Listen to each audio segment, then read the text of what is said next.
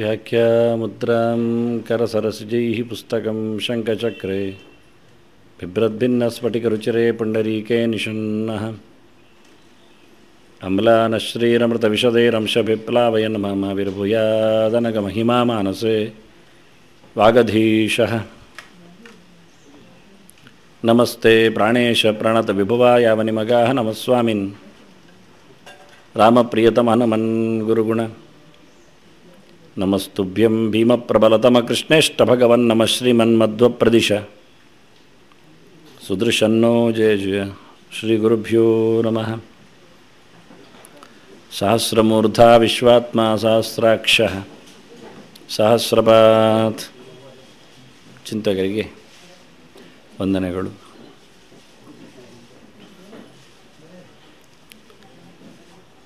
ಪುರುಷ ಸೂಕ್ತದ 8 ಮಂತ್ರಗಳು ಮುಗಿದಿವೆ. ಇನ್ನು 8 ಮಂತ್ರಗಳು ಇರುವುದು ಬಾಕಿ. ಇವತ್ತು 4 ಮಂತ್ರ, ನಾಳೆ 4 ಮಂತ್ರ. 2ನೇ ವರ್ಗದ 4ನೆಯ ಮಂತ್ರ 3 ನಿನ್ನೆ ಆಗಿದೆ. ತಸ್ಮಾದ್ ಯಜ್ಞಾತ್ ಸರ್ವಹುತಃ ರಚಃ ಸಾಮಾನಿ ಜಜ್ಞಿರೆ ಛಂದಾಂಸಿ ಜಜ್ಞಿರೆ ತಸ್ಮಾತ್ ಯಜುಸ್ತಸ್ಮಾದ್ ಅಜಾಯತ.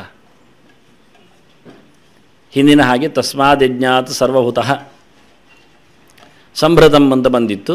ಈ 2 ಮಂತ್ರಗಳು ಅಕ್ಕಪಕ್ಕದಲ್ಲಿ ಇರುವುದು ಕೆಲವೊಮ್ಮೆ ಕೆಲವರನ್ನು ತಪ್ಪಿಸ್ತದೆ. ತಸ್ಮಾದ್ ಯಜ್ಞ ಸರ್ವಹುತಃ ಸಂಭೃತಂ ಪೃಷದಾಜ್ಯಂ ಮಂತ್ರ ಹೇಳದೆಯೇ ತಸ್ಮಾದ್ ಯಜ್ಞ ಸರ್ವಹುತಃ ರಜಸ್ಸಾಮಾನ್ಯ ಜಜ್ಞಿನ ಹೇಳಿಕೊಂಡು ಪುರುಷ ಸೂಕ್ತದಲ್ಲಿ ಒಂದು ಕಡಿಮೆ ಮಾಡಿಕೊಂಡೇ ಹೆಚ್ಚು ಜನ ಪಾರಾಯಣ ಮಾಡಿ ಮುಗಿಸಿಬಿಡ್ತಾರೆ. ಕೆಲವೊಮ್ಮೆ ಗೊತ್ತಾಗುವುದಿಲ್ಲ. ಹತ್ತಿರದ 2 ಮಂತ್ರಗಳು ಆರಂಭ ಒಂದೇ ನಮೂನೆಯಾಗಿ ತಸ್ಮಾತ್ ಯಜ್ಞಾತ್ ಸರ್ವಹುತಃ, ಹವಿಸ್ಸಿನ ಬಗ್ಗೆ ಸೃಷ್ಟಿಯ ಬಗ್ಗೆ ಎಲ್ಲ ಹೇಳಿಕೊಂಡು ಇನ್ನು ಹೇಳಬೇಕಾದ್ದು ಏನು ಉಳಿದಿದೆ? ಆ ಭಗವಂತನಿಂದ ಯಜ್ಞನಾಮಕನಿಂದ ಆ ಯಜ್ಞದ ಕರ್ಮದಿಂದ ಯಜ್ಞಾಭಿಮಾನಿಗಳಿಂದ ಸರ್ವಹುತಃ ಎಲ್ಲ ಸೊತ್ತುಗಳು ಬಂದಿವೆ. ಆಹುತಿಗೆ ಯೋಗ್ಯವಾಗಿರತಕ್ಕ ಸಾಮಗ್ರಿಗಳು ಎಲ್ಲ, ಆಹುತಿಗೆ ಕೊಡಲು ಉಪಯೋಗಿಸಿಕೊಳ್ಳತಕ್ಕಂತಹ ವಸ್ತುಗಳು ಪರಿಕರಗಳು ಎಲ್ಲ, ಆಹುತಿಯನ್ನು ಸ್ವೀಕರಿಸುವ ಪರಿಕರ ಜೊತೆಯಲ್ಲಿ ಫಲವನ್ನು ಕೊಡತಕ್ಕ ಎಲ್ಲ ಹೋಮ ಹವನಗಳು, ಇಷ್ಟು ಅರ್ಥಗಳು ಅದಕ್ಕೆ ಬಂತವು ಅಂತ. ಆ ಪ್ರಥಮ ಯಜ್ಞದ ಪರಿಕಲ್ಪನೆಯಿಂದ ಎಲ್ಲ ಮರಿಯಜ್ಞಗಳು ಸೃಷ್ಟಿಯಾದವು. ಮತ್ತು ಉಳಿದ ಯಜ್ಞಗಳಿಗೆ ನಾನೇನು ಹೇಳೋ ಹೆಸರು, ಅದಕ್ಕೆ ಮರಿಯಜ್ಞ ಅಂತ ಹೇಳಿ. ಉಳಿದ ಯಜ್ಞಗಳು, ಯಜ್ಞ ಪ್ರಕ್ರಿಯೆ ಆರಂಭವೇ ಇಲ್ಲಿ ಆದದ್ರಿಂದ ಮುಂದೆ ನೀವು ಯಾವ ಯಜ್ಞಗಳೆಲ್ಲ ಮಾಡ್ತೀರಿ ಆ ಯಜ್ಞಗಳಲ್ಲಿ ಈಗಲೇ ಸೃಷ್ಟಿಯನ್ನು ಪಡೆದವು. ಯಾವ ಯಜ್ಞವೂ ಮಾಡಿ, ಯಾವ ಮಂತ್ರಹೋಮ, ಯಾವ ಶಾಂತಿ ಕರ್ಮ, ಯಾವ ಸಂಸ್ಕಾರ ಯೋಗ್ಯವಾದದ್ದು, ಯಾವ ಇಷ್ಟಿಗಳನ್ನಾದರೂ ನಡೆಸಿಕೊಡಿ. ವಾಜಪೇಯ, ಆಪ್ತೋರ್ಯಾಮ, ಜ್ಯೋತಿಷ್ಠೋಮ, ಸೋಮಯಾಗ, ಪುತ್ರಕಾಮೇಷ್ಟಿ, ಏನು ಯಾವ ಯಜ್ಞಗಳು, ಅಶ್ವಮೇಧಾದಿಗಳು. ಇಲ್ಲಿ ಪ್ರಾರಂಭ ಆದದ್ದು ಪುರುಷಮೇಧ, ತನ್ನನ್ನು ತಾನೇ ಹೋಮಿಸಿಕೊಳ್ಳತಕ್ಕಂತಹ ವ್ಯವಸ್ಥೆ. ಮೊದಲು ಹುಟ್ಟಿರತಕ್ಕ ಚತುರ್ಮುಖರನ್ನೇ ಭಗವಂತನ ದೊಡ್ಡ ಸೊತ್ತು, ಪ್ರಳಯದಲ್ಲಿ ದೊಡ್ಡ ಆಹುತಿ ದೇವರಿಗೆ ಎನ್ನತಕ್ಕಂಥ ಪರಿಕಲ್ಪನೆಯಿಂದ ಆಗಿರತಕ್ಕ ಚಿಂತನೆ, ದೇವರ ಎಚ್ಚರವನ್ನು ಮಾಡಿಕೊಂಡಿರತಕ್ಕ ದೇವತೆಗಳು ಅನುಸಂಧಾನ ಮಾಡಿದ ಮುಖ. ಅದರಿಂದ ಬಹಳ ದೊಡ್ಡದಾದ ಮೊದಲ ಯಜ್ಞದಿಂದ ಎಲ್ಲ ಯಜ್ಞಗಳು ಸಹ ಸೃಷ್ಟಿಯಾದವು. ಎಲ್ಲ ಯಜ್ಞಕ್ಕೆ ಬೇಕಾಗಿರತಕ್ಕ ಸಾಮಗ್ರಿಗಳು ಸೃಷ್ಟಿಯಾದವು. ಎಲ್ಲ ಯಜ್ಞದಲ್ಲಿ ಉಪಯೋಗಿಸಲ್ಪಡತಕ್ಕಂಥ ಹವಿಸ್ಸುಗಳು, ದ್ರವ್ಯಗಳು ಸಹ ಹಿಂದೆ ಹೇಳುವಾಗ ಪೃಷದಾಜ್ಯವನ್ನು ಮಾತ್ರ ಮಾಡಿದರು. ಇದ್ಮಾದಿಗಳು ಬಂದಿತ್ತು. ಆದರೆ ಈಗ ಎಲ್ಲ ಹವಿಸ್ಸುಗಳು ಯಾವುದೆಲ್ಲ ಅಗ್ನಿಯಲ್ಲಿ ಆಹುತಿ ಕೊಟ್ಟು ನಮ್ಮ ಫಲವನ್ನು ಪಡೀಲಿಕ್ಕೆ ಯೋಗ್ಯವಾಗಿವೆಯೋ ಅದೆಲ್ಲವು. ಯಾಕೆಂದರೆ ಕ್ಷೀರ ಸಮಿತ್ತುಗಳು ಮಾತ್ರ ಅಗ್ನಿಗೆ ಸಮಿಧ ಕ್ಷೀರಿಣಃ ಅಂತಾರೆ ಆಚಾರ್ಯರು ಹೇಳುವಾಗ ಮಧ್ವರು. ಸಮಿತಿಗಳು ಯಜ್ಞಕ್ಕೆ ಉಪಯೋಗಿಯಾಗುವವುಗಳು ಯಾವುದು ಕೇಳಿದರೆ ಹಾಲು ಬರುವವುಗಳು ಅಂತ ಹೇಳಿಬಿಟ್ರು. ಅದರಿಂದ ಅಶ್ವತ್ಥ, ಆಲ ಇವೆಲ್ಲ ಕಡಿವಾಗ ಅದರಲ್ಲಿ ಹಾಲು ಬರ್ತದೆ, ಸೊನೆ ಬರ್ತದೆ. ಅಂತಹ ಸಮಿತಿಗಳು ಬೇಕು ಯಜ್ಞಕ್ಕೆ. ಅದು ವನಸ್ಪತಿ ರಸ ಅದಕ್ಕೆ. ಅದರಿಂದಲೇ ವಾತಾವರಣದಲ್ಲಿ ಹೆಚ್ಚು ಕಡಿಮೆಯಾಗಿ ನಮ್ಮ ಸಿದ್ಧಿ ಆಗುವಂತಹ ಕ್ರಮ. ಅದಕ್ಕೋಸ್ಕರ ಹಸಿಕಟ್ಟಿಗೆ ಬರಬೇಕು ಅಂತ ಹೇಳೋದು ಸಮಿತಿ. ಯಜ್ಞಕ್ಕೆ ಹಾಕುವಾಗ ನಿನ್ನೆ ಕಡಿದ ಸಮಿತಿ ಬೇಕು ಇವತ್ತಿಗೆ. ಇಷ್ಟೇ. ನೀವು ಯಾವತ್ತಿನ ಸಮಿತಿ ತರಬೇಕು ಕೇಳಿದರೆ ಇವತ್ತು ಹೋಮ ಆದರೆ ನಿನ್ನೆ ಕಡಿಲಿಕ್ಕೆ, ಮೊನ್ನೆ ಕಡಿದಾಗುವುದಿಲ್ಲ ನಮಗೆ. ಇಷ್ಟು ವ್ಯವಸ್ಥೆ. ಆದ್ದರಿಂದ ಅಂಗಡಿಯವರು ರಾಮನಾಥಾಚಾರ್ಯ ಪ್ರವಚನ ಕೇಳಿದರೆ ಬೈತಾರೆ ಅಷ್ಟೇ. ನೀವು ಹೇಳಿಬಿಟ್ಟು ಮಾರ ತಗೊಳ್ಳುವ ಜನವೇ ಇಲ್ಲ. ನಿನ್ನೆವರೆಗೆ ಬರ್ತಿದ್ರು ಗಿರಾಕಿಗಳು, ನಾವು ಎಷ್ಟು ಸಮಯದ ಒಟ್ಟು ಮಾಡಲಿಕ್ಕಾದ್ರೆ ಓಲ್ಡ್ ಸ್ಟಾಕ್ ಉಂಟು ಅಂತ ಕೇಳಿಕೊಂಡು ಬರ್ತೇವೆ. ಭಾಳ ಚೆನ್ನಾಗಿ ಹೊಗೆ ಹೇಳುವುದಿಲ್ಲ. ನಮಗೆ ಹೋಮ ಆಗುವಾಗ ಹಾಕಿ ಬಿಟ್ಟರೆ ಹೊಗೆ ಹೇಳಬಾರ್ದು. ಆರಾಮವಾಗಿ ಚಳಿಗಾಲದಲ್ಲಿ ಮೈ ಕಾಯಿಸಿದಾಗ ಆಗಬೇಕಷ್ಟೇ. ಇದಾಗಿದ್ದರೆ ಹಸಿ ಹಸಿ ಇರೋದು, ನಿನ್ನೆ ಕಡೆದ ಸಮಯದ ಆದ್ದರಿಂದ ಹಸಿ ಹಸಿ ಆದ್ದರಿಂದ ಧೂಮ ಹೇಳುತ್ತದೆ. ಆದ್ದರಿಂದ ಒಳ್ಳೆ ತುಪ್ಪ ಹಾಕಬೇಕಾಗ್ತದೆ ಅದು ಉಜ್ವಲನ ಆಗಬೇಕಾದ್ರೆ. ಆಗ ಅದರ ವಾನಸ್ಪತ್ಯ ರಸ ಹೊರಗೆ ಬಿಟ್ಟು ವಾತಾವರಣದಲ್ಲಿ ಬಂಜೆತನವೂ ನಿವೃತ್ತಿ ಆಗಲಿಕ್ಕೆ ಕಾರಣ. ನೀವು ಉತ್ತರಗಾಮಿ ಇಷ್ಟಿಂದ ಮಾಡ್ತೀರಿ, ಕಟ್ಟಿಗೆ ಹಾಳು ಹಾಕ್ತೀರಿ, ಒಳಗೆ ಹೋಗುವ ರಸ ವಾನಸ್ಪತ್ಯ ಕುಡಿಲಿಕ್ಕೆ, ಕಷಾಯ ಕುಡಿಲಿಕ್ಕೆ ನಿಮಗೆ ಯೋಗ್ಯತೆ ಇರುವುದಿಲ್ಲ, ಕೇಳುವುದಿಲ್ಲ. ಅಷ್ಟು ಹೋಮಧೂಮವನ್ನು ಅಲ್ಲಿ ಕೂತುಕೊಂಡು ಯಜಮಾನ ವರ್ಗ ಪತ್ನಿ ಆಸ್ವಾದ ಮಾಡಿದಾಗ ಒಳಗಿರತಕ್ಕಂತಹ ವ್ಯವಸ್ಥೆ ಆಗುತ್ತೆ. ಬಹಳ ಸುಲಭ. ನಾವು ಹೇಳ್ತೇವಲ್ಲ ಬಿಳಿ ರಕ್ತ ಕಣಗಳು ಅಂತ, ಅದೇ ಕೆಲಸ ಮಾಡಲಿಕ್ಕೆ ವ್ಯವಸ್ಥೆ ಮಾಡಿಕೊಳ್ಳುವುದು. ರೋಗ ನಿರೋಧಕವಾಗಿಟ್ಟುಕೊಂಡು ಒಳಗಿರತಕ್ಕದ್ದು ಎಲ್ಲವನ್ನು ಕಬಳಿಸಿ ನಮ್ಮನ್ನು ಅಯೋಗ್ಯರನ್ನಾಗಿ ರೋಗಯುಕ್ತರನ್ನಾಗಿ ಮಾಡುವುದು ಅವುಗಳೇ. ಅದನ್ನು ಸರಿ ಮಾಡಿಕೊಳ್ಳಿಕ್ಕೆ ನಿರೋಧಕವಾದ ಶಕ್ತಿಯದು ಉದ್ರೇಕಗೊಂಡ್ರೆ ಆಯಿತು. ಆ ಹೊಗೆಗಳಲ್ಲಿ ಧೂಮಗಳಲ್ಲಿ ಅಂತಹ ಶಕ್ತಿ ಇರ್ತದೆ. ಅದನ್ನ ತಸ್ಮಾತ್ ಯಜ್ಞ ಸರ್ವಭೂತಃ ಅಂತ ಹೇಳಿದರು. ಬೇಕುಗಳನ್ನು ಪಡೆಯುವ ಎಲ್ಲ ಬಗೆಯ ಯಜ್ಞಗಳು, ಯಜ್ಞ ಸಾಮಗ್ರಿಗಳು, ಪರಿಕರಗಳು ಎಲ್ಲವೂ ಬಂದವು. ಮತ್ತು ಮಂತ್ರ ಬಂದವು ಅಂತ ಪ್ರತ್ಯೇಕ ಹೇಳ್ತಾರೆ. ಮಂತ್ರ ಬಾರದಿದ್ದರೆ ಹೇಗೆ? ಕರ್ಮಾಂಗಗಳಲ್ಲಿ ದ್ರವ್ಯಗಳು ಬಂತು, ಯೋಜನೆಗಳು, ಪ್ರಯೋಗಕ ಪದ್ಧತಿಗಳು ಬಂತು, ಬೇಕಾಗಿರತಕ್ಕ ಸಾಮಗ್ರಿಗಳು ಬಂದವು, ಅದಕ್ಕೆ ಬೇಕಾಗಿರತಕ್ಕಂಥ ಮಂತ್ರಗಳು. ಅದಕ್ಕೆ ಹೇಳ್ತಾರೆ ತಸ್ಮಾತ್ ಯಜ್ಞ ಸರ್ವತಃ ರುಚಃ ಸಾಮಾನಿ ಜಜ್ಞಿರೆ ಛಂದಾಂಸಿ ಜಜ್ಞಿರೆ ತಸ್ಮಾತ್ ಯಜಸ್ತಸ್ಮಾತ್ ಅಜಾಯತ. ಪ್ರತ್ಯೇಕವಾದ ಮಂತ್ರಗಳ ಗಡನಗಳನ್ನೆಲ್ಲ ಹೇಳುತ್ತಾರೆ ಸುಂದರವಾಗಿ. ಇದೇನು ಗಡಿಬಿಡಿ ಮಾಡೋದೇ ಇಲ್ಲ ಅವರು. ವೇದಗಳು ಬಂತು ಹೇಳ್ಬೋದಿತ್ತು, ನಮಗೆ ಅರ್ಥ ಆಗ್ತಿತ್ತು. ವ್ಯಾಖ್ಯಾನ ಮಾಡುವವರು ನಾವೆಲ್ಲ ಕೂತು ವೇದಗಳು ಎಷ್ಟು ಭಾಗ ಉಂಟು ಕೇಳಿದರೆ 4 ವಿಧ ಇದೆ, ಅದರಲ್ಲಿ ಹೀಗಿರ್ತದೆ ಹೇಳಿಕೊಂಡು ಹೋಗಲಿಕ್ಕೆ ತುಂಬ ಹೊತ್ತಾಗ್ತದೆ, ಸುಮಾರು ಖುಷಿ ಸಿಗ್ತದೆ. ಇರು ವೇದಾಹ ಉದ್ಗತಾಹ ಅಂತ ಹೇಳದೆ, ಜಜ್ಞಿರೆ ಅಂತ ಹೇಳದೆ, ರುಚಃ ತಸ್ಮಾದ್ ಯಜ್ಞ ಸರ್ವವೃತಃ ರುಚಃ ಸಾಮಾನಿ ಜಜ್ಞಿರೆ ಛಂದಾಂಸಿ ಜಜ್ಞಿರೆ ತಸ್ಮಾದ್ ಯಜು ತಸ್ಮಾದ್ ಅಜಾಯತ. ಎಷ್ಟು ಚೆನ್ನಾಗಿ ಹೇಳಿದ್ರು. ಪ್ರತ್ಯೇಕ ರುಚಃ ಜಜ್ಞಿರೆ ಸಾಮಾನಿ ಜಜ್ಞಿರೆ ಬಹುವಚನದಲ್ಲಿ ಹೇಳ್ತಾರೆ. ಮಂತ್ರಗಳು, ಸ್ತೋಮಗಳು, ಛಂದಾಂಸಿ ಜಜ್ಞಿರೆ ಛಂದಸ್ಸುಗಳು, ಯಜು ಅಜಾಯತ ಏಕವಚನ ಬಂದ ಏಕವಚನ ಹೇಳಿದ್ದಾರೆ. ಯಜಸ್ಸು ಹುಟ್ಟಿತು, ತಸ್ಮಾತ್ ಒಂದು ಮಂತ್ರದಲ್ಲಿ 3 ಸರ್ತಿ. ದೊಡ್ಡ ಶ್ಲೋಕದಲ್ಲಿ ಬೇಕಾದರೆ ಲೆಕ್ಕ ಬರ್ತಿಗೆ ಹಾಕಿ ನೀವು ಆಶ್ಚರ್ಯ. ಅನುಷ್ಠ ಶ್ಲೋಕ ಇದ್ದದ್ರಲ್ಲಿ ಸುಲಭ ಮಾಡಲಿಕ್ಕೆ ತಸ್ಮಾದ್ ಯಜ್ಞ ಸರ್ವಭೂತಃ ಸಾಮಾನಿ ಜಜ್ಞಿರೆ ಛಂದಾಂಸಿ ಜಜ್ಞಿರೆ ತಸ್ಮಾತ್ ಯಜು ಅಜಾಯತ ಯಜುಸ್ತಸ್ಮಾದ್ ಅಜಾಯತ. ಹತ್ತಿರದಲ್ಲಿ ಅವನಿಂದ ಯಾಕೆಂದರೆ ಅವನಿಂದಲೇ ಹೇಳಲಿಕ್ಕೋಸ್ಕರ, ಹುಟ್ಟಿದೆ ತಿಳಿಸ್ಲಿಕ್ಕೋಸ್ಕರ, ಪ್ರತ್ಯೇಕವಾಗಿ ಬಂದಿದೆ ಹೇಳಲಿಕ್ಕೆ. ಎಷ್ಟೋ ಕಾಲಗಳ ವ್ಯವಸ್ಥೆಗಳಿರ್ತವೆ, ಎಷ್ಟೋ ಜ್ಞಾನಿಗಳ ವ್ಯವಸ್ಥೆಗಳಿರ್ತವೆ ಕೇಳುಗರದ್ದು. ಮತ್ತೆ ತಸ್ಮಾತ್ ಅವನು ಊರ್ಧ್ವ ಅಂತ ಹೇಳಲಿಕ್ಕೆ, ಉದಯಿತ್ ಪುರುಷ ಅಂತ ಅಲ್ಲಿ ಹಿಂದಕ್ಕನ್ವಯ, ತಸ್ಮಾತ್ ಸಹಸ್ರ ಶೀರ್ಷ. ಹಾಗೆ ಒಂದೊಂದು ಅರ್ಥ ಮಾಡಲಿಕ್ಕೆ ವಿನಿಗಮನ ಅಂತ ಹೆಸರಿದಕ್ಕೆ. ಆದ್ದರಿಂದ ಅವನಿಂದ ಮಾತ್ರ ಅರ್ಥ. ಆದ್ದರಿಂದ ದೇವರು ದೊಡ್ಡವ, ಆದ್ದರಿಂದ ದೇವರಿಂದಲೇ ಕರ್ಮದ ಫಲ, ಆದ್ದರಿಂದ ದೇವರೇ ಯಜ್ಞದ ಒಡೆಯ, ಯಜ್ಞ ಸ್ವಾಮಿ, ಯಜ್ಞ ಭೋಕ್ತೃ ಆಗಲಿಕ್ಕೆ. ಅದರಿಂದ ಒಂದೇ ಸರ್ತಿ ಹೇಳಿದರೆ ಆಗುವ ಅರ್ಥದಲ್ಲಿ ಬೇರೆ ಬೇರೆ ಹೇಳಲಿಕ್ಕೆ ಬೇರೆ ಬೇರೆ ಅರ್ಥದಿಂದ ಅವನಿಂದ, ಆದ್ದರಿಂದ, ಹಾಗಾಗಿಯೇ ಹೇಳಲಿಕ್ಕೋಸ್ಕರ ಈ ಶಬ್ದಗಳನ್ನು, ಅದರಿಂದ ಶಬ್ದಗಳು ಒಂದೇ ಇರಬಹುದು, ಅರ್ಥಗಳು ಬೇರೆ ಬೇರೆ. ಪಾದಗಳಲ್ಲಿ ಪ್ರಯೋಗ ಮಾಡಿದ್ರಿಂದ ಅರ್ಥ ಬೇರೆ ಇದೇ ಇದೆ. ಏನು ಬಂದವು? ಋಕ್ಕುಗಳು ಬಂದವು, ಮಂತ್ರಗಳು, ಋಗ್ವೇದದ ಮಂತ್ರಗಳು ಆಯಿತು. ಸಾಮವೇದಗಳು ಬಂದವು, ಗಾನಯುತವಾಗಿರತಕ್ಕಂತಹ ಮಂತ್ರಗಳು ಬಂದವು. ಮಂತ್ರಗಳಲ್ಲಿ ಗಾನ ಸಮೇತ ಬಂದದ್ದು, ಗಾನದ ಸೃಷ್ಟಿಯಾಯಿತು. ಛಂದಸ್ಸುಗಳು ಬಂದವು. ಎಲ್ಲಿದೆ ಛಂದಸ್ಸುಗಳು ಅಂತ? ಛಂದಸ್ಸು ಅಂದರೆ ನಮಗೆ ಅರ್ಥ ಪ್ರಕಾರ ಮೀಟರ್ ಅಂತ. ಅಕ್ಷರಗಳ ವ್ಯವಸ್ಥೆಗಳನ್ನು ಛಂದಸ್ಸು ಹೇಳಿದೆ. ಅದು ಹುಟ್ಟುವುದೇನು? ಮಂತ್ರ ಹುಟ್ಟಿದ್ದು ಅಂದರೆ ಅಗ್ನಿಮೀಳೆ ಪುರೋಹಿತಮ್ ಅಂತ ಮಂತ್ರ ಬಂದರೆ 8 ಅಕ್ಷರದ ಮೂಟೆ ಇದ್ದು ಒಂದು ಪಾದ ಇದ್ದದ್ದೇ ಬಂದು ಅಂತ ಅರ್ಥ ಆಯ್ತಲ್ಲ. ಗಾಯತ್ರಿ ಛಂದಸ್ಸಿನ ಮಂತ್ರಗಳು ಬಂದವು ಅಂತಾಯ್ತು. 24 ಅಕ್ಷರದ್ದು ಒಂದು, 32ರದ್ದು, 36ರದ್ದು ಬಂತು ಒಂದು. ಮತ್ತು ಛಂದಾಂಶ ಪ್ರತ್ಯೇಕ. ಈಗ ಬಿಡಿಸಿ ಹೇಳಲಿಕ್ಕೆ ಹೋದರೆ ಸಿಕ್ಕಿ ಬೀಳ್ತೇನೆ. ಅದ್ರ ಬದಲು ವೇದಾಹ ಜಜ್ಜಿರೆ ಹೇಳಿದರೆ ಸುಲಭ ಆಗ್ತಿತ್ತು. ಈಗ ಬಿಡಿಸ್ಲಿಕ್ಕೆ ಹೋಗುವಾಗ ಎಂತಂದು ಹೇಳೋದು? ಮುಂದೆ ನೋಡಿದರೆ ಯಜುಹು ಅಂತುಂಟು, ಬೇರೆ ಯಜುರ್ವೇದ ಬಂತು ಅಂತ ಮಾತಾಡ್ತಾ ಬಂದಾಗ ಪ್ರಶ್ನೆಗಳು ಜಾಸ್ತಿ ಆಗ್ತವೆ. ಒಂದು ಛಂದಸ್ಸು ಅಂದರೆ ಏನೂ ಅರ್ಥ ಆಗಲಿಲ್ಲ ಆಗ್ತದೆ. ಇದು ಬಿಟ್ಟು ಏನು ಛಂದಸ್ಸುಗಳು ಬಂದವು ಅಂತ. ಮತ್ತು 3 ವೇದ ಹೇಳಿದಾಗ ಉಂಟಲ್ಲ, ಅಥರ್ವವೇದ ಹೇಳಲೇ ಇಲ್ಲಲ್ಲ. ನಾವು 4 ವೇದ ಅಂತ ಬಾಯಿಪಾಠ ಮಾಡಿ ಕಲಿತು ಪುರುಷ ಸೂಕ್ತ ಹೇಳುವಾಗಲೇ ಹೇಳಲಿಕ್ಕೆ ಚೆನ್ನಾಗಿತ್ತು, ಜಾಗ ಇತ್ತಲ್ಲಿ. ಅದು ಬಿಟ್ಟು ಅಥರ್ವ ಹೇಳೋದ್ರೆ ಛಂದಾಂಶ ಹೇಳಿಬಿಟ್ರು, 4ಕ್ಕೆ 3 ಮಾಡಿದರು. ಇದೊಂದು ಪ್ರಶ್ನೆ ಆಯಿತು. ಕೊನೆಗೆ ಋಕ್ ಯಜುಸ್ಸು ಸಾಮ ಅಂತ ನಮ್ಮದು ಕರ್ಮ ಪದ್ಧತಿ ಕಲಿತದ್ದು. ಇಲ್ಲಿ ಹೇಳುವಾಗ ಸಾಮಾನ್ಯ ರುಚಃ ಸಾಮಾನ್ಯ ಯಜ್ಞರೇ ಛಂದಾಂಶ ಯಜ್ಞರೇ ಯಜುಸ್ಮಾದದ ಆಯಿತು, ಯಜುಸ್ಸು ಕೊನೆಗೆ ಆಯಿತು. ಅದರಿಂದ ಪಾಶ್ಚಾತ್ಯರು ವಿಮರ್ಶೆ ಮಾಡುವಾಗ ಚೆನ್ನಾಗಿ ಮಾಡ್ತಾರೆ. ವೇದ ಮಂತ್ರಪ್ರಾಯವಾಗಿ ಬಂದದ್ದು, ಮತ್ತೆ ಇವರು ಅದಕ್ಕೆಲ್ಲ ಸೇರ್ಪಡೆಯಾಗಲಿಕ್ಕೆ ಪ್ರಯೋಗ ವಾಕ್ಯಗಳನ್ನೆಲ್ಲ ಏಕಂ ದ್ವೇ ತ್ರೀಣಿ ಪಂಚದಶ ಸಮಿದೋ ಗಣಯಿತ್ವ ಅದು ಹೇಳೋದೆಂಥದಕ್ಕೆ, ಲೆಕ್ಕ ಮಾಡಲೇ 1 2 ಅಂತ ಅದನ್ನು ಗಟ್ಟಿ ಮಂತ್ರದಾಗಿ ಜನರಿಗೆ ಕೇಳುವಾಗ ಸಂಸ್ಥೆಯಲ್ಲಿ ಹೇಳಿ ಎಂಥದ್ದು ಇರಬೇಕು ಅಂತ ಎಂಥದ್ದು ಇಲ್ಲ. 15 ಲೆಕ್ಕ ಮಾಡಿಕೊಂಡು ಇದ್ಮಾದಾನ ಮಾಡಲಿಕ್ಕೆ 15 ಕಟ್ಟಿಯಾಗಬೇಕು ಅಂತ ಉಂಟು. ಅದು ಮುಂದೆ ಕೊನೆಯ ಮಂತ್ರದಲ್ಲಿ ಅರ್ಥ ಆಗಲಿಕ್ಕೆ ಸಿಗ್ತದೆ. ಸಮಿತಿಗಳು ಲೆಕ್ಕ ಹೇಳುವಾಗ ಅದನ್ನು ಲೆಕ್ಕ ಮಾಡಿ ಆಗಲಿಕ್ಕೆ ಇವನು ಮೆಲ್ಲ ಲೆಕ್ಕ ಮಾಡುವ ಏಕಂ ದ್ವೇ ಎಂದು ಗಟ್ಟಿ ಹೇಳುವುದು ಎಂಥದ್ದು ಉಪಯೋಗ ಆಗೋದಿಲ್ಲ. ಹೀಗೆ ಕಾರಿಕೆಗಳು ಗೆರೆಗಳು ಎಲ್ಲ ಸೇರಿಕೊಂಡು ಮಾತಾಡಿದ್ದನ್ನೆಲ್ಲ ಪ್ರಯೋಗದಲ್ಲಿ ಬರೋದು ವೇದ ಅಂತ ಮಾಡಿಕೊಂಡ್ರು. ಆದ್ದರಿಂದ ಯಜುರ್ವೇದ ಅದು ಬೋಗಸ್ ಅಂತ ಹೇಳುವವರಿದ್ದಾರೆ. ಕೊನೆಗೆ ಪ್ರಯೋಗ ವಾಕ್ಯಗಳದು ನಾವೇ ಹೇಳಿಕೊಂಡದ್ದು ಭಾಷೆಯಲ್ಲಿ, ಅದೊಂದು ವೇದ ಆಗುವುದೇನು ಅಂತ. ಹೀಗೆ ಇವರು ದೂರ ಹಾಕಲಿಕ್ಕೆ ಹೋಗಿಯೂ ಮತ್ತೆ ಬಂದದ್ದರ ಕಲ್ಪನೆ. ಹೀಗೆ ಸುಮಾರು ಒಂದು ಮಂತ್ರ ಹೇಳಿದ ತಕ್ಷಣ ತುಂಬ ಜಟಿಲತೆ ಕಾಣ್ತದೆ. ಏನು ಹೇಳಿದೆ ವೇದ?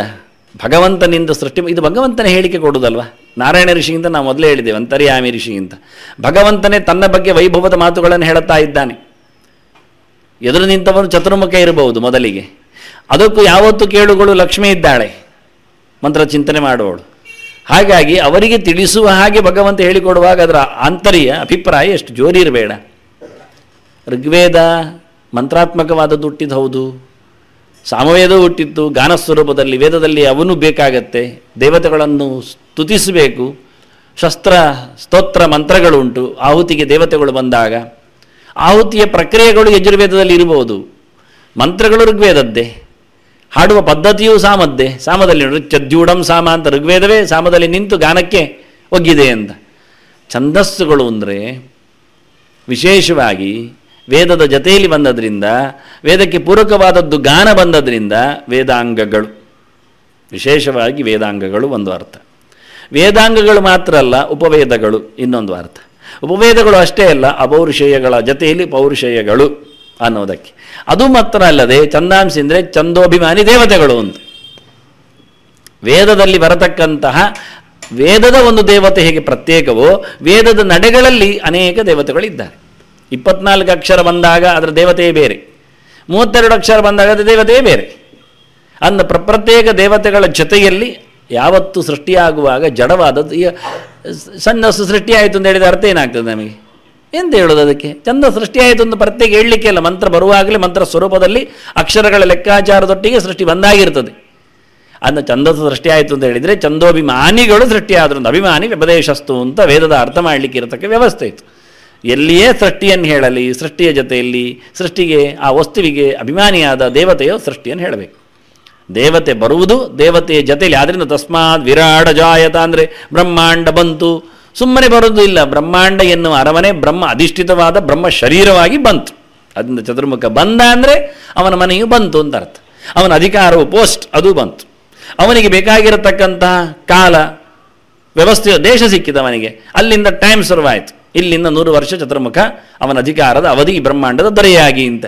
ಹೀಗೆ ಎಲ್ಲವೂ ಅವನಿಗೆ ಕಾಲ ಮೊದಲಿಂದಲೂ ಇದೆ, ನಂತರವೂ ಇದೆ. ಆದರೆ ಯಾವತ್ತು ಬ್ರಹ್ಮ ಆಸನವನ್ನು ಏರಿದ ಅಲ್ಲಿಂದ ಬ್ರಹ್ಮಕಲ್ಪ ಅಂತ ಶುರುವಾಯಿತು ಲೆಕ್ಕಕ್ಕೆ. ಅದಕ್ಕಿಂತ ಮೊದಲು ಲೆಕ್ಕ ಸಿಗಲಿಲ್ಲ.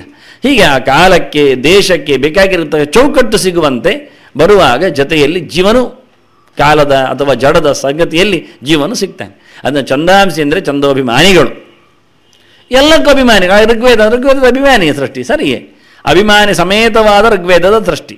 ಅವನು ಋಗ್ವೇದ ಹೇಳಿಕೊಂಡೇ ಬರುವ ಹಾಗೆ ಅವರ ಅಭಿಮಾನಿ ಪೂರ್ವಕವಾಗಿ ಅವನ ಸೃಷ್ಟಿಯಾಗುವುದು. ಒಂದೊಂದು ದೇವತೆಗಳಿಗೆ ಪ್ರತ್ಯೇಕವಾಗಿರತಕ್ಕ ಅಸ್ತಿತ್ವ ಇದೆ.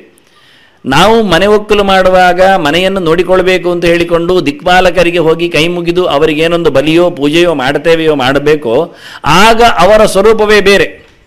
ಹೇಗಿರ್ತಾರೆ ಅಂದರೆ ಜೋರಾಗಿರ್ತಾರೆ, ಆ ವಾಹನದ ಮೇಲೆ ಕೂತಿರ್ತಾರೆ, ಆಧಿಕಾರಿಕವಾಗಿ ಛಾಪಿನಲ್ಲಿರ್ತಾರೆ, ಕೈಯಲ್ಲಿ ಒಳ್ಳೆ ಆಯುಧ ಹಿಡಿದಿರ್ತಾರೆ. ಯಾಕೆ ರಕ್ಷಣೆ ಮಾಡಬೇಕಲ್ಲ ಅವ್ರು ಬಂದದ್ದು ನಿಮಗೆ. ನೀವು ಕರೆದದ್ದು ಯಾಕೆ ಇಂದ್ರನನ್ನು? ಓ ಇಂದ್ರ, ಪೂರ್ವ ದಿಕ್ಕಿನಲ್ಲಿ ನೀನು ನಿಂತು ನಮ್ಮ ಮನೆಯನ್ನು ನಮ್ಮ ಮನೆಯೊಳಗಿನವರನ್ನು ಚೆನ್ನಾಗಿ ನೋಡಿಕೋ, ಅದಕ್ಕೋಸ್ಕರ ಇದೋ ನಿನಗೆ ಪೂಜೆ ಹೇಳುವಾಗ ಅವನು ಹೇಗಿರಬೇಡ. ಅದೇ ದೇವರ ಹತ್ತಿರ ಇಲ್ವ ಅವರು ಲೋಕಪಾಲಕರು? ಸುತ್ತ ನಿಲ್ಲಿಲ್ವಾ? ಇದ್ದಾರೆ. ಎಂತ ಅಂತ ದೇವರ ಸೇವೆ ಮಾಡಲಿ ಕೈ ಮುಡಿಕುವುದನ್ನು ಕೂತಿದ್ದಾರೆ. ಕೃತಾಂಜಲಿ ಪುಟ ಸರ್ವೇ ಪ್ರಧಾನಂತಂ ಹರಿಂಪ್ರದಿ. ಭಗವಂತನ ಸೇವಕರವರು ನಮ್ಮ ಮನೆಯಲ್ಲಿ ಮಾಡುವುದು ಕೆಲಸ ಅವರು ಸೇವೆಗೆ, ಪೂರ್ವ ದಿಕ್ಕಿನಲ್ಲಿ ಬರತಕ್ಕ ದುರಿತಗಳನ್ನು ದೂರ ಮಾಡಲಿಕ್ಕೆ. ಆದರೆ ನಾವು ಅವರನ್ನು ದಮ್ಮಯ್ಯ ನಾವು ಹಾಕಿ ಪೀಠದಲ್ಲಿ ಕುಳ್ಳಿರಿಸಿ ಪೂಜೆ ಮಾಡಿದ್ದೆ. ದೇವರ ಸುತ್ತ ಅವರು ಕೂತ್ಕೊಳ್ಳುವಾಗ ಅವರನ್ನು ದೇವರು ಕರೆದು ನನ್ನ ರಕ್ಷಣೆಗೆ ಇಲ್ಲಿ ಬಾ ಪೂರ್ವಕ್ಕೆ 5 ದೇವರ ಸೇವೆ ಮಾಡಲಿಕ್ಕೆ ಅವರೇ ಓಡಿ ಬಂದು ವಾಹನ ಎಲ್ಲಿಯೋ ಪಾರ್ಕ್ ಮಾಡಿ ಬಂದಿದ್ದಾರೆ. ನಾವು ದೇವರ ಸುತ್ತ ನಿಲ್ಲಿಸುವಾಗ ಅವರನ್ನು ಐರಾವತದ ಮೇಲೆ ಕೂತವ ಹಾಗೆ ಉದ್ಯತ ವಜ್ರಹಸ್ತಾಯ ಕರೀಲಿಕ್ಕಿಲ್ಲ, ವಜ್ರಾಯುಧ ಹಿಡಿದವನಾಗೆ ಕೃತಾಂಜಲಿ ಪುಟ ಸರ್ವೇ ಪ್ರಧಾನಂತಂ ಮರಿಂಪ್ರತಿ. ಈಗ ನಮಗೆ ಗೊತ್ತಾಯ್ತು ಮುಖ್ಯ ಪ್ರಾಣಿ ಯಾಕೆ ಕೈ ಮುಗಿದದ್ದು ಅಂತ. ಅವನಿಗೆ ನಿರಂತರ ದೇವರು ಕಾಣದೇ ಇರೋದ್ರಿಂದ ಕೈ ತೆಗಿಲಿಕ್ಕೆ ಆಗೋದಿಲ್ಲ, ಅವನಿಗೆ ಪುರುಸೋತೆ ಆಗೋದಿಲ್ಲ. ನಮಗೆ ಒಮ್ಮೆಯೂ ದೇವರು ಕಾಣದೇ ಇರೋದ್ರಿಂದ ನಾವು ಒಮ್ಮೆ ಕೈ ಮುಗಿಲಿಕ್ಕೆ ಆಗೋದಿಲ್ಲ. ಇಷ್ಟೇ ವ್ಯತ್ಯಾಸಗಳು. ನಮಗೆ ಮನಸ್ಸಿನಲ್ಲಿಯೂ ದೇವರು ಬರೋದಿಲ್ಲ, ಎದುರಲ್ಲಿ ಖಂಡಿತ ಕಾಣುವುದಿಲ್ಲ, ಮಾತಿಗಂತೂ ನಿಲುಕುವವನಲ್ಲ. ಆದ್ದರಿಂದ ನಮ್ಮ ಕೈ ಯಾವಾಗಲೂ ಗಮ್ಮತ್ನಲ್ಲಿ ಚೆಲ್ಲಿಕೊಂಡೇ ಇರ್ತದೆ. ಅವನಿಗೆ ಪುರುಸೋತೇ ಇಲ್ಲ, ದೇವರನ್ನು ಬಿಟ್ಟು ಇರಲಿಕ್ಕೆ ಆಗುವುದಿಲ್ಲ ಅವನಿಗೆ. ಉಸಿರಿನಲ್ಲಿ ಹಂಸ ಭಗವಂತನ ಪ್ರತ್ಯಕ್ಷ, ಕೈ ಮುಗಿಯದೆ ಸಾಧ್ಯ ಉಂಟವನಿಗೆ. ಹಾಗೆ ಎಲ್ಲ ದೇವತೆಗಳ ಸ್ವರೂಪ ಹಾಗೆ ಅಂತ. ಹೀಗೆ ಯಾವ ಯಾವ ನೆಲೆಯಲ್ಲಿ ದೇವತೆಗಳು ವ್ಯತ್ಯಾಸಗೊಂಡು ಬರ್ತಾರೆ. ಆದ್ದರಿಂದ ಋಗ್ವೇದಕ್ಕೆ ಅಭಿಮಾನಿಯಾಗಿ ಬಂದಾಗ ಇಂದ್ರ ಏಕಂ ಸೂರ್ಯ ಏಕಂ ಜಜಾನವೇ ನಾದೇಕಂ ವೇದವೇ ಹೇಳ್ತದೆ ಯಾರು ಬಂದದ್ದು ಅಂತ. ಇಂದ್ರ ಋಗ್ವೇದವನ್ನು ಹೊತ್ತು ಬಂದಾಗ, ಋಗ್ವೇದದ ಒಡೆಯನಾಗಿ ಇಂದ್ರ ಸೃಷ್ಟಿಯಾದಾಗ ಅವನ ಸ್ವರೂಪವೇ ಹಾಗೆ ಬಂದಿದ್ದಾನೆ. ಇಲ್ಲಿ ಬರುವಾಗ ಇಲ್ಲಿ ಅವನು ಶಚೀರಮಣನಾಗಿ ಐರಾವತದ ಮೇಲೆ ಕೂತ್ಕೊಂಡು ಎಲ್ಲ ಇಲ್ಲ, ಅದೇ ಅವನದ್ದು ಗತ್ತು ಗಮ್ಮತ್ತು. ಆದರೆ ಇಲ್ಲಿ ಬಂದಾಗ ಬೇರೆ ರೀತಿ. ಅದರಿಂದ ಅವನು ಪೊಲೀಸ್ ಅಧಿಕಾರಿಯಾಗಿರಬಹುದು, ಆಫೀಸಿನಲ್ಲಿದ್ದಾಗ ಎಲ್ಲಿಯೋ ತಂದೆಯೋ ತಾಯಿದ್ದೋ ಶ್ರಾದ್ದ ಮಾಡಲಿಕ್ಕೆ ಬಂದಾಗ ಸೂಟು ಬೂಟು ಪ್ಯಾಟೆ ಎಲ್ಲ ಹಾಕಿಕೊಂಡು ಕೂತ್ಕೊಂಡ್ರೆ ಪಿಂಡ ಹಾಕ್ಲಿಕ್ಕೆ ಆಗ್ತದೆ. ಆ ಕರ್ಮಾಂಗದಲ್ಲಿ ಅವನ ವೇಷವೇ ಬೇರೆ. ಅವನು ಇರ್ಬೋದು ಪೊಲೀಸ್ ಅಧಿಕಾರಿ, ಎಲ್ಲ ಯಾರು ಹೇಳುದಿಲ್ಲ, ತೋರಿಸುವ ಹಾಗೆ ಹೇಳ್ತಾರೆ. ಆದರೆ ಅವನಿರುವ ನಮೂನೆ ಹಾಗಲ್ಲ. ಅದೇ ರೀತಿ ಸೃಷ್ಟಿಗೆ ಬಂದಾಗ ಇದೆಲ್ಲ ಚೆನ್ನಾಗಿರ್ತದೆ ನೋಡಿ. ಯಜುರ್ವೇದಕ್ಕೆ ಸೂರ್ಯ ಇದ್ದಾನೆ, ಮತ್ತೆ ಸಾಮವೇದಕ್ಕೆ ಚಂದ್ರ ಇದ್ದಾನೆ. ಹೀಗೆ ಅವರು ವೇದಸ್ವರೂಪರಾಗಿ ಬಂದರು, ಅದನ್ನು ಹೇಳಲಿಕ್ಕೆ ಹೊರಟದ್ದು. ಅದರಲ್ಲಿ ಅನೇಕ ರೂಪಗಳಿಂದ ನಿಂತಿದ್ದಾರೆ ಅವರು, ಅದಕ್ಕೆ ಬಹುವಚನವನ್ನು ಕೊಟ್ಟರು. ಅನೇಕ ವೇದಗಳ ರಾಶಿಗಳು ಇಲ್ಲಿ ಸೃಷ್ಟಿಯನ್ನು ಪಡೆದವು. ಛಂದಸ್ಸುಗಳು ಬಂದವು. ಛಂದೋಭಿಮಾನಿಯರು 24 ಅಕ್ಷರದಿಂದ ಶುರುವಾಗುತ್ತೆ. ಗಾಯತ್ರಿ ಛಂದಃ ಅಂತ 4 ಅಕ್ಷರಕ್ಕೆ ಛಂದಸ್ಸುಗಳು ವ್ಯತ್ಯಾಸ ಆಗ್ತವೆ, ಹೆಸರು ಕೊಡ್ತಾರೆ. ಅದು 4 ಯಾಕೆ ಕೊಟ್ಟದ್ದು ಅಕ್ಷರಕ್ಕೆ ಚೇಂಜ್ ಅಂದರೆ ಒಂದೊಂದು ಪಾದದಲ್ಲಿ 1 ಅಕ್ಷರ ಹೆಚ್ಚಾದರೆ ಆಯ್ತಲ್ಲ ಅಷ್ಟೇ. ಅಗ್ನಿಮೇಳೆ ಪುರೋಹಿತಂ ಎನ್ನುವಲ್ಲಿ 8 ಅಕ್ಷರ, 9 ಉಷ್ಣಿಕ್. ಅದು 3 ಕಡೆಯೋ 4 ಕಡೆ ಆದಾಗ 36 ಆಗ್ತದೆ, ಮುಂದೆ ಹೋಗ್ತದೆ. 24ರಿಂದ 28ಕ್ಕೆ ಹೋಗ್ತದೆ. 4 ಬಂದಾಗ 6 ಅಕ್ಷರಕ್ಕೆ ಗಾಯತ್ರಿ ಆಗುವ ಪಾದದಲ್ಲಿ 6 ಲೆಕ್ಕ, ಒಟ್ಟು 24 ಲೆಕ್ಕ. ಪಾದ ಅವರು 8 ಮೂರ್ಲಿ ಮಾಡಲಿ, 6 4 ಮಾಡಲಿ. ಆನಂತರ 4 ಪಾದದ ಲೆಕ್ಕದಲ್ಲಿ 7 ಅಕ್ಷರ ಬಂದರೆ ಉಷ್ಣಿಕ್, 8 ಬಂದರೆ ಅನುಷ್ಟಬು. ಗಾಯತ್ರಿ ಉಷ್ಣಿಕ್ ಅನುಷ್ಟಬು ಪಂಕ್ತಿ. 10ರಂತೆ ಬಂದರೆ 40 ಆದರೆ ಪಂಕ್ತಿ, 44 ತ್ರಿಷ್ಟಬು, 48 ಜಗತಿ. ಹೀಗೆ 7 ಪ್ರಧಾನವಾದದ್ದು. ಗಾಯತ್ರಿ ಉಷ್ಣಿಕ್ ಅನುಷ್ಟಬು ಬೃಹತಿ ಪಂಕ್ತಿ. ಬೃಹತಿ ಅಂದರೆ 9 4 36, ಪಂಕ್ತಿ 40, 32ರಿಂದ ಮಧ್ಯದಲ್ಲಿ 36 ಬೃಹತಿ. ಒಟ್ಟು 7 ಪ್ರಧಾನ ಮತ್ತು 7 ಛಂದಸ್ಸುಗಳು ಅಲ್ಲಿವೆ. ಅತಿ ಜಗತಿ, ಅತಿ ಶಕ್ಕುರಿ ಅಷ್ಟೇ ಅಲ್ಲ, ಬಹಳ ಕಡಿಮೆ ಮಟ್ಟಿನಲ್ಲಿ. ಹೀಗೆ ಛಂದಸ್ಸುಗಳೆಲ್ಲ ಸೃಷ್ಟಿಯಾದವು. ಛಂದೋಭಿಮಾನಿಗಳ ಬಗ್ಗೆಯೂ ವೇದ ಮಾತಾಡ್ತದೆ. ಅಗ್ನೇರ್ ಗಾಯತ್ರಿ ಅಭವತ್ ಸಯುಗ್ವ, ಉಷ್ಣಿಹಯ ಸವಿತಾ ಸಂಭವೂವ, ಬೃಹಸ್ಪತೇ ಬೃಹತಿ ವಾಚ್ಯಮಾವತ್, ಅನುಷ್ಠುಭ ಸೋಮುಕ್ತೇರ್ಮಸ್ವಾನ್ ಹೇಳಿಕೊಂಡು ಒಂದೊಂದೇ ವಿರಾಣ್ ಮಿತ್ರ ವವಿತೋ ಅಭಿಶ್ರೀಹಿ ಅಂತ. ಗಾಯತ್ರಿಯ ಛಂದಸ್ಸಿಗೆ ಅಭಿಮಾನಿಯಾಗಿ ನಿಂತವಳು ಅಗ್ನಿಯ ಮಡದಿ ಸ್ವಾಹ. ಅಗ್ನಿ ಇದ್ದಾನೆ, ಜೊತೆಯಲ್ಲಿ ಸ್ವಾಹ ಇದ್ದಾಳೆ. ಹೀಗೆ ಒಂದೊಂದಕ್ಕೂ ಸಹ ಗಾಯತ್ರಿ ಛಂದಸ್ಸು. ಉಷ್ಣಿಕಿಗೆ ಆಗುವಾಗ ಉಷ್ಣಿಹಯ ಸವಿತಾ ಸಂಭವೂವ, ಉಷ್ಣಿಕಿನ ಜೊತೆಯಲ್ಲಿ ಸೂರ್ಯ ಸೇರಿಕೊಂಡ, ಸೂರ್ಯನ ಮಡದಿ ಸಂಜ್ಞಾ ಮತ್ತು ಸೂರ್ಯ, ಇವರು ಉಷ್ಣಿಕ್ ಛಂದಸ್ಸಿಗೆ. ಆನಂತರ ಬೃಹತಿಗೆ ಬೃಹಸ್ಪತೇ ಬೃಹತಿ ವಾಚ್ಯಮಾವತ್, ಬೃಹಸ್ಪತಿ ಗುರುವಿನ ಮಡದಿ ತಾರೆ, ಪ್ರಧಾನವಾಗಿ ಬೃಹಸ್ಪತಿ. ಬೃಹತಿ ಛಂದಸ್ಸಿಗೆ 36 ಅಕ್ಷರದ 9 ಅಕ್ಷರದ ಪಾದದ ಮಂತ್ರಕ್ಕೆ. ಅನುಷ್ಠುಪಿಗೆ 32ಕ್ಕೆ, ಮತ್ತೆ ಇದು 36 ಹೇಳಿದೆ. 32ಕ್ಕೆ ಅನುಷ್ಠುಭ ಸೋಮಉಕ್ತೈ ಮಹಸ್ವಾನ್, ಚಂದ್ರನ ಮಡದಿ ರೋಹಿಣಿ. ಪಂಕ್ತಿ ಛಂದಸ್ಸಿಗೆ ವಿರಾಣ್ ಮಿತ್ರಾವಿತೋ ಅಭಿಶ್ರೀಹಿಂದ ಮಿತ್ರಾವರ್ಣರ ಮಡದಿ ಬರ್ತಾಳೆ. ರೇವತಿ ಮತ್ತು ಚರಷಣಿಯಿಂದ ಮಿತ್ರ ಮತ್ತು ವರ್ಣರದ್ದು ಅವರು ಸೇರಿಕೊಂಡು. ತ್ರಿಷ್ಟುಬು ಇಂದ್ರಸ್ಯ ತ್ರಿಷ್ಟುಬು ಭಾಗೋ ಅಹನ್ನಹ ಅಂತ. ತ್ರಿಷ್ಟುಬಿಗೆ ಇಂದ್ರನ ಮಡದಿ ಇದ್ದಾಳೆ, ಶಚಿ ಮತ್ತು ಇಂದ್ರ. ಸರ್ವದೇ ವಿಶ್ವಾದೇವಾನ್ ಜಗತ್ಯಾವೇಶ ಅಂತ. ಜಗದೀ ಛಂದಸ್ಸಿಗೆ ಎಲ್ಲ ಮಡದಿಯರು, ಎಲ್ಲ ದೇವತೆಗಳ ಈ ಹೇಳಲ್ಪಟ್ಟ ಎಲ್ಲವರು, ಸರಸ್ವತಿ ಭಾರತಿ ಲಕ್ಷ್ಮಿ ಎಲ್ಲ ಬರ್ತಾರೆ. ಪ್ರಧಾನ ಲಕ್ಷ್ಮಿ ಎಲ್ಲದಕ್ಕೂ, ಅದು ಬಿಡಿ. ಆನಂತರ ಸರಸ್ವತಿ ಭಾರತೀಯರು, ಆನಂತರ ಇವರು ಅವಾಂತರ ಮಡದಿಯರ ಬಗ್ಗೆ ಮಾತಾಡಿದ್ದು. ನೆಕ್ಸ್ಟ್ ಸಣ್ಣವರು ಇವರು. ಮುಖ್ಯ ಎಲ್ಲ ಛಂದಸ್ಸುಗಳಿಗೂ ಲಕ್ಷ್ಮಿ ಇದ್ದಾಳೆ, ಸರಸ್ವತಿ ಭಾರತೀಯರಿದ್ದಾರೆ. ಆನಂತರ ಒಬ್ಬೊಬ್ಬರೇ ಬರ್ತಾರೆ. ಇವರೆಲ್ಲ ಛಂದೋಭಿಮಾನಿಗಳು. ಇವರೆಲ್ಲ ಸೇರಿದ್ದಾರೆ, ಇವರೆಲ್ಲರ ಸೃಷ್ಟಿ ನೋಡಿ. ಸೃಷ್ಟಿ ಎಷ್ಟು ಅದ್ಭುತ ಆಯ್ತು ಈಗ ನೋಡಿ, ದೊಡ್ಡದಾಯ್ತು. ಅದಕ್ಕೆ ಹೇಳಿದ್ದು ಮತ್ತೆ ಮತ್ತೆ ಹೇಳಬೇಕಲ್ಲ. ಈಗ ಮುದ್ದೆ ಹೇಳುದಾ? ಒಬ್ಬರಿಗೊಬ್ಬರಿಗೆ ಇದು ಬರಲಿಕ್ಕೆ ಸಾಧ್ಯ ಇಲ್ಲ. ಇವರ ಘಟನೆಗಳು, ಇವರ ಪರಿವಾರದವರೆಲ್ಲ ಸೇರಿಕೊಂಡಾಗ ಸೃಷ್ಟಿಯಾಗುವಾಗ. ಆದ್ದರಿಂದ ಒಂದೊಂದೇ ಹೇಳಬೇಕು. ತಸ್ಮಾದ್ ಯಜ್ಞ ಸರ್ವಭೂತ, ಅದಾದ್ರೂ ಒಟ್ಟೆ ಹೇಳಿ. ಎಲ್ಲ ಯಜ್ಞಗಳು ಬಂದವು, ಮುಗೀತು. ವೃಜಸ್ಸಾಮಾನಿ ಜಜ್ಞಿರೆ, ಮತ್ತೆ ಪ್ರತ್ಯೇಕವಾಗಿ ಹೇಳಿ. ಛಂದಾಂಸಿ ಜಜ್ಞಿರೆ, ಮತ್ತು ವೇದಾಂಗಗಳು. ವೇದಾಂಗಗಳು ಬಹಳ ಚೆನ್ನಾಗಿವೆ. ವೇದದ ಮೂರ್ತಿ ಹೇಳುವಾಗ ಅವರು ಶಿಕ್ಷಾ ಗ್ರಾಣಂ ಅಂತಾರೆ. ಶಿಕ್ಷಾ ಎನ್ನುವುದು ಹೇಗೆ ವೇದ ಹೇಳಬೇಕು ಎನ್ನುವುದು ಫೊನೆಟಿಕ್ಸು ಅಂತ. ಉಚ್ಚಾರಣೆಯ ಕಸರತ್ತು ಹೇಗಿರ್ತದೆ, ಎಲ್ಲಿಂದ ಅಕ್ಷರಗಳು ಹೊರಗೆ ಬರಬೇಕು, ಯಾವ ಅಕ್ಷರ ಎಲ್ಲಿಂದ ಹೇಳಬೇಕು, ಎಲ್ಲವನ್ನು ಮೂಗಿನಲ್ಲೇ ಹೇಳುವುದಲ್ಲ, ಎಲ್ಲವನ್ನು ಕುತ್ತಿಗೆಯಲ್ಲೇ ಹೇಳುವುದಲ್ಲ, ಎಲ್ಲವನ್ನು ತುಟಿಯಲ್ಲೇ ಒತ್ತುವುದಲ್ಲ, ಎಲ್ಲವೂ ತಲೆಯಲ್ಲೆಲ್ಲ ಅಡಿಸಿ ಅಲ್ಲ. ಆಯಾ ಸ್ಥಾನಗಳಿಂದ ಅಕ್ಷರಗಳ ನಿರ್ಮಾಣ ಆಗಬೇಕು, ಹೊರಗೆ ಬರಬೇಕು.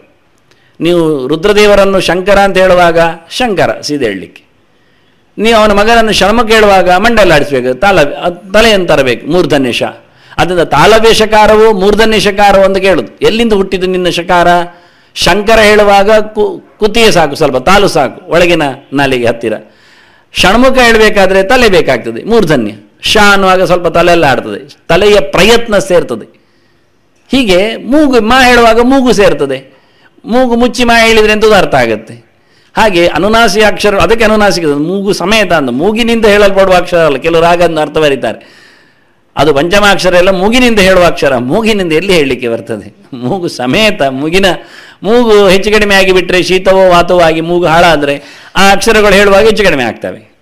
ಹಲ್ಲಿನ ಬಿದ್ದೋದಾಗ, ಹಲ್ಲಿಲ್ಲದವ ಹೇಳುವಾಗ ಅಕ್ಷರಗಳು ಬೇರೆ ಕಾಣ್ತವೆ. ಅದು ದಂತ್ಯ ಕೆಲವಿವೆ. ಹಲ್ಲು ಬೇಕು ಕೆಲವಕ್ಕೆ ನಾಲಿಗೆ ಬೇಕು, ಕೆಲವಕ್ಕೆ ತುಟಿ ಬೇಕು. ತುಟಿಯಲ್ಲಿ ಲಿಫ್ಟಕ್ಕೆ ಹಾಕೊಂಡು ಅಕ್ಷರ ಹೇಳುವುದಿಲ್ಲ ಹೇಳಿದರೆ ಅಂಥವ್ರು ಹೇಳೋದು ಅರ್ಥವೇ ಆಗುವುದಿಲ್ಲ. ಅವ್ರು ಯಾರು ಅಪ್ಪ ಬಂದ ಹೇಳುವುದಿಲ್ಲ. ಯಾಕೆ ಮುಟ್ಟಿದರೆ ತುಟಿ ಹಾಳಾಗತ್ತೆ ಅವ್ರಿಗೆ. ಅಪ್ಪ ಬಂದ ಹೇಳಬೇಕಾದ್ರೆ ತುಟಿ ಒತ್ತಲೇಬೇಕಾಗತ್ತೆ. ಗಮನ ಇರುತ್ತೆ. ನಾವು ಕೆಲವೊಮ್ಮೆಲ್ಲ ಅಭ್ಯಾಸ ಮಾಡಿಸ್ತಿರ್ತೇವೆ ಅದನ್ನು. ಹೀಗೆ ಅಕ್ಷರಗಳ ಅಂದರೆ ಕೆಲವರಿಗೆ ಅಕ್ಷರಗಳ ಪ್ರಯತ್ನಗಳು ಸ್ಥಾನಗಳಿಂದ ಆಗ್ತದೆ ಎನ್ನುವುದು ಅರ್ಥ ಆಗುವುದಿಲ್ಲ. ಹೇಗೆ ಅಂತ ಹೇಳಿದರೆ ಆಯ್ತಲ್ಲ. ಧ್ವನಿಪೆಟ್ಟಿಗೆ ಸಾಕಲ್ಲ. ಧ್ವನಿಪೆಟ್ಟಿಗೆ ಯಾವುದಕ್ಕೆ? ಹಾಡಲಿಕ್ಕೆ, ಬೊಬ್ಬೆ ಹೊಡಿಲಿಕ್ಕೆ ಅಷ್ಟೇ. ಅಕ್ಷರಗಳ ಉಗಮಕ್ಕೆ ವ್ಯವಸ್ಥಿತವಾಗಿರತಕ್ಕ ಈ ಸ್ಥಾನಗಳ ಪ್ರಯತ್ನವೂ ಹೇಗೆ ಬೇಕೋ ಅಷ್ಟೇ ಪ್ರಯತ್ನ. ಹೆಚ್ಚು ಇರಬಾರ್ದು, ಕಮ್ಮಿ ಇರಬಾರ್ದು. ಇದನ್ನೆಲ್ಲ ಹೇಳಿಕೊಡುವಂತಹ ಒಳ್ಳೆಯ ಕೃತಿ ವಿಜ್ಞಾನ ಅದು ಶಿಕ್ಷಾ. ಅದು ಗ್ರಾಣಂ. ಅದಕ್ಕೆ ಹೇಳಿ ಶಿಕ್ಷಾ ಗ್ರಾಣಂ ಹೇಳ್ತಾರೆ. ಮೂಗು ಸ್ಥಾನ ಅಂತೆ ಅದಕ್ಕೆ. ಒಳ್ಳೆ ರೀತಿ ಅಂದರೆ ಅಕ್ಷರಗಳು ಎಷ್ಟು ಚೆನ್ನಾಗಿ ಹೇಳಲಿಕ್ಕೆ ಉಂಟು ಅಂತ. ಅವನ ಮೂಗಿನ ನೇರಕ್ಕೆ ಆ ಅಕ್ಷರಗಳು ಉಗಮ ಆಗಬೇಕು. ತುಟಿ ಅಂಚಿನಿಂದ ಹೊರಗೆ ಬಂದಾಗ ಮೂಗಿನ ಹತ್ತಿರದಲ್ಲಿ ಆ ಶಬ್ದ ತರಂಗಗಳು ಚೆನ್ನಾಗಿ ಪ್ರಸರಿಸಬೇಕು. ಅದರಿಂದ ಕೆಲವರು ಮಾತಾಡುವಾಗ ಖುಷಿಯಾಗುತ್ತೆ, ಕೆಲವರು ಮಾತಾಡುವಾಗ ಹಿಂಸೆ ಆಗುತ್ತೆ. ಇಷ್ಟೇ ವ್ಯತ್ಯಾಸ. ಆ ವಿದ್ಯುತ್ ತರಂಗಗಳು ಆ ಸ್ಥಾನಕೃತ ಪ್ರಯತ್ನದಿಂದ ನಮ್ಮ ಕಿವಿಗೆ ಬಂದು ಮುಟ್ಟಿದಾಗ ಹೇಗಿರ್ತದೆ ಅಂತ ಇಷ್ಟೇ. ಮತ್ತೆಲ್ಲ ಏನು ವಿಶೇಷವೇ ಇಲ್ಲ. ಅದನ್ನು ಕಾಪಾಡಿಕೊಳ್ಳುವ ವಿಧಾನ ಅದು ದೇವರದ್ದೇ. ಹಾಗೆ ಶಿಕ್ಷಾ ವ್ಯಾಕರಣ, ಶಬ್ದಶಾಸ್ತ್ರಂತೂ ವಕ್ತ್ರಂ ಅಂತಾರೆ. ಮೋರೆ. ಯಾಕೆ? ಮಾತಾಡೋದು ವ್ಯಾಕರಣ ಇರುವುದೆಲ್ಲಿ? ಮಾತಿನಲ್ಲಿ. ಮಾತು ಚೆನ್ನಾಗಿದ್ದರೆ ಮೋರೆ ಚೆನ್ನಾಗಿದೆ ಎಂದರ್ಥ, ಇಲ್ಲ ಅಂದರೆ ಇಲ್ಲ ಅಂತ. ಆದ್ದರಿಂದ ಎಲ್ಲ ಶಬ್ದಗಳ ಉತ್ಪತ್ತಿಗೆ ಸ್ಥಾನಕೃತವಾದದ್ದು ಮೋರೆ. ಅಲ್ಲಿ ವ್ಯಾಕರಣ ಶಾಸ್ತ್ರ ಬಂದು ಇದು ದೇವರ ಸೃಷ್ಟಿಯ ವೈಭವಗಳು ಎಲ್ಲಿಂದ ಯಾವುದು ಬಂದು ನೋಡಲಿಕ್ಕೋಸ್ಕರ ಹೇಳಿದಷ್ಟೇ. ಛಂದ ಅಂದರೆ ಛಂದ ಪಾದವು ಅಂತಾರೆ. ಮೀಟರ್ ಇಡೋದು ಕಾಲಿನಲ್ಲಿಂದ. ದೇವರ ಕಾಲಸ್ಥಾನದಲ್ಲಿ ಛಂದಸ್, ಹೆಜ್ಜೆ, ಗತ್ತು, ನಡೆ. ಖುಷಿ ಇರ್ತದೆ. ಕತ್ತೆ ಹೋಗುವಾಗೆ ಕುದುರೆ ಹೋಗುವುದಿಲ್ಲ, ಕುದುರೆ ಹೋಗುವಾಗೆ ಆನೆ ಹೋಗುವುದಲ್ಲ. ಹಾಗೆ ಮನುಷ್ಯ ಹೇಗೆ ಹೋಗಬೇಕು ಅಂತ ಕ್ರಮ ಉಂಟು. ಅದಕ್ಕೋಸ್ಕರ ವೇದದ ನಡೆ ಅಂತ ನಾನು ಹೇಳಿಕೊಡೋದು ವೇದಕ್ಕೆ. ಇದು ವೇದದ ನಡೆ ಹೇಗಿರಬೇಕು ಅಂತ ಕ್ರಮ ಇದೆ. ಹಾಗೆ ನಡಿಬೇಕು ವೇದ. ಆ ಮಂತ್ರಗಳನ್ನು ಹಾಗೆ ತರಬೇಕು. ಅದಕ್ಕೋಸ್ಕರ ಮೀಟರ್ ಬೇಕು. ಛಂದಸ್ಸು ಗೊತ್ತಿಲ್ಲದಿದ್ದರೆ ವೇದ ಹೇಳಲಿಕ್ಕೆ ಆಗುವುದಿಲ್ಲ. ಛಂದ ಪಾದವು ಅಂದರು. ನಿರುಕ್ತಂ ಅಂದರು. ಶ್ರೋತ್ರ ಮುಕ್ತಂ ನಿರುಕ್ತಂ ಅಂತ. ನಿರುಕ್ತ ಅಂದರೆ ಕಿವಿ ಅಂತೆ ದೇವರು. ಹಾಗೆ ಅರ್ಥ ಆಗಿಸುವುದು ನಿರುಕ್ತದಿಂದ. ಎಷ್ಟು 1 ಗಂಟೆ ಹೇಳಿದ್ರಿ ಮಾರಿ ಎಂಥದ್ದು ಅರ್ಥ ಆಗೋದಿಲ್ಲ ಅಂದರೆ ಮುಗಿದೋಯ್ತು, ನಿರುಕ್ತ ಸರಿ ಇಲ್ಲ ಅಂತ ಅರ್ಥ ಅಷ್ಟೆ. ಅದು ಶ್ರೋತ್ರಮುಕ್ತಂ ನಿರುಕ್ತಂ ಅಂತಾರೆ ನಿಜವಾಗಿ. ಅದರದ್ದು ಚಕ್ಷುಶ್ಚೈವ ಜ್ಯೋತಿಷಂ ಅಂತಾರೆ. ಜ್ಯೋತಿಷಾಸ್ತ್ರ ಅದು ಕಣ್ಣು. ಪ್ರತ್ಯಕ್ಷಂ ಜ್ಯೋತಿಷಾಸ್ತ್ರ. ದೇವರ ಕಣ್ಣುವೇ ಅದು ಜ್ಯೋತಿಷ್ಯ. ಕಲ್ಪಂ ಪಾಣಿ ಅಂತಾರೆ. ಮಾಡುವ ಕಲ್ಪಸೂತ್ರಗಳು, ಕ್ರಿಯಾವಿಧಾನಗಳು ಹೇಳಲ್ಪಟ್ಟದ್ದಲ್ಲಿ. ಜ್ಯೋತಿಷಿ ಏನು ಹೇಳ್ತದೆ? ಯಾವಾಗ ಹೋಮ ಮಾಡಬೇಕು, ಯಾವಾಗ ಮಾಡಬಾರ್ದು, ಎಂಥ ಹೋಮ ಯಾವಾಗ ಮಾಡಲಿಕ್ಕೆ, ಕಾಲ ಹೇಗೆ ಇದೆ ಈಗ, ಯಾವ ಮುಹೂರ್ತದಲ್ಲಿ ನಡೆಸಲಿಕ್ಕೆ, ಪೂರ್ಣಾವತಿ ಎಂದು ಕೊಡಬೇಕು, ಇದೆಲ್ಲ ಹೇಳುವಂಥದ್ದು ನಿರ್ಣಯ ಮಾಡುವಂಥದ್ದು ಜ್ಯೋತಿಷ್ಶಾಸ್ತ್ರ. ವೇದಗಳಲ್ಲಿ ಬಂದಿರತಕ್ಕ ಶಬ್ದಗಳಿಗೆ ಅರ್ಥ ಹೇಳುವಂಥದ್ದು ನಿರುಕ್ತ, ಡಿಕ್ಷನರಿ, ಕೋಶ. ಒಡೆದು ಅರ್ಥಗಳನ್ನು ಮಾಡಿತಾರೆ. ಇದಂದ್ರಮೇವ ಇಂದ್ರಮಿತ್ಯಾಚಕ್ಷಸೆ ಅಂತ. ನೀವು ಇಂದ್ರಾಯ ಸ್ವಾಹ ಅಂತ ಹಾಕ್ತೀರಲ್ಲ, ಹೌದು. ಎಂತ ಅಂತ ಹಾಕಿದ್ದೀರಿ ನೀವು? ಅದು ಇಂದ್ರನಿಗೆ. ನಾವು ಇಂದ್ರ ಅಂತ ಕರೆದದ್ದು ಯಾರು ಗೊತ್ತು ನಿಮಗೆ? ಗೊತ್ತಿಲ್ಲ. ಇದಂದ್ರಮೇವ ಇಂದ್ರಮಿತ್ಯಾಚಕ್ಷತೆ ಪರೋಕ್ಷ ಪ್ರಿಯಾಯ ದೇವಾಹ ಪ್ರತ್ಯಕ್ಷ ದ್ವಿಷಃ ಅಂತ. ನಾವು ಇದಂದ್ರ ಎನ್ನೋ ಇಂದ್ರ ಅಂತ ಹೇಳಿದ್ದು. ಅದು ಯಾಕೆ ಒಂದು ಅಕ್ಷರ ತಿಂದದ್ದು ಕೇಳಿದರೆ ಅದು ಸಮಾನೇ ಲೋಪಃ ಅಂತ ಕ್ರಮ ನಮ್ಮದು ಅಂದರು. ನಾವು ಕೆಲವೊಮ್ಮೆ ಅಕ್ಷರಗಳನ್ನು ಗುಟ್ಟು ಮಾಡಿ ಹೇಳುವುದುಂಟು, ನಿಮ್ಗೆ ಅರ್ಥ ಆಗಬಾರ್ದು ಅಂತ. ನಾವು ಇಂದ್ರ ಅಂತ ಹೇಳಿದೆವು. ಯಾರಿಗೆ ಅಂದರೆ ಇದಂದ್ರ, ಈ ಜಗತ್ತನ್ನು ಸೃಷ್ಟಿ ಮಾಡಿ ಯಾರೊಳಗೆ ಪ್ರವೇಶ ಮಾಡಿದ್ನೋ ತತ್ಸೃಷ್ಟ್ವಾ ತದೇವಾನ ಪ್ರಾವಿಶತ ಇದಂ ದ್ರವತಿ. ಜಗತ್ತನ್ನು ಸೃಷ್ಟಿ ಮಾಡಿ ಅದರೊಳಗೆ ಪ್ರವೇಶ ಮಾಡಿದವ. ಇಷ್ಟದಂ ದದಾತಿ, ನಮಗೆ ಇಷ್ಟ ಬಂದದ್ದನ್ನೆಲ್ಲ ಕೊಡುವವ ಇಂದ್ರ. ಇದಂ ರಾತಿ, ನಮಗೆ ಬೇಕಾದ ಅಭಿಷ್ಟವನ್ನು ಕೊಡುವವ ಇಂದ್ರ. ಆದ್ದರಿಂದ ಇದಂದ್ರಮೇವ ಇಂದ್ರ ಮಿಥ್ಯಾಚಕ್ಷತೆ, ಇದಂದ್ರವೇ ಆಗಬೇಕಿತ್ತು. ನಾವು ಇಂದ್ರ ಅಂತ ಕರೆದದ್ದು ನಿಮ್ಗೆ ಗೊತ್ತಾಗಬಾರ್ದು ಅಂತ ನೀವು ಅಡ್ರೆಸ್ ತಗೊಂಡು ಬೇರೆ ಯಾರ ಹತ್ರ ಹೋಗಿ ಅಂತ ನಾವು ಹೇಳಿದ್ದಂದ್ರೆ ಆಯ್ತಲ್ಲ. ಬೇಕೊಂದು ಇದೆಲ್ಲ ನಿರುಕ್ತಗಾರರ ಗೌಶಿಗಳು. ವೇದದ ಕ್ರಮ, ವೇದದ ನಡೆ, ಶಬ್ದಗಳನ್ನು ತೋರಿಸಿಕೊಟ್ಟ ವಿಧಾನ ಇದು ನಮ್ಗೆ ಗೊತ್ತೇ ಆಗದೆ. ಇದು ಒಂದು ಶಬ್ದ ಬಗ್ಗೆ ಮಾತ್ರ ಹೇಳಿದ ನಾನು, ಇಂಥದ್ದು ತುಂಬ ಇದೆ. ಪುರು ಸಂತಮೇ ವಪುರುಷ ಮಿಥ್ಯಾಚಕ್ಷತೆ ಅಂತ. ಪುರು ಬ್ರಹ್ಮ ಗುಣಾದಿ ಪುರುಷ ಅಂತ ನಾನು ಅದನ್ನೆಲ್ಲ ಹೇಳಲಿಲ್ಲ ಮೊದಲು. ಸಹಸ್ರ ಶೀರ್ಷ ಪುರುಷ ಅದೆಲ್ಲ ಹೇಳಿದ ನಮ್ಮ ನಾಡ್ದು ಪ್ರವಚನ ಮುಗಿತದೆ, ನಾಳೆ ಮುಗಿಯುವುದಿಲ್ಲ. ಪುರುಷ ಅಂದ್ರೆ ಏನು? ಪುರು ಸಂತಮೇವ ಪುರುಷ ಮಿಥ್ಯಾಚಕ್ಷತೆ ಅಂತ. ಯಾವತ್ತೂ ಪೂರ್ಣನಾಗಿಯೇ ಯಾರು ಇರುತ್ತಾನೋ ಅವನನ್ನು ಪುರುಷ ಹೇಳುದು. ಆಗ ನಾವೆಲ್ಲ ಪುರುಷರೇ ಅಲ್ಲ, ಹೇಳಲಿಕ್ಕೆ ಸಾಧ್ಯ ಇಲ್ಲ. ಎಲ್ಲಿ ಪೂರ್ಣತೆ ಇದೆ? ಅಪೂರ್ಣರೇ ಎಲ್ಲರೂ. ದೇವರೊಬ್ಬನೇ ಪುರು ಬ್ರಹ್ಮ ಗುಣಾಧಿಕ್ಯ, ಸಕಲ ಗುಣ ಸಂಪೂರ್ಣನಾಗಿ ಸರ್ವದೋಷ ವಿವರ್ಜಿತನಾಗಿ ಸದಾಕಾಲದಲ್ಲಿ ಏಕಪ್ರಕಾರನಾಗಿ ಇರುವವನು ದೇವರೊಬ್ಬನೇ, ಏಕಮೇವ ಅದ್ವಿತೀಯಂ ಬ್ರಹ್ಮ. ಅದನ್ನು ಅವರು ಹೇಳಲಿಕ್ಕೆ ಪುರು ಸಂತಂ ಅಂತ, ಪೂರ್ಣನಾಗಿ ಇರುವವನು. ಮತ್ತು ನೀವು ಪುರುಷ ಹೇಳಿ, ಅದಾಗಿ ನಿಮ್ಗೆ ಗೊತ್ತಾಗಬಾರ್ದು ನಾವು ಹೇಳು. ಯಾಕೆ ನೀವು ಪುರುಷ ಅಂತ ಹೇಳಿಕೊಳ್ಳಿ ಅಂತ ಹೇಳಲಿಕ್ಕೆ. ನೀವು ಪುರುಷತ್ವ ಇದ್ದರೆ ಸಾಕು ಅಂತ ಹೇಳ್ತೀರಿ, ಅದರಿಂದ ಪುರುಷರು ಅಂತ ಹೇಳ್ತೀರಿ. ದೇವರ ಪುರುಷ ಹೇಳಿದ್ದಾಗ ಅಲ್ಲೇ ಅಲ್ಲ ಅಂತ. ಹೀಗೆ ಎಲ್ಲ ಶಬ್ದಗಳು ಯಾವ ರೀತಿಯಿಂದ ಅರ್ಥವಾಗಿ ತೆರೆದುಕೊಂಡಿದೆ ಎನ್ನುವುದನ್ನು ಹೇಳಿಕೊಳ್ಳಿಕ್ಕೆ ಹೊರಟದ್ದು ನಿರುಕ್ತ. ಅವನು ಸೋತಿದ್ದಾನೆ, ಅಲ್ಲಿಯೂ ಸೋಲಿದೆ. ಯಾಕೆ ನಮಗೆ ಸಿಗುವುದಿಲ್ಲ ಒಂದು, ಹೇಳಿದ್ದು ಗೊತ್ತಾಗುವುದಿಲ್ಲ ಮತ್ತೊಂದು. ಅದನ್ನು ಇದು ನಿರುಕ್ತ. ಕಲ್ಪ ಹೇಗೆ ಕಲ್ಪಿಸಬೇಕು, ಕ್ರಿಯಾಕಲಾಪಗಳನ್ನು ಯಾವ ರೀತಿಯಲ್ಲಿ ನಡೆಸಿಕೊಡಬೇಕು ಅಂತ ಗೃಹ್ಯ ಸೂತ್ರ, ಸೂತ್ರಪ್ರಾಯವಾದ ಕೃತಿಗಳು, ಶ್ರೌತಸೂತ್ರ, ಶುಲ್ಬಸೂತ್ರ, ಜಾಮಿಟ್ರಿ, ಲೆಕ್ಕಾಚಾರ, ಎಷ್ಟು ಇಟ್ಟಿಗಳು ಯಾವ ರೀತಿಯಲ್ಲಿ ಬರಲಿಕ್ಕೆ ಹಿಂದೆ ಹೇಳಿತಲ್ಲ. ವಸಂತೋಸ್ಯ ಸಿದಾಜ್ಯಂ ಗ್ರೀಷ್ಮ ಇದ್ಮಃ ಶರದ್ಧವಿಹಿ, ಹೇಗೆ ಕೂಡಿಸಬೇಕದನ್ನು. ಇಟ್ಟಿಗೆ ಇಡುವುದು ಹೇಗೆ? 360 ಇಟ್ಟಿಗೆ, 360 ದಿನದ ಯಜ್ಞ ಹೇಳಿದ್ದು. ವಸಂತದಿಂದ ಶುರುವಾಗಿ ಶರತ್ತಿನವರೆಗೆ ಅಂತ ಎಲ್ಲ ಕಾಲವನ್ನು ಮುಟ್ಟಿಕೊಂಡ್ರು. ಇಡೀ ವರ್ಷ ಯಜ್ಞ ಮಾಡಿ ಅಂತ ಹೇಳಿದ್ದು. ಪ್ರಧಾನವಾದ ಸಮಯ ವಸಂತಕಾಲ, ಗ್ರೀಷ್ಮಕಾಲ, ಶರತ್ಕಾಲ ಅಂತ ಪ್ರಧಾನ. 300 ದಿನವೂ ಯಜ್ಞ ಅಂದರೆ ಪೂರ್ಣ ಆಯಿತು. 360 ಡಿಗ್ರಿ ಆ ನೆಲೆಯಲ್ಲಿ ಹಾಕಿಕೊಳ್ಳತಕ್ಕಂಥ ಇಟ್ಟಿಗೆ 360 ಇಟ್ಟಿಗೆ. ಅದರಿಂದ ಯಜ್ಞ ಮಾಡಲಿಕ್ಕೆ ತ್ರಿಶತಂ ಷಷ್ಠಿ ಪರ್ವ ಅಂತ ಹೇಳ್ತಾರೆ, ವೇದ ಹೇಳ್ತಾರೆ, ಲೆಕ್ಕ ಹೇಳ್ತದೆ. ಅದು ಮನುಷ್ಯನ ಇಡೀ ವರ್ಷದ ಯಜ್ಞ ಅಂತ ಹೇಳಲಿಕ್ಕೆ 360 ಇಟ್ಟಿಗೆ ಇಟ್ಟುಕೊಂಡು ಅದು ಯಾವ ರೀತಿಯಲ್ಲಿ ಇಟ್ಟಿಗೆ ಕಟ್ಟಬೇಕೆಲ್ಲ ಹೇಳಿಕೊಂಡು ಇದೆಲ್ಲ ಇರೋ ಶುಲ್ಬ ಸೂತ್ರದಲ್ಲೆಲ್ಲ ಮತ್ತೆ ಪೂರ್ತಿ. ಹೀಗೆ ಇಷ್ಟು ವೇದಾಂಗಗಳ ಜೊತೆಯಲ್ಲಿ ಸ್ಮೃತಿ, ಯಾವ ನೆಲೆಯಲ್ಲಿ ನಡೆಸಿಕೊಡಬೇಕೆನ್ನತಕ್ಕಂಥ ಆರ್ಷ ಪ್ರಪಂಚದ ಗೆರೆಗಳು, ಸಮನ್ವಯವಾದಗಳು, ಇದೆಲ್ಲ ಸೃಷ್ಟಿಯಾಯಿತು. ಅದರೊಟ್ಟಿಗೆ ಇಲ್ಲಿ ಬಂದದ್ದಿಲ್ಲಿ ನೋಡಿ, ರುಚಃ ಆಯಿತು, ಸಾಮಾನ್ಯ ಆಯಿತು, ಯಜುಹು ಒಟ್ಟಿ ಹೇಳ್ಬೋದಿತ್ತ ಎಲ್ಲ. ವೇದ ಆದರೂ 3 ಒಟ್ಟಿ ಬರಬೇಕಾ? ಬರಲಿಲ್ಲ. ಮತ್ತು ಇಲ್ಲಿ ಛಂದಾಂಶ ಹಾಕಿದ್ದೆ ಯಾಕೆಂದರೆ ಅದರ ನಡೆ ನೋಡಿ. ರುಚಃ ಮಂತ್ರಗಳು, ನಡೆಬದ್ಧವಾದವುಗಳು, ಅಕ್ಷರಕ್ಕೆ ಸಿಗುವವುಗಳು, ಸಾಮಾನಿ ಅಕ್ಷರಕ್ಕೆ ಸಿಗುವವುಗಳು, ಲೆಕ್ಕಕ್ಕೆ ಸಿಗುವವುಗಳು ಅಕ್ಷರದಲ್ಲಿ, ಛಂದಾಂಸಿ. ಆದ್ದರಿಂದ ಛಂದಸ್ಸು ಶಿಕ್ಷಾದಿ ಗ್ರಂಥಗಳು ವ್ಯವಸ್ಥಿತವಾಗಿ ಶ್ಲೋಕಾತ್ಮಕವಾಗಿ ಬಂದವುಗಳು, ಇತಿಹಾಸ ಪುರಾಣಗಳು ಎಲ್ಲ, ಪೌರುಷೇಯ ಕೃತಿಗಳು ಎಲ್ಲವೂ ಶ್ಲೋಕಬದ್ಧವಾಗಿರ್ತ ಕೃತಿಗಳೆಲ್ಲ ಬಂದವು. ಮತ್ತೆ ಕೊನೆಗೆ ಯಜುಹಂದದ್ದು ನಿಗದ ಪದ್ಯ ಪ್ರಪಂಚವನ್ನು ಹೇಳಿ ಕೊನೆಗೆ ಗದ್ಯ ಪ್ರಪಂಚವನ್ನು ಮಾತಾಡಿದ್ದವರು. ಅದೊಂದು ಉಪವೇದಗಳು, ಋಗ್ವೇದಕ್ಕೆ ಉಪವೇದ, ಯಜುರ್ವೇದಕ್ಕೆ, ಸಾಮವೇದಕ್ಕೆ, ಅಥರ್ವಕ್ಕೆ, ಎಲ್ಲದಕ್ಕೂ ಶಿಲ್ಪಶಾಸ್ತ್ರ, ಆಯುರ್ವೇದ, ನಾಟ್ಯಶಾಸ್ತ್ರ ಎಲ್ಲಗಳು ಬಂದವು ಒಟ್ಟಿಗೆ ಜೊತೆಯಲ್ಲಿ. ಆನಂತರ ಯುದ್ಧವಿದ್ಯೆ, ಧನುರ್ವೇದ, ಇದು ಉಪವೇದಗಳು, ಉಪಾಂಗಗಳು, ಅಂಗಗಳಾಯಿತು, ಉಪಾಂಗಗಳು ಬೇರೆ ಬಂದಿವೆ. ಮತ್ತು ಅದರೊಟ್ಟಿಗೆ ಇತಿಹಾಸ ಪುರಾಣಾಭ್ಯಾಂ ವೇದಂ ಸಮಪ ಬ್ರಹ್ಮಹೇತು ಅಂತ ವೇದವನ್ನು ಅರ್ಥ ಮಾಡಿಸಿಕೊಳ್ಳಿಕ್ಕೆ ಇತಿಹಾಸ ಪುರಾಣಗಳು ಬೇಕು. ಅವುಗಳು ಎಷ್ಟು ಸೃಷ್ಟಿಯಾಯಿತು ಅಂತಿಲ್ಲ. ತಸ್ಮಾದ್ಯಜ್ಞ ಸರ್ವಭೂತಃ, ಎಲ್ಲ ಶಬ್ದ ಪ್ರಪಂಚ. ಆಹೂಯತೆ ಇತಿ ಊತಃ ಅಂತ ಸರ್ವಭೂತ ಅಂದರೆ ಎಲ್ಲ ಮಾತಿನ ಸಮುದ್ರವೂ ಬಂತು. ಅಸ್ಯ ಮಹತೋಭೂತಸ್ಯ ನಿಶ್ವಸಿತಮೇತದ್ಯ ದೃಗ್ವೇದ ಯಜುರ್ವೇದ ಸಾಮವೇದ ಅಥವಾ ಹೇಳ್ತಾರೆ.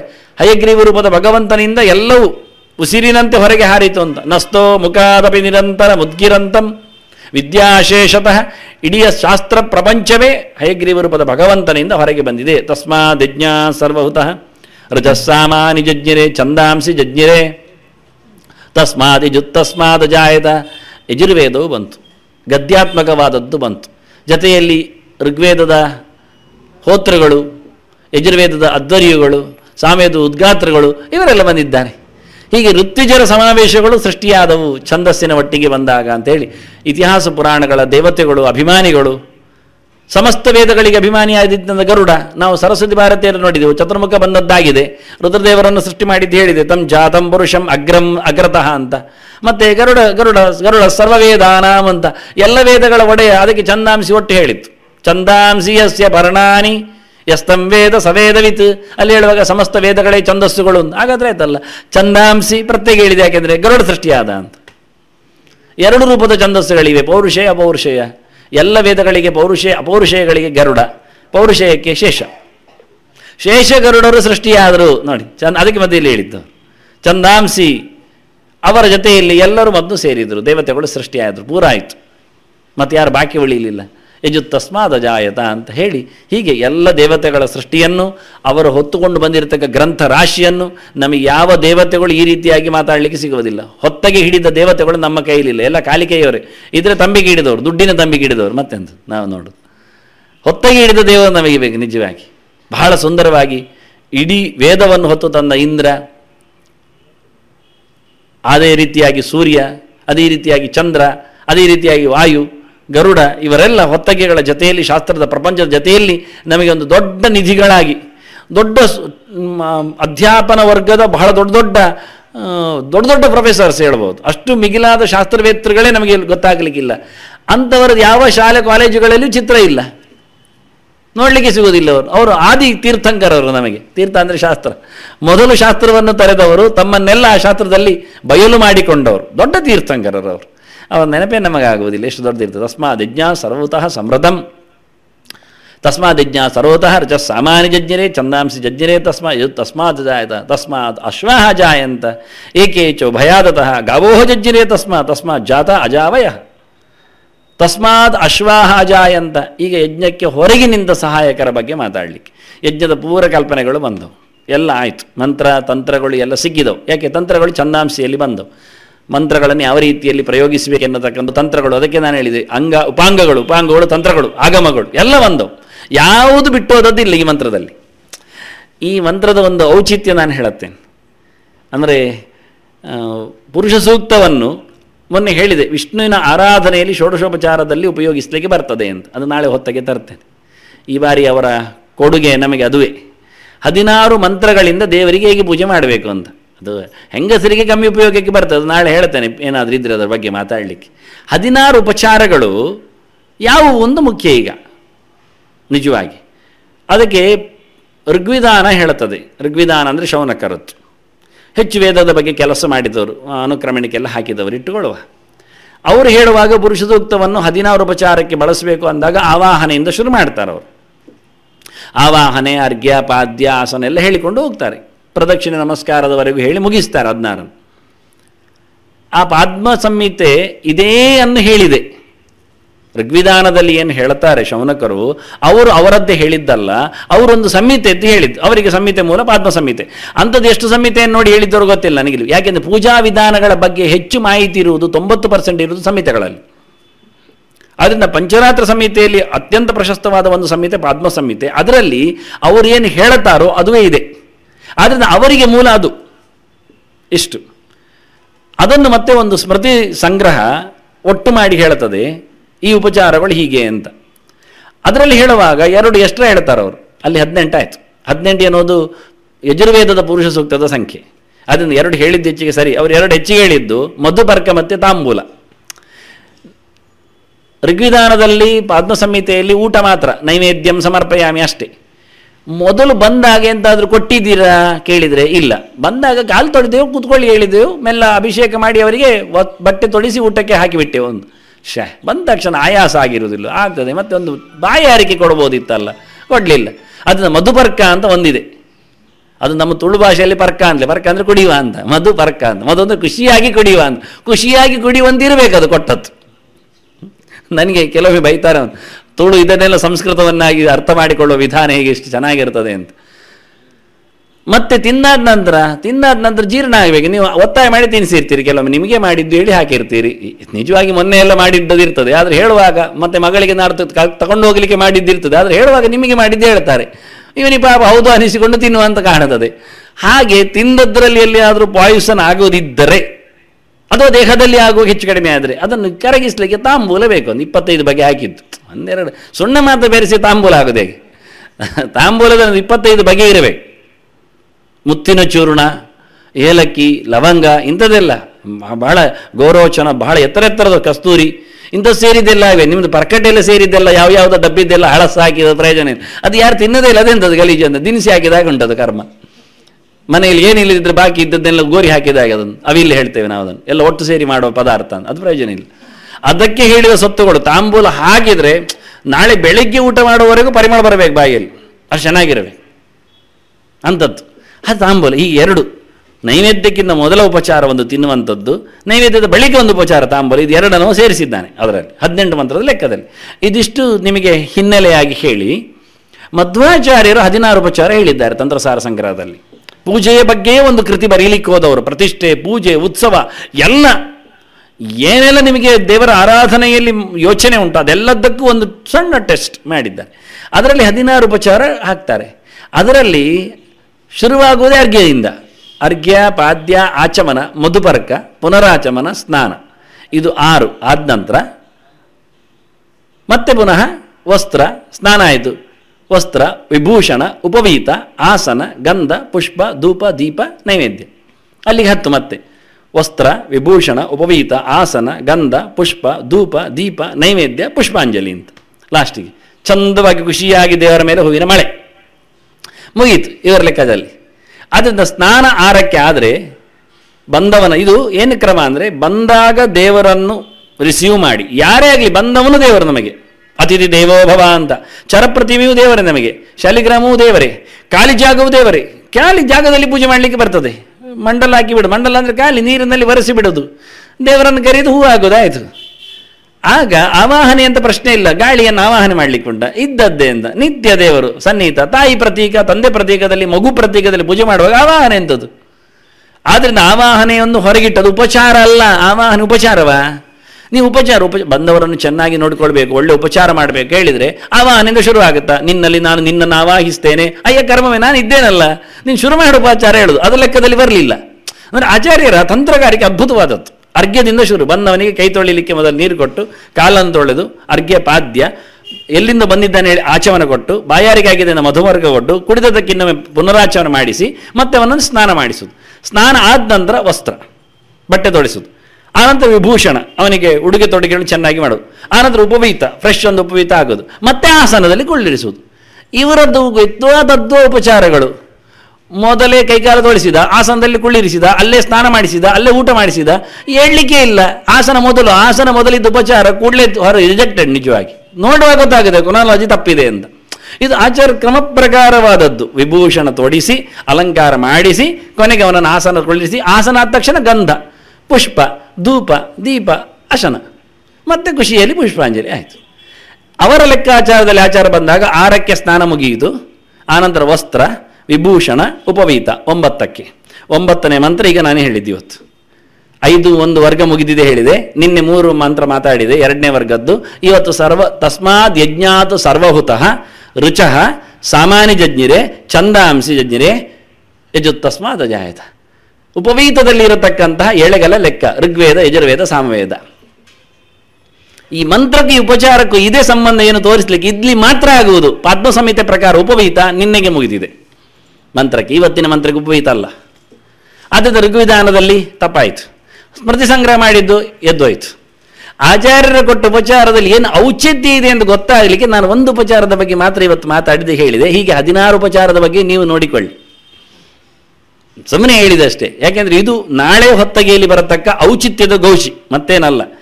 ಏನು ಯಾರಿಗೆ ಗೊತ್ತಾಗೋದಿಲ್ಲ ಅಂತ ಇಷ್ಟು ಸಣ್ಣ ಪುಸ್ತಕ ಮಾಡಿದ್ದಾರೆ ಅಂತ ಹೇಳಿ ಕೊಟ್ಟಿದ್ದಾರೆ. ಸುಮ್ಮನೆ ಹೆಸರಿಗೋಸ್ಕರ ಮಾಡಿದ್ದಾರೆ. ಹೆಸರಿಗೋಸ್ಕರ ಅಲ್ಲ, ಇದು ಯಾವ ಕಾಲಕ್ಕೂ ಹೆಸರು ಬಿಡುವುದಿಲ್ಲ ಅಂತ ಹೊಸತೆಗೆ. ಅದು ಆಚಾರ್ಯ ಮಧ್ವರ ಕೊಡುಗೆ ಅತ್ಯಪೂರ್ವವಾದದ್ದು. ಅದನ್ನು ಸುಮ್ಮನೆ ಒಂದು ಮಂತ್ರದಲ್ಲಿ ಹೇಳಿದೆ. ತಸ್ಮಾತ್ ಯಜ್ಞ ಋಗ್ವೇದ, ಯಜುರ್ವೇದ, ಸಾಮವೇದ ಎನ್ನುವುದು 3 ತಂತುವಿನಲ್ಲಿ, ಗಂಟಿನಲ್ಲಿ 9 ಎಳೆಯಲ್ಲಿ ಛಂದಾಂಸಿ, ಎಲ್ಲ ಛಂದಸ್ಸುಗಳು, ಎಲ್ಲ ವೇದಾಂಗಗಳು, ಉಪಾಂಗಗಳು, ಉಪವೇದಗಳು ಎಲ್ಲ ಸೇರಿಕೊಂಡು.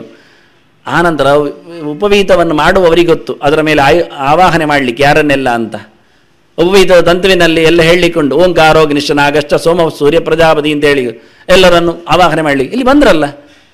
ಗರುಡ ಎಲ್ಲ ವೇದಗಳ ಅಭಿಮಾನಿ ಇದ್ದಾನೆ, ಶೇಷ ಇದ್ದಾನೆ. ನಾವು ಶೇಷನ ಕರಿತೇವೆ ನಾಗಮಾವಾಹ್ಯ. ಯಾವ ನಾಗ ಅಂತ ಗೊತ್ತಿಲ್ಲ, ಕೆಲವರಿಗೆಲ್ಲ ವಾಸುಕಿ ಇರಬೇಕು, ಕೆಲವರಿಗೆ ತಕ್ಷಕ ಆಗ್ಬೋದು, ಕೆಲವರಿಗೆ ಕರ್ಕೋಟಕ ಬರಲಿ ಅಂತ. ಕರ್ಮವೇ ಶೇಷ. ಇಲ್ಲಿ ಹೆಸರು ಬಿಡದೆ ಹೇಳಿ ಮೊದಲು, ಸಾಮಾನ್ಯ ಹೆಸರಲ್ಲಿ ನಾಗ ಹೇಳಿದ್ರೆ ಶೇಷ ಅಂತ ಅರ್ಥ. ಇನ್ಯಾರು ಅಂತ ಹೇಗಾದ್ರೆ ವಾಸುಕಿ ನಾಗ, ತಕ್ಷಕ ನಾಗ ಅಂತ ಹೇಳಬೇಕು. ಹೆಸರಿಲ್ಲದ ನಾಗ ಹೇಳಿದರೆ ಅದು ನಾಗರಾಜನೇ, ಶೇಷನೇ. ಅದನ್ನು ನಾಗಮಾವಾಹ್ಯಾಮಿ ಅಂತಾರೆ ಶೇಷನ. ಯಾಕೆ ಎಲ್ಲ ವೇದಗಳಲ್ಲಿದೆ. ಅಗ್ನಿಯನ್ನು ಆವಾಹನೆ ಮಾಡ್ತೇವೆ, ಅಗ್ನಿ ಋಗ್ವೇದಲ್ಲಿದೆ, ಅಗ್ನಿಮೇಳೆ ಅಂತ ಶುರು ಆಗೋದು. ಇಂಧನ ಇದ್ದಾನೆ. ಪಿತೃಗಳನ್ನು ಆವಾಹನೆ ಮಾಡ್ತೇವೆ, ಅದು ಎಡಕ್ಕಾಗಿದೆ ಪಿತೃಗಳು. ಇದಿಷ್ಟು ಚೆಂದ ಆಯಿತು. ಪ್ರಕ್ರಿಯೆಯಲ್ಲಿ ಯಜ್ಞೋಪವೀತ ಯಾವತ್ತು ಎಡಕ್ಕೆ ಹೋಗ್ತದೆ ಆಗ ಪಿತೃಗಳು.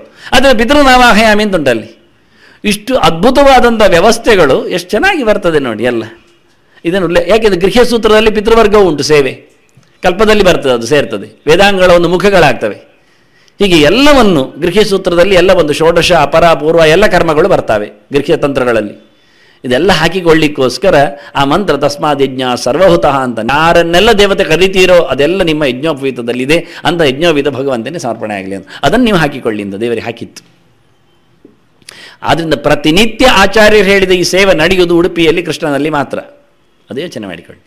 ನಿತ್ಯ ಕೃಷ್ಣನಿಗೆ 2 ಉಪವೀತ ಹಾಕಬೇಕು. ನಿನ್ನೆ ಹಾಕಿದ್ದು ಇವತ್ತಿಗಲ್ಲ, ಅದು ತೆಗೆಯುವುದೇ, ಮುಗಿಯಿತು. ಕೃಷ್ಣನಿಗೆ ಪ್ರತಿನಿತ್ಯ ಉಪನಯನ ಇದ್ದ ಹಾಗೆ ಎರಡು ಉಪವೀತಂ ಸಮರ್ಪಯಾಮಿ ಎಂದು ಉಪವೀತೇ ಸಮರ್ಪಯಾಮಿ. 2 ಉಪವೀತ ಕೃಷ್ಣನಿಗೆ ಹಾಕ್ತಾರೆ, ಹೊಸತಾಗಿ ಹಾಕ್ತಾರೆ. ಅದನ್ನು ತೆಗಿತಾರೆ. ಮತ್ತೆ ಮರುದಿನ ಪ್ರಾಣದೇವರಿಗೆ ಹಾಕ್ತಾರೆ, ಅಲ್ಲಿ ಅದು ತೆಗಿತಾರೆ. ಯಾರಿಗಾದರೂ ಹೋಗ್ತದೆ ಅದು. ಮತ್ತೆ ಮರುದಿನ ಕೃಷ್ಣ ಇನ್ನೊಂದು ಹೊಸತು ಬರ್ತದೆ. ಪ್ರತಿನಿತ್ಯವೂ ಶುಕ್ರವಾರ ಉಪವೀತ ಉಂಟು. ಅದು ಕೆಲವು ಅಲಂಕಾರ ಮಾಡುವವರಿಗೆ ಸ್ವಲ್ಪ ಕನ್ಫ್ಯೂಸ್ ಆಗೋದು. ಇದು ಹೆಣ್ಣಿಗೆ ಉಪವೀತ ಎಲ್ಲಿ ಆಗೋದು ಅಂತ ಅವ್ರು ಎಲ್ಲಿಯೋ ಸಣ್ಣ ಪ್ರತಿಮೆಗೆ ಹಾಕಿ ಕೈ ಮುಗಿದು ಕೈ ತೊಳೆದುಕೊಂಡು ಹೋಗ್ತಾರೆ. ಎಲ್ಲರಿಗೂ ಗೊತ್ತಿರಬೇಕು ಅಂತ ಯಾವ ಕಾಲದಲ್ಲಿ ಇಲ್ಲ ಅಲ್ವಾ? ಹಾಗೆ ಅವನ ಸ್ತ್ರೀ ರೂಪಕ್ಕೆ ಪೂಜೆ. ಅದು ನಾರಾಯಣನೇ ಸ್ತ್ರೀಯಾಗಿರುವಾಗ ರೂಪ, ಅದು ಯಾರ್ಯಾರೋ ರೂಪ ಸ್ತ್ರೀ ಅಲ್ಲ ಅವನಿಗೆ ಮೋಹಿನಿ ರೂಪ ಒಂದೇ ಸ್ತ್ರೀ ರೂಪ ಇರುತ್ತೆ. ಆದ್ದರಿಂದ ಸಾಮಾನ್ಯವಾಗಿ ಹೆಚ್ಚಾಗಿ ಕೃಷ್ಣನ ಸ್ತ್ರೀ ರೂಪ ಹಿಂದೆ ನಾನು ನೋಡ್ತಾ ಇದ್ದದ್ದು ಕೈಯಲ್ಲಿ ಚಿನ್ನದ ಕಲಶ, ಸೌಟ್, ಅಮೃತ ಬಡಿಸೋ ಅಮೃತಮಯಿ, ಅಮೃತಾನಂದಮಯಿ ಅವಳು ವಾಸ್ತವವಾಗಿ. ಅಂದರೆ ದೇವರು ಸ್ತ್ರೀ. ಉಮೇ ಪುಂಸ ಆಹೋ ಸ್ತ್ರೀಯ ಸತೀಸ್ತಾ ಉಮೇ ಪುಂಸ ಆಹೋ. ದೇವರು ಸ್ತ್ರೀ ರೂಪದಲ್ಲಿ ಇದ್ದಾನೆ. ಅವನ ಸ್ತ್ರೀ ರೂಪ ನಮಗೆ ಪರಿಚಯಗಿರುವುದು ಮೋಹಿನಿ ಒಂದೇ. ಇನ್ನೂ ಒಂದು ಇದೆ, ಅದು ಮಾಡಲಿಕ್ಕೆ ಬರೋದಿಲ್ಲ ಅಲಂಕಾರದಲ್ಲಿ ಅಷ್ಟು. ಹಾಗೆ ಮೋಹಿನಿ ಭಗವಂತನ ರೂಪ, ಅವಳಿಗೆ ಯಜ್ಞೋಪವೀತ ಇದೆ, ದೇವರೇ ಅದು. ಬಿಚ್ಚಿಕೊಂಡೇನು ಬರಲಿಕ್ಕಿಲ್ಲ, ಹಾಕ್ಲಿಕ್ಕೆ ಇರುವಂಥದ್ದು. ಹೀಗೆ ಪ್ರತಿನಿತ್ಯ ಏಕಾದಶಿ ಇರಲಿ, ಶುಕ್ರವಾರ ಇರಲಿ, ಅಂದರೆ ದೇವರು ಶುಕ್ರವಾರ ಹಾಕಬಾರ್ದು. ಯಾವ ದಿನವೂ ಭಗವಂತನಿಗೆ ಉಪಚಾರ ಎನ್ನುವುದು ಇಲ್ಲ, ಆಗುವುದಿಲ್ಲ. ಇದು ಮಧ್ವಾಚಾರದ ಕೊಡುಗೆ. ಮಧ್ವಾಚಾರ್ಯ ಬಾಯಲ್ಲಿ ಹೇಳಿದ್ದಷ್ಟೇ ಅಲ್ಲ, ಅದನ್ನು ನಡೆಸಿಕೊಟ್ಟಿದ್ದಾರೆ. ಇವತ್ತಿನವರೆಗೂ ನಡೆಸ್ತಾ ಬರಲಿಕ್ಕೆ ಆದೇಶ ಮಾಡಿದ್ದ. ಹೀಗೆ ಉಪಚಾರದ ಗೌಜಿನಲ್ಲಿ ಪುರುಷ ಸೂಕ್ತದ ಒಂದು ಶ್ರುತಿ. ಹೀಗೆ ಎಲ್ಲ ಉಪಚಾರಗಳನ್ನು ಈ ಮಂತ್ರದಲ್ಲಿ ನೋಡಿಕೊಂಡು ಅರ್ಥ ಮಾಡಲಿಕ್ಕೆ ಮಧ್ವಾಚಾರ್ಯರಂತೆ ಆಗ್ತದೆ. ಅದನ್ನು ನೀವು ನೋಡಿಕೊಳ್ಳಿಕ್ಕೆ ಅಂತೇಳಿ ಮುಂದಿನ ಮಂತ್ರಕ್ಕೆ ತಸ್ಮಾದ್ ಯಜ್ಞ ಸರ್ವತಾದ್ನ ತಸ್ಮಾದ್ ಅಶ್ವಾಜಾಯಂತ. ಮುಂದಿನ ಮಂತ್ರವೂ ಹಾಗೆ ಆಸನಂ ಸಮರ್ಪ. 2ನೇದು ಆಸನ, ಕುದುರೆ ಮೇಲೆ ಕುಳ್ಳಿರಿಸ್ತೇನೆ, ಆನೆ ಮೇಲೆ ಇದೇ ಎಲ್ಲ ಮಂತ್ರಗಳ ಸುಲಭ ಅರ್ಥ ಆಗುತ್ತೆ ಹೇಳೋದಕ್ಕೆ. ನೆಕ್ಸ್ಟ್ ಯಾವುದಕ್ಕೆ ಉಪಚಾರ? ನೆಕ್ಸ್ಟ್ ಉಪಚಾರವೇ ಆಸನಂ ಸಮರ್ಪಯಾಮಿಂದ. ಉಪವೀತಂ ಆಸನಂ. ಎಲ್ಲಿ ಕುಳ್ಳಿರ್ತೇನೆ? ಕುದುರೆ ಮೇಲೆ, ಆನೆ ಮೇಲೆ. ಆಯ್ತಾ? ಹೇಗೆ ಬೇಕು ಹಾಗೆ. ನಮಗೆ ಶಕ್ತಿ ಇರುವುದು ಇಷ್ಟೇ ಅಂತೇಳಿ. ಹಾಗೆ ತಸ್ಮಾತ್ ಅಶ್ವಾಹಾಜಾಯಂತ ಏಕೇಚೋ ಭಯಾದತಃ ಗಾವೋಹ ಯಜ್ಞರೇ ತಸ್ಮಾತ್ ಜಾತಃ ಅಜಾವಯ. ಯಜ್ಞದ ಪ್ರಕ್ರಿಯೆ ಬೆನ್ನ ಹಿಂದೆ ಬಂದಾಗ ಏನಾಯಿತು ಅಂತ ನೋಡುವ. ಯಜ್ಞಕ್ಕೆ ಉಪಯೋಗಿಯಾಗಿ ಕುದುರೆಗಳು ಬಂದವು. ಯಾಕೆ? ಅಶ್ವಮೇಧ ಯಾಕೆ ಮಾಡಲಿಕ್ಕೆ, ಅಷ್ಟೇ. ಅಷ್ಟು ಗೊತ್ತಿಲ್ಲ ಕೇಳಿದರು. ಅಶ್ವಮೇಧ ಕೃತಶ್ರೇಷ್ಠ. ದೊಡ್ಡ ಯಜ್ಞ ಕೇಳಿದರೆ ಅಶ್ವಮೇಧ. ಎಲ್ಲದಿಂದಲೂ ಜಾಸ್ತಿ ಪವರ್ ಇರುವುದು ಅಶ್ವಮೇಧಕ್ಕೆ. ಯಾಕೆಂದರೆ ಅಷ್ಟು ಜನರು ಸೇರಿ ರಾಜಸೂಯ ಮಾಡಿದ ಹಾಗೆ ರಾಜರೆಲ್ಲ ಸೇರಿ ಮಾಡಬೇಕಾದ ಯಜ್ಞ. ಆದ್ದರಿಂದ ಇವನೇ ಧರ್ಮರಾಜನೇ ಕೊನೆಗೆ 3 ಅಶ್ವಮೇಧ ಯಾಗ ಮಾಡ್ತಾನೆ. ವೇದವ್ಯಾಸರು ಹೇಳ್ತಾರೆ, ಅವನು ಬೇಸರ ಆಯಿತು ಅಂದ. ಎಲ್ಲ ಸತ್ರ ಅಲ್ಲ, ಏನು ಮಾಡೋದು? ಸತ್ರ ಅಲ್ಲ, ನೀನೊಂದು ಸತ್ರ ಮಾಡು ಅಂದರು. ಆಯ್ತಲ್ಲ, ಸತ್ರ ಮಾಡೋದು. ಏನು ಶಬ್ದ ಬಂತು ಅದುವೇ, ಸತ್ರ ಮಾಡಿಬಿಡೊಂದು. ಯಾಜಯಿತ್ತು ಅಶ್ವಮೇಧೈಸ್ತಂ ತ್ರಿಭಿಹಿ ಉತ್ತಮ ಕಲ್ಪಕೈಹಿ. ಧರ್ಮರಾಜರನ್ನು ವ್ಯಾಸರು ಕೃಷ್ಣರು ಎಲ್ಲ ಸೇರಿಕೊಂಡು ಅಶ್ವಮೇಧ ಯಾಗವನ್ನು 3 ಮಾಡಿದರು. ಅವನಿಂದ ಮಾಡಿಸಿದರು. 1 ಅಲ್ಲ 2 ಅಲ್ಲ 3 ಮಾಡಿಸಿದರು. ಎಷ್ಟು ವರ್ಷದ್ದು ಅಂದರೆ 5 ವರ್ಷ ಪೀರಿಯಡ್ ಇತ್ತು. 5 ವರ್ಷದಲ್ಲಿ ಒಂದು ಯಾಗ ಮುಗೀತಾ, ನೆಕ್ಸ್ಟ್ ಇನ್ನೊಮ್ಮೆ ಒಂದು ಯಾಗ ಅಶ್ವಮೇಧ ಮುಗೀತಾ, ಇನ್ನೊಂದು. ಹೀಗೆ 15 ವರ್ಷಗಳ ಕಾಲ ಧರ್ಮರಾಜ ಅಶ್ವಮೇಧ ಯಾಗ ದೀಕ್ಷಿತನಾಗಿ 3 ಬಾರಿ ಅಶ್ವಮೇಧ ಯಾಗ ಮಾಡಿದ್ದ. ಕ್ರಮ ಪ್ರಕಾರ ರಾಜರಿಗೆ ಹೇಳಿಸಿದ. ಅಂದರೆ ದೊಡ್ಡ ಯಾಗ ಅಂದರೆ ಇದ್ದದರಲ್ಲಿ ದೊಡ್ಡ ಪ್ರಾಯಶ್ಚಿತ್ತಕರವಾದದ್ದು ಯಾಗ. ಆದ್ದರಿಂದ ಯಾವುದು ಅಶ್ವಗಳು ಅಂದರೆ ನಮ್ಮ ಕುದುರೆಗಳೇ. ಅದು ಇಂದ್ರಿಯಾಣಿ ಅಶ್ವಾನ್ ಇಂದ್ರಿಯಾಣಿ ಹಯಾನಾಹು ಅಲ್ವಾ. ಅದರಿಂದ ನಮ್ಮ ಕುದುರೆಗಳು ನಮ್ಮ ಇಂದ್ರಿಯಗಳನ್ನೇ ದೇವರಿಗೆ ಸಮರ್ಪಣೆಯಾಗಿಸಲಿಕ್ಕೆ ಈಗ ಶುರುವಾಯಿತು. ಈಗ ನೋಡಿ, ಇದು ಒಳಗಿನ ಯಜ್ಞ. ನಮಗೆ ಕುದುರೆ ಕಟ್ಟಿ ಏನು ಮಾಡೋದು ಕೇಳಿದರೆ, ನೀವು ಕುದುರೆ ಬಿಡಿ, ಹಾಗಾದರೆ ನಮ್ಮ ಕುದುರೆ. ಅವ ಹೊರಗಿನ ಕುದುರೆ ಯಾರು ಕೇಳಿದರು? ನಿಮ್ಮ ಇಂದ್ರಿಯಗಳೇ ಕುದುರೆಗಳು. ಅವುಗಳನ್ನು ಕಟ್ಟಿ ಅವುಗಳನ್ನು 1 ವರ್ಷ ಮೇಯಲಿಕ್ಕೆ ಬಿಡಿ, ಅಶ್ವಮೇಧ ಯಾಗ ಮಾಡಿ, ಮತ್ತೆ ಕಡ್ದು ಬಿಡಿ, ಹೋಗಲಿ, ಎಷ್ಟು ಬೇಕಾದರೂ ದೂರ ಹೋಗಲಿ. ಮತ್ತೆ ಹೋದ ನಂತರ ಇನ್ನೂ ಹೋಗ್ಲಿಕ್ಕೆ ಬಿಡಬೇಡಿ, ಎಳೆದು ತಂದು ದೇವರ ಹೆಸರಿನಲ್ಲಿ ಕಡ್ದು ಮಾಡಿ. ಎಲ್ಲ ಇಂದ್ರಿಯಗಳನ್ನು ಒಮ್ಮೆ ಮೇಯಲಿಕ್ಕೆ ಬಿಟ್ಟು, ಮೇಯಿಸಲಿಕ್ಕೆ ಬಿಟ್ಟು, ಅರ್ಥ ಆಗಿ ಅದಕ್ಕೆ ಇಷ್ಟೇ ಎಂದು ಗೊತ್ತಾಗಿ, ಪರಿಮಿತಿ ಇಷ್ಟೇ, ಇದರ ಆಚೆಗೆ ಏನಿಲ್ಲ, ಲಿಮಿಟೇಷನ್ ಇದೆ, ಮುಗಿದೋಯ್ತು, ಇನ್ನೂ ಹೋದರೆ ಹಾಳಾಗಿ ಬರ್ತದೆ, ಬಾಪ ಹೇಳಿ ಮುಗಿಸಿ ದೇವರ ಹತ್ತಿರ ಕೂತ್ಕೊಳ್ಸು. ಆಯ್ತಲ್ಲ ಕೇಳಿದರು. ಹಾಗೆ ಅಶ್ವ ಅಂತ ಹೇಳಿತ್ತು, ಅಶ್ವಾಹ ಅಜಾಯ ಅಂತ. ಹೊರಗೆ ಕುದುರೆಗಳು ಹುಟ್ಟಿದವು. ದೇವರು ಸೃಷ್ಟಿ ಮಾಡ್ತಾನೆ, ದೇವರು ಚತುರ್ಮುಖನಲ್ಲಿ ಸೃಷ್ಟಿ ಮಾಡ್ತಾನೆ. ಚತುರ್ಮುಖ ಏನಾದ? ಚತುರ್ಮುಖ ಅಶ್ವ ಇತರಹ ಅಂತಾನೆ. ಸಾ ವಡವಾಭೂತ್ ಅಶ್ವ ಇತರಹ. ಅವಳು ಕುದುರೆಯಾದ್ಲು, ಯಾರು? ಸರಸ್ವತಿ. ಹೆಣ್ಣು ಕುದುರೆಯಾದ್ಲು, ಇವನು ಗಂಡು ಕುದುರೆಯಾದ. ಅಲ್ಲಿಂದ ಕುದುರೆ ಸೃಷ್ಟಿಯಾಯಿತು. ಸಾ ಅಜ ಬಸ್ತ ಇತರಹ, ಸಾ ಅವಿಹಿ ಮೇಷ ಇತರಹ ಅಂತಾರೆ.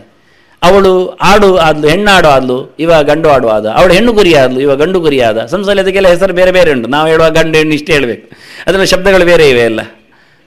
ಗೌಹು ಅಂತಾರೆ, ಇವಳು ಗೌ ಆದ್ಲು, ಸಾ ಗೌಹು ವೃಷಭ ಇತರಹ. ಅವನು ಗೂಳಿ ಆದ, ಇವಳು ಗೋ, ಅವಳು. ನಮಗೀಗ ದನ ಬಂದು ಅಂದರೆ ಹೆಣ್ಣು ದನಕ್ಕೆ ದನ ಒಂದು ಹೇಳು ನಾವು. ಗೋ ದನ ಎಲ್ಲ ಒಂದೇ ಶಬ್ದ ನಮಗೆ, ದೇನು ಎಲ್ಲ. ನಮಗೆ ಗಂಡನ ಹೇಳಿಕೆ ಲೆಕ್ಕ ಗೂಳಿ ಅಂತ ಹೇಳೋರು ಬಹಳ ಕಡಿಮೆ. ವೃಷಭ ಬಂತು, ಬಸವ ಬಂತು, ಗೂಳಿ ಬಂತು ಹೇಳೋದು ಬಹಳ ಕಷ್ಟದಲ್ಲಿ. ದನ ಅಂತಲೇ ಹೇಳೋದು ಸಾಮಾನ್ಯವಾಚಿ ಶಬ್ದ ಅದು. ಹಾಗೆ ಎಲ್ಲ ಸೃಷ್ಟಿಯಲ್ಲಿ ಚತುರ್ಮುಖ ಮತ್ತು ಸರಸ್ವತಿ ನಿಂತು ಇಡೀ ಜಗತ್ತನ್ನು ಮತ್ತೆ ಸೃಷ್ಟಿ ಮಾಡಿದ್ದಕ್ಕೆ ಇಲ್ಲಿ ಹೇಳಲಿಕ್ಕೆ ತಸ್ಮಾದ್ ಅಶ್ವಾಹ ಅಜಾಯಂತ. ಅಶ್ವಮೇಧ ಯಜ್ಞದಲ್ಲಿ ಕುದುರೆ ಪ್ರಧಾನ ಆಗಿ ಕುದುರೆ ಮೊದಲು ಬಂತು. ಮತ್ತು ಎಲ್ಲದಕ್ಕೂ ಯಜ್ಞಕ್ಕೆ ಬೇಕಾದ್ದು ಗೋವೆ. ಗಾವೋಹ ಜಜ್ಞಿರೇ ಅಂದರು. ಅಶ್ವಾಹ ಅಜಾಯಂತ ಏಕೇಚ ಉಭಯಾದತಃ ಅಂತ ಇಲ್ಲಿ ಸುಮಾರು ಅರ್ಥ ಇದೆ. ಮತ್ತು ಎಲ್ಲ ಪ್ರಾಣಿಗಳು ಬಂದವು. ಕುದುರೆ ಅಂಥದ್ದು, ಕತ್ತೆ ಬಂತು, ಹೆಸರ ಕತ್ತೆ ಬಂತು, ಅಶ್ವ ತರೀರತಮ್ ಅಂತಾರಲ್ಲ ಅದು ಬಂತು, ಎಲ್ಲ ಬಂದಿದೆ, ಬರಲಿಲ್ಲ ಅಲ್ಲ. ಯಾವುದು ಎರಡು ಬಡಿಯೂ ಹಲ್ಲುದ್ದದ್ದು ಅದು ನಮ್ಮ ಹಾಗೆ. ಏಕೇಚ ಉಭಯಾದತಃ ಅಂತ. ಉಭಯ ಅಂದರೆ ಎರಡು ಕಡೆಯಲ್ಲಿಯೂ ಹಲ್ಲು ಇಲ್ಲವುಗಳು ಅಂತ. ಕುದುರೆಗೆ ಎರಡು ಕಡೆ ಹಲ್ಲುಂಟು, ದನಕ್ಕೆ ಒಂದೇ ಕಡೆ ಹಲ್ಲಿರೋದು, ಕೆಳಗೆ ಮಾತ್ರ. ದನಕ್ಕೂ ಮತ್ತು ಕುದುರೆಗೆ ವ್ಯತ್ಯಾಸ ಅಷ್ಟೇ. ಕುದುರೆಗೆ ಒಂದೇ ಗೊರಸು, ಒಂದೇ ಉಗುರು, ದನಕ್ಕೆ 2 ಉಗುರು. 2 ಉಗುರುಳ್ಳ ಪ್ರಾಣಿಗೆ 1 ಕಡೆ ಹಲ್ಲು, 1 ಉಗುರುಳ್ಳ ಪ್ರಾಣಿಗೆ 2 ಕಡೆ ಹಲ್ಲು. ಇದು ವಿಕಾಸವಾದದ ಡಾರ್ವಿನ್ ವಿಸ್ಮಯ. ಏನು ಹೇಳಬೇಕು ನಾವು? ತಿರುವು ಮುರಿಯಿತು ಆಚೆ ಈಚೆ, ಇದೆಲ್ಲ ಗಮ್ಮತ್ತುಗಳು, ವಿಚಿತ್ರವಾಗಿರತಕ್ಕ ವ್ಯವಸ್ಥೆಗಳು. ಮತ್ತು 5 ಉಗುರುಗಳು ಮತ್ತೆ ಬಂದದ್ದು, 2ರಿಂದ ಹೋಗಿ ಪಂಚನಖಾಹ ಅಂತಾರೆ. ಅದು ಜಾತಿಯ ಮೇಲೆ ನಿಲ್ಲುವುದಿಲ್ಲ, ಕೂರ್ಮವನ್ನು ವಿಶೇಷವಾಗಿ ಲೆಕ್ಕ ಹಾಕ್ತಾರೆ. ಹಿಂದೆ ಗ್ರಾಮ್ಯಾನ್, ಅರಣ್ಯಾನ್, ಪಶವ ಹೇಳಿ ಆಯಿತು. ಈಗ ಯಜ್ಞಕ್ಕೋಸ್ಕರ ಪ್ರತ್ಯೇಕ 4 ಶಬ್ದ ಮಾಡಿದ್ವಿ. ಇದು 4ರಲ್ಲಿ ಗೌಜಿ ಇದೆ. ಮತ್ತೆ ನಾವು ನೋಡ್ತಾ ಹೋಗುವ ಎಷ್ಟು ಗಂಟೆ ಆಗ್ತದೆ ಅಷ್ಟು ಗಂಟೆಯಲ್ಲಿ ಈ 4ಗಳು ಏನು ಬಂದವು ಅಂತ. ತಸ್ಮಾದ್ ಅಶ್ವಾಜಾಯ ಅಂತ. ಹಿಂದೆ ವಾಯವ್ಯಾನ, ಅರಣ್ಯಾನ್, ಗ್ರಾಮ್ಯಾಷ್ಟೇ ಎಂದು ಮುದ್ದೆ ಹೇಳಿ ಆಯಿತು. ಸೋಷ್ಟಾವಿಂಶದ್ ವಿಧೋಮತಃ ಅಂತ ಭಾಗವತ ಹೇಳಿತ್ತು. 28 ಜಾತಿ ಇದೆ, 28 ಇರೋದ ಯಜ್ಞೋಪಯೋಗಿಯಾಗಿ ಅಂದರು. ಯಜ್ಞಕ್ಕೆ ಬೇಕಾದ್ದು 28, ಅದರಲ್ಲಿ ಕೂರ್ಮವು ಸೇರ್ತದೆ. ಆಮೆ ಎಂಥದ್ದು ಹೇಳಿದರೆ, ಆಮೆ ಯಾರಿಗೂ ಹೇಳಲಿಕ್ಕೆ ಆಗುವುದಿಲ್ಲ ಎಂಥದ್ದು ಅಂತ. ಕೈಕಾಲುಗಳನ್ನೆಲ್ಲ ಒಳಗೆ ಹಾಕೊಳ್ತದೆ ಮಂಡ್ಯ ಸಮೇತ. ನಮಗಂಥದ್ದಿದ್ರೆ ಎಷ್ಟು ಅನುಕೂಲ ಆಗ್ತಿತ್ತಲ್ಲ, ಗೊತ್ತೇ ಆಗ್ತಿರ್ಲಿಲ್ಲ ನಾವು ಯಾರು ಅಂತ. ಆಗೋದಿಲ್ಲ, ಮಲಗು ಖುಷಿ ಆಗ್ತಿತ್ತು ಚಳಿ ಆಗುವಾಗ. ಎಲ್ಲ ಕೈಕಾಲೆಲ್ಲ ಒಳಗೆ ಹೋಗಿಬಿಟ್ರೆ ಆರಾಮ್. ಮತ್ತು ಎಚ್ಚರ ಆಗೋದು ಬೇಡ, 3 ದಿನ ನಂತರ ಎಚ್ಚರ ಆದರೂ ತೊಂದರೆ ಇಲ್ಲ. ಯಾರಿವೆ ಕ್ಯಾಲೆಂಡರ್ ನಾವೇ ಅಲ್ಲ ತಿರುಗಿಸೋರು, ಹರಿಯುವವರು.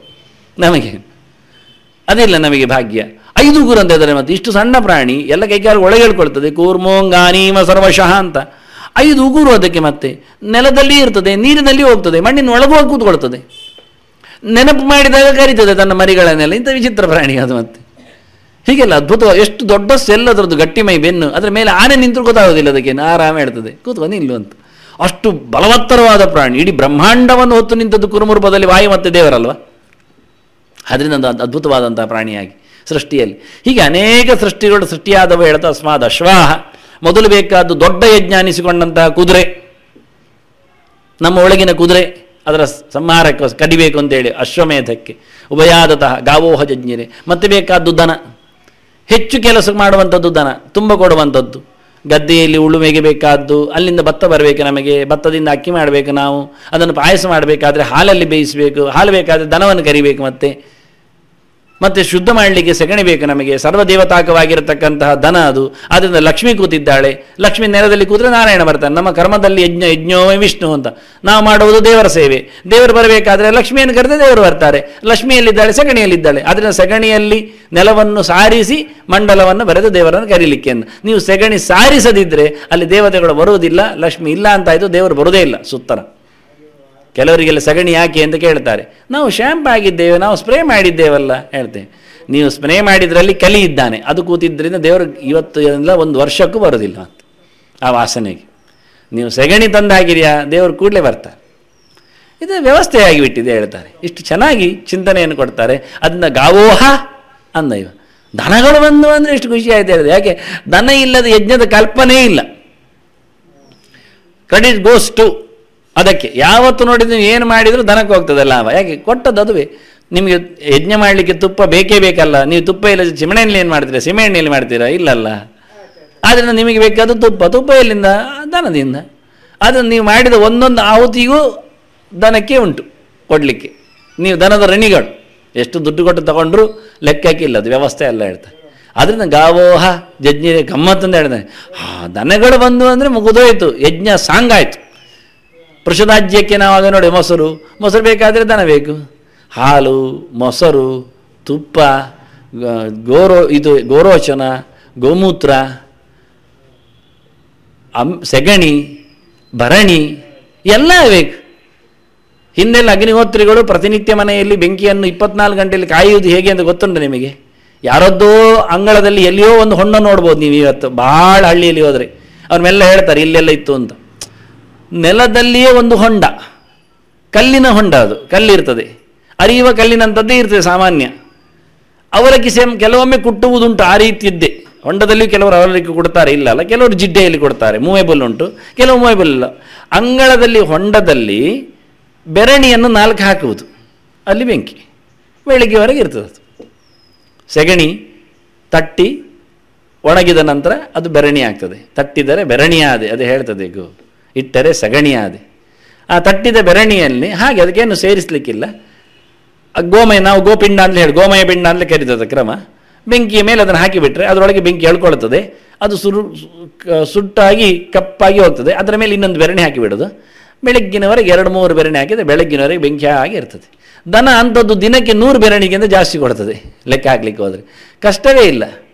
ಮನುಷ್ಯನನ್ನು ಸುಡುವಾಗ ಬೆರಣಿಯಲ್ಲಿ ಮುಗಿದೋಗಿ ಸೃಷ್ಟಿ ಇರ್ತದಂತೆ ಸಾಮಾನ್ಯ, ಸುಲಭವಾಗಿ. ಹಿಂದೆಲ್ಲ ಹಾಗೆ. ಇವತ್ತೆಲ್ಲ ಯಾವುದೋ ರೀತಿಯಿಂದ ದೇಹ ಚಿತೆಯಾಗತ್ತೆ.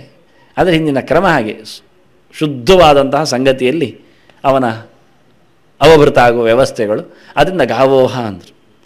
ಗಾಡಿ, ಅದರದ್ದು ವೃಷಭಗಳು, ಎತ್ತುಗಳು, ಸಾಮಾನು ತರಲಿಕ್ಕೆ ಗಾಡಿಯಲ್ಲದೇ ಬೇಕು. ಈಗ ಉಪಯೋಗಿಯಾಗಿರತಕ್ಕಂಥ ಸೋಮಲತೆ, ಅಜ್ಜಿಪಾತ್ರ ಇವೆಲ್ಲ ಬರಲಿಕ್ಕೆ ಎಲ್ಲಿಂದ? ದವಸ ಧಾನ್ಯಗಳು ತರೋದು ಹೇರಿಕೊಂಡು ಗಾಡಿಯಲ್ಲಿ. ಹಿಂದೆಯೂ ಗಾಡಿ ಇತ್ತು, ಎತ್ತಿನ ಗಾಡಿ ಇತ್ತು, ಅದೇ ಮೊದಲು ನಮಗೆ. ಅದರಿಂದ ಗಾವೋಹ ಅಂದರು. ದನಗಳು ಬಂದು ಮುಗಿದೋಯ್ತು. ಉಳುಮೆಗಾಯಿತು, ಗಾಡಿಗಾಯಿತು, ಸಾಮಗ್ರಿಗಳನ್ನು ತರಲಿಕ್ಕಾಯಿತು. ಅದರ ಜೊತೆಯಲ್ಲಿ ನಮಗೆ ಹೋಮ ಹವನಕ್ಕೆ ಬೇಕಾದಷ್ಟು ಸೊತ್ತುಗಳಾಯಿತು. ದನ ಪ್ರವೇಶ ಆಗದೆ ಯಜ್ಞಶಾಲೆಯಲ್ಲಿ ಯಜ್ಞ ಮಾಡುವಾಗಿಲ್ಲ ನಾವು. ಮೊದಲು ಯಾರು ಬರಬೇಕು ನಾವು ಕಟ್ಟಿದ ಮಂಟಪಕ್ಕೆ ಅಂದರೆ ಆನೆ, ದನ ಬಂತ ಮತ್ತೆ ಮುಗಿಯಿತು. ಎಲ್ಲ ದೇವತೆಗಳು ಬಂದರು ಅಂತ ಅರ್ಥ. ಅಲ್ಲಿಗೆ ಆಯ್ತು, ಶುದ್ಧ ಆಯಿತು ಅಂತ. ಅದನ್ನು ದನದ ಸಂಚಾರ, ಗೋ ಸಂಚಾರ ಆಗಲಿ. ಗಾವೋಹ ಜಜ್ಞಿರೇ ತಸ್ಮಾತ್ ಜಾತಃ ಅಜಾವಯ. ಮತ್ತು ಆಡುಗಳು ಬಂದವು. ಗೋವುಗಳು ಹಿಂದೆ ಬಂದಾಗ ಅಂತದಕ್ಕೆ ಹೇಳಿದ್ದು ಗವಾಲಂಬ ಯಜ್ಞವೂ ಇತ್ತು. ಇಲ್ಲ ಗೋಚಾರ, ಗೋಸವಗಳು ಇದ್ದವು. ದನ ಕಡಿದು ಹೋಮಗಳು ಇದ್ದವು. ಇಲ್ಲ ಹೇಳುವುದಿಲ್ಲ, ಶಾಸ್ತ್ರ ಹೇಳಿಕೊಟ್ಟಿದೆ. ಆದರೆ ಅಪೂರ್ವದಲ್ಲಿ ಕೆಲವೊಮ್ಮೆ, ಅದರ ಜಾಸ್ತಿ ಇರುವುದು ಅಶ್ವಮೇಧದಲ್ಲಿ. ಮತ್ತು ಜ್ಯೋತಿಷ್ಠೋಮ, ಅತಿರಾತ್ರ, ಸೋಮಯಾಗಗಳಲ್ಲಿ ಎಲ್ಲ ಆಡುಗಳು ಕುರಿಗಳಿದ್ದವು. ಅದನ್ನು ಅಜಾವಯ ಹೇಳಿತು. ಆಡುಗಳು ಕುರಿಗಳು. ಆಡಿನದ್ದು ಆಜ್ಯವನ್ನು ಉಪಯೋಗಿಸಿಕೊಳ್ತಿದ್ರು. ಮಹಿಷಾಜ್ಯವು ಕೆಲವು ತಂತ್ರಪ್ರಂಗಗಳಲ್ಲಿ ಉಪಯೋಗಿಸಿಕೊಳ್ಳುತ್ತಾರೆ. ಕೋಣನದ್ದು ಸಹ, ಕೋಣ ಅಲ್ಲ ಎಮ್ಮೆದ್ದು, ಮಹಿಷಾಜ್ಯ ಅಂದರೆ ಮಾಹಿಷಿ ಅಂತ. ಅವಿ ಯಾಕೆ ಕೇಳಿದರೆ, ಕುರಿ ಯಾಕೆ ಅಂದರೆ ಕುರಿ ಬಟ್ಟೆಗೆ, ಕುದುರೆ ಹೋಗಲಿಕ್ಕೆ ಪ್ರಯಾಣಕ್ಕೆ, ದನ ಯಜ್ಞಕ್ಕೆ, ಆಡು ಯಜ್ಞೋಪಯೋಗಿಯಾಗಿಯೇ, ಕುರಿ ಬಟ್ಟೆಗಾಗಿ. ಹೀಗೆ ಎಲ್ಲ ಬಂತು. ಪಯಣಕ್ಕಾಯಿತು, ಅಶನಕ್ಕಾಯಿತು, ಜೊತೆಯಲ್ಲಿ ವಸನಕ್ಕೂ ಆಯಿತು. ಹೀಗೆ ಸೃಷ್ಟಿಯಾದ ವಸ್ತುಗಳು ಯಾರಿಗೆ? ಪುರುಷನಿಗೆ. ಅವನೊಬ್ಬ ಪ್ರಾಣಿ, ಅವನೊಂದು ಸೇರಿದ. ಅದು ಹಿಂದೆ ಹೇಳಿ ಆಗಿದೆ, ತಂಜಾತಂ ಪುರುಷಂ ಅಂತ ಹೇಳಿಕೊಂಡು. ಇನ್ನು ಮುಂದೆ ಹೇಳ್ತಾರೆ ಅಬದ್ನನ್ ಪುರುಷಂ ಪಶುಂ ಅಂತ. ಅದನ್ನ ಪುರುಷ ಎನ್ನುವುದು 5ನೆಯ ಪ್ರಾಣಿ, ಅದು ಮೊದಲು ಹೇಳಿ ಆಗಿದೆ. 4 ಪ್ರಾಣಿ ಇಲ್ಲಿ ಹೇಳಿದರು. ಪಶುಷು ಪಂಚವಿಧಂ ಸಾಮೋಪಾಸೀತ, ಛಂದೋಗೋಪನಿಷತ್ತು ಹೇಳ್ತದೆ.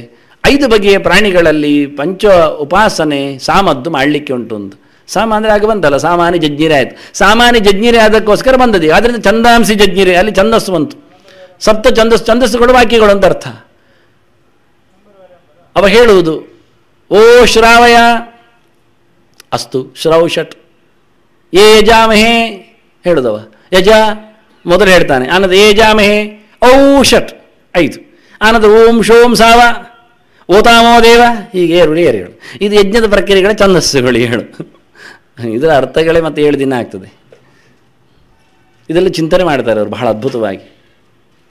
ಚತುರ್ಭಿಹಿ ಪಂಚಭಿಶ್ಚೈವ ಹೇಳಿಕೊಂಡು ಪಂಚಭಿಹಿ ಪಂಚಭಿಶ್ಚೈವ ಚತುರ್ಭಿಹಿ ದಶಭಿಸ್ತದ ಅಂತ ಗಣ ಹೇಳಿದ ಹಾಗೆ ದ್ವಾಭ್ಯಾಂ ಪಂಚಭಿರೇವತ ಹುಯ್ಯತೆ ಚ ಪುನರ್ದ್ವಾಭ್ಯಾಂ ತಸ್ಮೈ ಯಜ್ಞಾತ್ಮನೇ ನಮಃ ಅಂತ ಹೇಳಿಕೊಂಡು ಇದೇ ಶಬ್ದಗಳನ್ನು ಹೇಳಿತ್ತು. ಅದರಲ್ಲಿ 2 ಹೆಚ್ಚಿಗೆ ಓಂ ಶೋಂ ಸಾವ, ಅತ್ಯುಚ್ಚ ಸುಖರೂಪ ಸಾಮನ ಅಂತೇಳಿ ಆಚಾರ್ಯ ಭಾಷೆ ಬರೀತಾರೆ.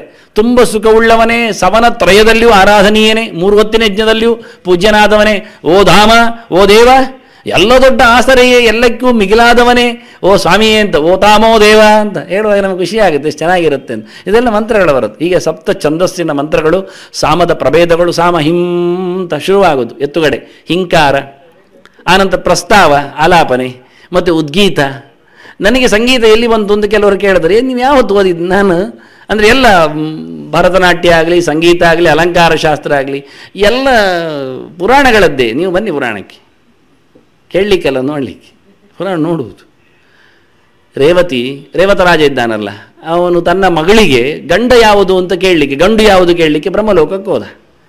ಅಲ್ಲಿ ಕಥೆಯಲ್ಲಿ ಬಂತು ನೋಡಿ, ಹೋದವ ಅಲ್ಲಿ ನೋಡಿದ, ಅಲ್ಲಿ ಸ್ವಲ್ಪ ಹೊತ್ತು ಸಂಗೀತ ಎಲ್ಲ ಆಗ್ತಾ ಇತ್ತು, ಮತ್ತೆ ಮುಗಿಯಿತು. ಮತ್ತೆ ಬ್ರಹ್ಮದೇವರು ಹೇಳಿದ, ಈಗೆಲ್ಲ ಸುಮಾರು ಹೊತ್ತಾಯಿತು, ನೀನು ಬಂದು ಇಲ್ಲಿ ಈಗಿರೋದು ಯಾದವರ ಪಡೆ, ಅಲ್ಲಿ ಬಲರಾಮ ಇದ್ದಾನೆ, ನೀನು ಹುಡುಗಿ ಕೊಡೊಂದು. ಅಲ್ಲಿ ಅವನ ಸಮಸ್ಯೆ ಮುಗಿಯಿತು. ನನ್ನ ಸಮಸ್ಯೆ ಏನಾಯಿತು ಕೇಳಿದರೆ, ಅವನೇನು ನೋಡಿದ ಅಂತ ಪ್ರಶ್ನೆ ಕೇಳಿದರೆ ಏನು ಉತ್ತರ ಕೊಡುವೆ ನಾವು? ಅವನೇನು ನೋಡಿದ? ಅವ ಅಲ್ಲಿನ ಕಲೆಯನ್ನು ನೋಡಿದ, ಗಂಧರ್ವ ಗಾನ, ಒಳ್ಳೆಯ ಕಲೆಗಳು, ಲಲಿತ ಕಲೆಗಳೆಲ್ಲ ಕಂಡ.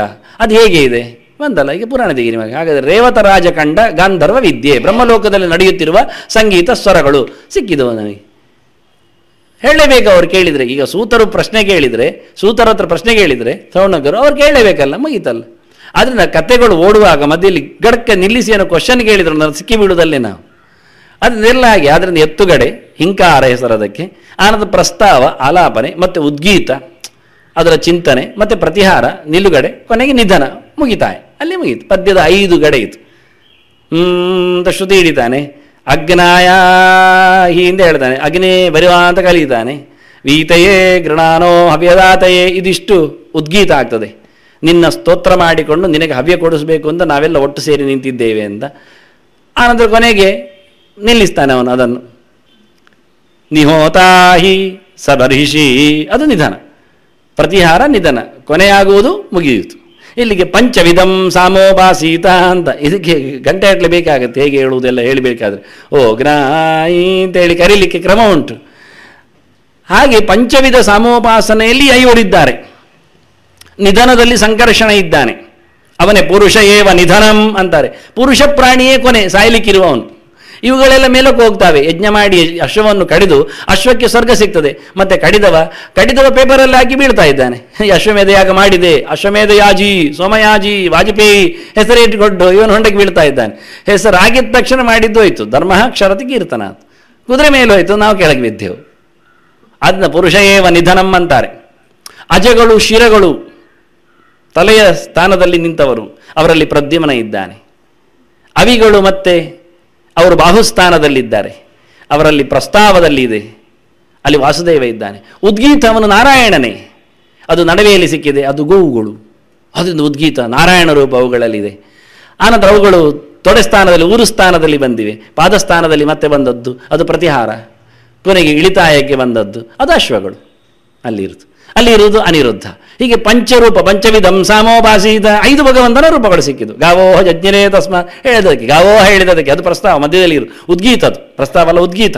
ಇಡೀ ಹಾಡಿನ ಚಮತ್ಕಾರ ಇರುವುದು ಉದ್ಗೀತದಲ್ಲಿ. ಉದ್ಗಾತರು ಬಹಳ ಎತ್ತರದಲ್ಲಿ ಭಗವಂತ ಇದ್ದಾನೆ ಹೇಳುವುದು ಉದ್ಗೀತ, ಬಹಳ ದೊಡ್ಡವನು ಹೇಳುವ ಪ್ರಸ್ತಾವ ಅದು ಭಗವಂತನದ್ದು.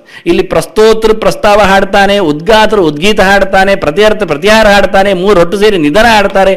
ಎತ್ತುಗಡೆಯನ್ನು ಯಾರಾದರೂ ಕೊಡ್ತಾರೆ ಅಂದರೆ ಶ್ರುತಿ ಹಿಡಿತಾರೆ ಅಂತೇಳಿ, ಅದು ಬಾಯಲ್ಲಿ ಹೇಳಬೇಕು ಅಂತಿಲ್ಲ, ಕೆಲವೊಮ್ಮೆ ಶ್ರುತಿಗೆ ತಕ್ಕುದಾಗಿ ಬಾಯನ್ನು ಸೇರಿಸಲಿಕ್ಕೆ ಹಾಡುವಾಗ. ಇಷ್ಟು ಬಹಳ ಚೆನ್ನಾಗಿ ಸುಂದರವಾಗಿ ಭಾಗವತ ಹೇಳ್ತದೆ. ಸಾಂಕೇತ್ಯಂ ಪಾರಿಹಾಸ್ಯಂ ವಾಸ್ತೋಭಂ ಹೇಳನಮೇವ ವೈಕುಂಠ ನಾಮಗ್ರಹಣಂ ಅಶೇಷ ಅಗಾರಂ ಇದು. ಅಜಾಮಿಳ ಪ್ರಕರಣದಲ್ಲಿ ಹೇಳ್ತಾಳೆ, ನೀವು ಸುಮ್ಮನೆ ಬೇಕಾದರೂ ಹಾಡಿಗೋಸ್ಕರ ಆಡುವಾಗಲೂ ಎತ್ತುಗಡೆಗೋಸ್ಕರ ಬೇಕಾದರೂ ನೀವು ಅಕ್ಷರವನ್ನು ಹಾಕಿ, ಅದು ದೇವರನ್ನು ಹೇಳ್ತದೆ. ನಾನು ಅವತ್ತು ಹೇಳಿದ್ನಲ್ಲ ಅದನ್ನು, ನಾವು ನಾ ಅಂತೇಳಿಕೊಂಡು ಸ್ವರ ಪ್ರಸ್ತಾವ ಮಾಡಿದ್ರು ನಮಗೆ ನಾ ಅಂದರೆ ನಿಷೇಧ ಅಂತ ಅರ್ಥ. ನೇತಿ ನೇತ್ಯಾತ್ಮ ಗೃಹ್ಯತೆ ಅಂತ. ದೇವರು ದೋಷ ಇಲ್ಲದವನು, ದೇವರು ರೂಪ ಇಲ್ಲದವನು, ದೇವರು ಏನು ಇಲ್ಲದವನು ನಮಗೆ ಅರ್ಥದು. ನೇತಿ ನೇತಿ ಆತ್ಮಗೃಹ್ಯ. ಯಾಕೆಂದರೆ ನೀವು ಹೇಳುವ ಯಾವ ಕಣ್ಣಿನಿಂದ ಕಾಣುವ, ಕಿವಿಯಿಂದ ಕೇಳುವ, ಕೈಯಿಂದ ಮುಟ್ಟುವ, ನಾಲಿಗೆಯಲ್ಲಿ ಚಪ್ಪರಿಸುವ ಯಾವುದೇ ಐಶ್ವರ್ಯವುಳ್ಳವನು ದೇವರಲ್ಲ. ದೇವರು ಚೆನ್ನಾಗಿ ಸಿಹಿ ಇದ್ದಾನೆ, ನೆಕ್ಕಿ ಬಂದು ಹೇಳಲಿಕ್ಕುಂಟ ಇಲ್ಲ, ಮುಟ್ಟಿ ಬಂದು ಹೇಳಲಿಕ್ಕುಂಟ ಇಲ್ಲ, ನೋಡಿ ಬಂದು ಹೇಳಲಿಕ್ಕುಂಟ ಇಲ್ಲ. ಆದ್ದರಿಂದ ನೇತಿ ನೇತ್ಯಾತ್ಮಗೃಹ್ಯತೆ. ನಿನ್ನ ಅನುಭವಕ್ಕೆ ಸಿಕ್ಕಿದ ಈ ಜಗತ್ತಿನಲ್ಲಿ ನೀನು ಪರದಾಡಿಸಿ ಪಡೆದ ವಸ್ತುಗಳಿಂದ ಎಷ್ಟೋ ಬೇರೆ ಬೇರೆ ಬೇರೆ ದೇವರು ಇದು. ಅವನು ಹೇಳಿದ, ನೀವು ಸುಮ್ಮನೆ ಅಕ್ಷರಗಳನ್ನು ಎಸೆದರೂ ಅದರಲ್ಲಿ ಭಗವಂತ ಕಾಣಲಿಕ್ಕೆ ಸಿಗ್ತಾನೆ. ಅದರಿಂದ ಹಿಂಕಾರದಿಂದ ಹಿಡಿದು ಶ್ರುತಿ ಹಿಡಿದಿಂದ ಹಿಡಿದು ಬಹಳ ಚೆನ್ನಾಗಿ ಸಂಭ್ರಮದಲ್ಲಿ ಪಂಚವಿಧ ಸಾಮೋಪಾಸನೆ ಮಾಡಲಿಕ್ಕೆ ತಸ್ಮಾದಶ್ವಾಜಾಯಂತ ಏಕೇಚೋ ಭಯಾದತಃ ಗಾವೋಹ ಜಜ್ಞರೇ ತಸ್ಮಾಜ್ಜಾತ ಅಜಾವಯ ಅಂತ ಬಹಳ ಸುಂದರವಾಗಿ ಅದ್ದೂರಿಯಾಗಿ ಪಂಚ ಪ್ರಾಣಿಗಳ ಜೊತೆಯಲ್ಲಿನ ಭಗವಂತನ ಸೃಷ್ಟಿಯ ವಿಭ್ರಮ. ಇನ್ಯಾವ ಪ್ರಾಣಿಗಳು ಇದರ ಬಗ್ಗೆ ಹೇಳೋದಿಲ್ಲ. ಇನ್ನು ಕತ್ತೆಯನ್ನು ಇಟ್ಟುಕೊಳ್ಳಿ ಸ್ವರ ಪ್ರಸ್ತಾರಕ್ಕೆ ಅಂದರೆ ಅದು ಕಿರಿ ಕೊಡಬೇಕಾಗತ್ತೆ. ಮತ್ತೆ ಈಗ ಸ್ವರ ಕ್ರಮಗಳಲ್ಲಿ ಬರತಕ್ಕ ವ್ಯಕ್ತಿಗಳ ವ್ಯವಸ್ಥೆಗಳು ಹೀಗಿರ್ತದೆ. ಯತ್ಪುರುಷಂ ವ್ಯದುಧು ಕದಿಧಾ ವ್ಯಕಲ್ಪಯನ್ ಮುಖಂ ಕಿಮಸ್ಸಿಕೌ ಬಾಹು ಕಾ ಊರು ಪಾದಾವು ಉಚ್ಯೇತೆ. ಅವ್ರು ಕೇಳುತ್ತಾ, ಇದು ಪ್ರಶ್ನೆ ಯಾರು ಮಾಡೋದು ಅಂದರೆ ದೇವರ ಪ್ರಶ್ನೆ ಮಾಡೋದು. ಯಾಕೆ ಉತ್ತರಿಸಲಿಕ್ಕೆ ಗೋಜಿ ಇರ್ತದೆ ಅಂತ. ಕೆಲವೊಮ್ಮೆ ನಾನು ಏನಂತ ಹೇಳಿ ಅಂತ ಹೇಳ್ತಾ ಹೋಗಿ ಅಲ್ಲ ನೀವು ಯಾರು ಮತ್ತೆ ಕೇಳಿದ್ರೆ ಯಾರದು ಅದು ಯಾಕೆ ಹೇಳೋದು ಅಂದರೆ ಮುಂದೆ ಹೇಳೋದ್ರಲ್ಲಿ ಗೋಜಿ ಇರ್ತದೆ ಅಂತ ಹೇಳೋಕರ ನಾನು ಹೇಳಲಿಯಾ ಅಂತ ಹೇಳೋದು. ನಾವೇ ಪ್ರಶ್ನೆ ಹಾಕಿಕೊಂಡು ಉತ್ತರಿಸಲಿಕ್ಕೆ ಹೋದರೆ ಅದರ ಉತ್ತರದಲ್ಲಿ ಏನೋ ಗೋಜಿದೆ ಅಂತ. ಇವತ್ತಿನವ್ರಿಗೆ ಯಾರು ಹೇಳಿದ್ರ ಅಲ್ಲಿಂದ ಅವನಲ್ಲಿ ಏನು ಬಂತು, ಯಾವ ಪ್ರಾಣಿಗಳು ಹುಟ್ಟಿದ್ವು ಕೇಳಿದ್ರ? ಇಲ್ಲ, ಸೀದಾ ಹೇಳಿಕೊಂಡು ಹೋದ ತಸ್ಮಾಶ್ವಾಜಾಯ ಅಂತ ಸರ್ವತಃ ಚಂದಾಂಸಿ ಅಂತ ಹೇಳಿದ. ನೀ ಏನು ಬಂತು ಕೇಳಿದ್ರೆ? ಇಲ್ಲ. ಈಗ ಸುಮ್ಮನೆ ಕೇಳು, ಎಲ್ಲಿಂದ ಏನು ಬಂತು ಹೇಳು, ಏನಾಯಿತು, ಹೇಗಾಯಿತು ಹೇಳ್ತೇನೆ ಕೇಳು ಅಂತ ಮುಂದುವರಿಸ್ತಾನೆ. ನಾರಾಯಣನ ಹೇಳಿಕೊಂಡು ಹೇಳ್ತಾನೆ, ಸಮಾಧಾನ ಮಾಡ್ತಾನೆ ಹೇಗಿದೆ ಅಂತೇಳಿ. ಎಲ್ಲ ಸೃಷ್ಟಿಯಾದ ಗಾವೋಹ ಜಜ್ಜರೇ ತಸ್ಮಾ ಜಾತ ಅಜಾವಯ ಯತ್ ಪುರುಷಂ ವ್ಯದುದುಹು ಕತಿಧಾ ವ್ಯಕಲ್ಪಯನ್. ಇಲ್ಲಿ ಮತ್ತೆ ಪುರುಷ ಬಂದ. ಈಗ ಭಗವಂತ ಇದ್ದಾನೆ ಅಂತ. ಅವನು ಹೇಗಿದ್ದ, ಏನಿದ್ದ, ಅವನನ್ನು ಯಾವ ರೀತಿಯಿಂದ ಉಪಾಸನೆ. ಇಲ್ಲಿ ಪುರುಷ ಅಂದರೆ ಪೂರ್ವ ಅಂದರೆ ಪೂರ್ವವಾದದ್ದು. ಶಕಾರೋ ಬಲಂ ನಕಾರ ಪ್ರಾಣ ಆತ್ಮ ಅಂತ. ಬಲಪ್ರದನಾದ ಭಗವಂತ. ಎಲ್ಲದಕ್ಕೂ ಯಾವ ಬಲ ಅಂತ ಪ್ರಾಣ. ಮೂರೆಯಲ್ಲಿ ಯಾರಿಗೆ ಏನು ಬಲ, ಕೈಯಲ್ಲಿ ಯಾರಿಗೆ ಏನು ಬಲ, ಕಾಲಲ್ಲಿ ಏನು ಬಲ, ಎಲ್ಲರ ನಿಜವಾದ ತಾತ್ಪರ್ಯ ಅವರಲ್ಲಿರತಕ್ಕಂತಹ ಆಂತರ್ಯ ಸ್ಪಿರಿಟ್ ಶಕ್ತಿ ಏನು ಅದನ್ನು ಕೇಳಿ. ಎಷ್ಟು ಪುರುಷಂ ವ್ಯದುದುಹು, ಹೇಗೆ ದೇವರನ್ನು ವಿವಿಧವಾಗಿ ಧ್ಯಾನ ಮಾಡಿದ್ರು, ಹೊತ್ತುಕೊಂಡ್ರು, ಚಿಂತನೆ ಮಾಡಿದ್ರು, ಧಾರಣೆ ಮಾಡಿದ್ರು ಹೇಳು. ಕತಿಧಾವ್ಯ ಕಲ್ಪನೆ, ಎಷ್ಟು ಪ್ರಕಾರವಾಗಿ ಅವನ ಕಲ್ಪನೆಯನ್ನು ತಲೆಯಲ್ಲಿ ಹಾಕಿಕೊಂಡು ನಿಜವಾಗಿರತಕ್ಕ ವ್ಯವಸ್ಥೆ. ಕಲ್ಪನೆ ಎರಡು ಬಗೆ, ನಾವಾಗಿ ಯೋಚನೆ ಮಾಡೋದೊಂದು, ಇದ್ದದ್ದನ್ನು ಚಿಂತಿಸುವುದು. ಅದರಿಂದ ಇರುವ ಭಗವಂತನಲ್ಲಿ ಯಾವ ಯಾವ ಅಂಗಗಳಲ್ಲಿ ಹೇಗೆ ಹೇಗೆ ಏನೇನಿದೆ. ಮುಖಂಕಿಮಸ್ಯ ಕೌ ಬಾಹು ಕೌ ಊರು ಕೌ ಪಾದೋ ಉಚ್ಯೇತೆ. ಅವನು ತೊಡೆಗಳೇನು, ಮೋರೆಯೇನು, ತೋಳೇನು, ಎರಡೆರಡ ಬಗ್ಗೆ ಮಾತಾಡಿದ್ದವರು. ಸಹಸ್ರ ಶೀರ್ಷೆಯಲ್ಲೇ ಹೇಳಿದೆ, ಅದನ್ನೆಲ್ಲ ಇಟ್ಟುಕೊಳ್ಳುವುದಿಲ್ಲ. ಎರಡನ್ನು ನೋಡಿಕೊಳ್ಳಿ, ಮತ್ತೆಲ್ಲ ಅದೇ ಅರ್ಥ ಮಾಡಿಕೊಳ್ಳಿ ಅಂತ ಮತ್ತೇನು ಹೇಳುವ. ಅದು ಮುಖಂಕಿಮಸ್ಯ ಒಂದೇ ಮೋರೆ ಬಗ್ಗೆ ಮುಖಂಕಿಮಸ್ಯ ಕೌ ಬಾಹು. ಏನು ಏನು ಅಂತ ಕೇಳಿದ್ದು ನಮ್ಮದು ಸಣ್ಣ ಅರ್ಥ ಅದು. ಕಿಂ ಕೌ ಏನು, ಯಾರು, ಯಾರದು ಕೇಳ್ತಾರೆ. ನಿನ್ನ ಮೋರೆ ಏನು, ನನ್ನ ಮೋರೆ ಮೋರೆ ಮತ್ತೆಂತ ಹೇಳೋದು, ಮತ್ತೆಂತ ಹೇಳೋದು, ಫೇಸ್ ಹೇಳ್ಬೇಕು. ಮತ್ತೆ ನಿನ್ನ ಕೈ ಏನು, ನನ್ನ ಕೈ ಇದುವೇ. ಈ ಪ್ರಶ್ನೆ ಚೆನ್ನಾಗಿ ಕಾಣೋದಿಲ್ಲ. ಅವನ ಕೈ ಎಂಥದ್ದು, ಅವನ ಮೋರೆ ಎಂಥದ್ದು, ಅವನ ಕಾಲು ಎಂಥದ್ದು. ಅಂದರೆ ಸಾಹಿತ್ಯ ಚೆನ್ನಾಗಿ ಓದಿದವರ ಹತ್ರ ಮಾತ್ರ ಏನು ಮೋರೆ ನಿನ್ನದು, ಏನು ಕೈಯು ನಿನ್ನದು ಅಂದರೆ ಖುಷಿ ಆಗುವ, ಭಾಳ ಚೆನ್ನಾಗಿದೆ ಅಂತ ಅರ್ಥ ಅಂತ ಕೇಳೋದು. ಇಷ್ಟೇ. ಏನು ಅಂತ ಕೇಳಿದರೆ ಪ್ರಶ್ನೆ ಇಲ್ಲ, ಏನು ಸೊಗಸು ಅಂತ ಇಟ್ಕೊಳ್ಬೇಕು. ಅಥವಾ ಏನು ಮೋರೆ ನಿನ್ನದು ಅಂದರೆ ಏನು ಗಲೀಜು ಅಂತ ಎನಿಸ್ಬೇಕು. ಏನೋ ಒಂದೋ ತಮಾಷೆಗೆ, ಒಂದೋ ಒಳ್ಳೆಯದಕ್ಕೆ. ಎರಡಕ್ಕೆ ಬಿಟ್ಟು ಇನ್ನೇನು ಮೋರೆ ಯಾರು ಹೇಳೋದಿಲ್ಲ. ಮೋರೆ ಏನು, ಕಾಲು ಏನು, ಕೈ ಏನು, ತೋಳಿ ಏನು, ಇದೇನು ಕೇಳೋದು. ಏನು ಕೇಳಿದ್ದಲ್ಲ ರೀ. ಮತ್ತೆ ನೀವು ಮತ್ತೆ ಪುರುಷ ಸೂಕ್ತಕ್ಕೆ ಓದಿದವರು ವಿಷ್ಣು ಸಹಸ್ರನಾಮಕ್ಕೆ ಬರಲೇ ಇಲ್ಲಲ್ಲ. ಏಕೋ ನೈಕ ಸವಕ್ಕ ಕಿಂ. ಮತ್ತೆ ಕಿಂ ಅಂದರೆ ಏನು ಅಲ್ಲ, ಸುಖಾತ್ಮಕಂ ಅಂತ ಅರ್ಥ. ಭಗವಂತ ಸುಖ ಸ್ವರೂಪನ, ಕ ಉಳ್ಳವನು ಅಂತ. ಕಮಿತಿ ಕಮ್ ಅಂದರೆ ಎಂಥದ್ದು, ಸುಖಂ ಪ್ರಕೀರ್ತಿದಂ, ಕಂ ಸುಖಂಚ ಪ್ರಕೀರ್ತಿದಂ. ಕಮ್ ಅಂದರೆ ಸುಖ, ಕಿಂ ಅಂದರೆ ಸುಖ ಉಳ್ಳವನು ಅಂತ ಅರ್ಥ. ಬಹಳಷ್ಟು ಸುಖದ ಮುದ್ದೆ ಅವನು. ತೃತೀಯೋತಿ ಶಯ ಬೇಕಾದರೆ ಏನು ಬೇಕಾದ್ರೆ ಹಾಕಿ ನೀವು. ಕಮ್ ಅಸ್ಯ ಸ್ಥಿತಿ ಕಿಂ ಬೇಕಾದ್ರೆ ಮಾಡಿ, ಇಲ್ಲ ಕಿಂ ಮೊದಲೇ ಮಾಡಿ ತೃತೀಯೋತಿಶಯ ಅಂತ. ತುಂಬ ತುಂಬ ಸುಖವುಳ್ಳವನು, ಯಾರಿಗೂ ಇಲ್ಲದ ಸುಖವುಳ್ಳವನು, ಆನಂದ ಪ್ರಧಾನನಿದ್ದಾನೆ, ಆನಂದಮಯನಿದ್ದಾನೆ. ಆದ್ದರಿಂದ ಭಗವಂತ ಕಿಂ ಮುಖಂ ಕಿಂ ಅಸ್ಯ. ಅವನ ಮೋರೆ ಆನಂದ, ಅವನ ತೋಳು ಆನಂದ, ಅವನ ಊರು ಆನಂದ, ತೊಡೆ ಊರು ಅಂದರೆ ಅವನ ಪಾದ ಆನಂದಮಯ ಆಯ್ತಲ್ಲ, ಸರ್ವಾನಂದಮಯ ಆಯ್ತಲ್ಲ. ಮೇಲಿಂದ ಕೆಳಗೆ ತಲೆ ಮೇಲಿದೆ, ಕೈ ಎಲ್ಲ ಕಡೆ ಬಾಚಿದೆ, ತೋಳು ಕೆಳಗಿದೆ, ಪಾದ ಪೂರ ಕೆಳಗಿದೆ, ಆಯ್ತಾ ಮುಗೀತು.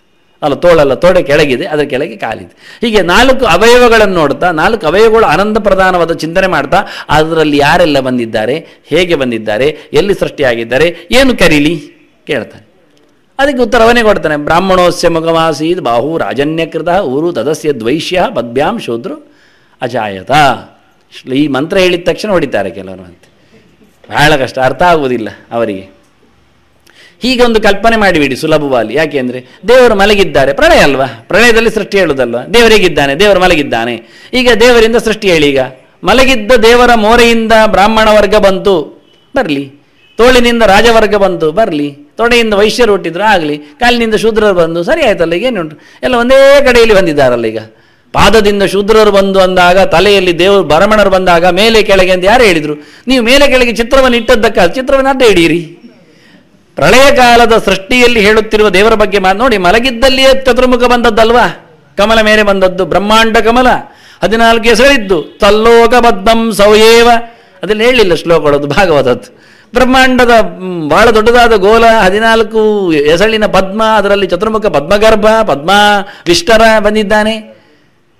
ಮತ್ತೆ ಈಗ ದೇವರು ಎದ್ದು ನಿಂತರೆ ಏನಾಗುತ್ತೆ? ಬ್ರಹ್ಮ ಬೀಳ್ತಾನೆ, ತೊಟ್ಟಿಲಲ್ಲಿ ಕೂತವ, ಜಾಯಿಂಟ್ ವೀಲಲ್ಲಿ ಕೂತಿದ್ದಾನೆ, ಈಗ ಮೇಲೆ ಇದ್ದಾನೆ. ಈ ದೇವರಲ್ಲಿ ನೀವು ಎದ್ದು ನಿಲ್ಲಿಸಿಬಿಟ್ರಿ, ಶೂದ್ರರು ಕೆಳಗೆ ಬಂದರು ಅಂತ ಹೇಳಲಿಕ್ಕೆ ಹೋಗಿ ಬ್ರಹ್ಮನನ್ನು ಬೀಳಿಸ್ತೀರ ನೀವು? ಆರಾಮಿರಲಿ ಬ್ರಹ್ಮ, ಹಾಗೆ ಮಲಗಿ ಇರಲಿ ದೇವರು. ದೇವರು ಶಯಾನೋ ಯಾತಿ ಸರ್ವತ, ದೇವರು ಮಲಗಿದ್ರೇನೆ ಎಲ್ಲ ನಡೀತದೆ. ದೇವರು ಹೇಳಬೇಕು ಅಂತಲೇ ಇಲ್ಲ. ಯಾಕೆ ದೇವರಿಗೆ ಹೇಳಲಿಕ್ಕೆ ಏನುಂಟು ಹೇಳೋದು? ನೀವು ಏನಾಗಬೇಕು ಅವನಿಗೆ?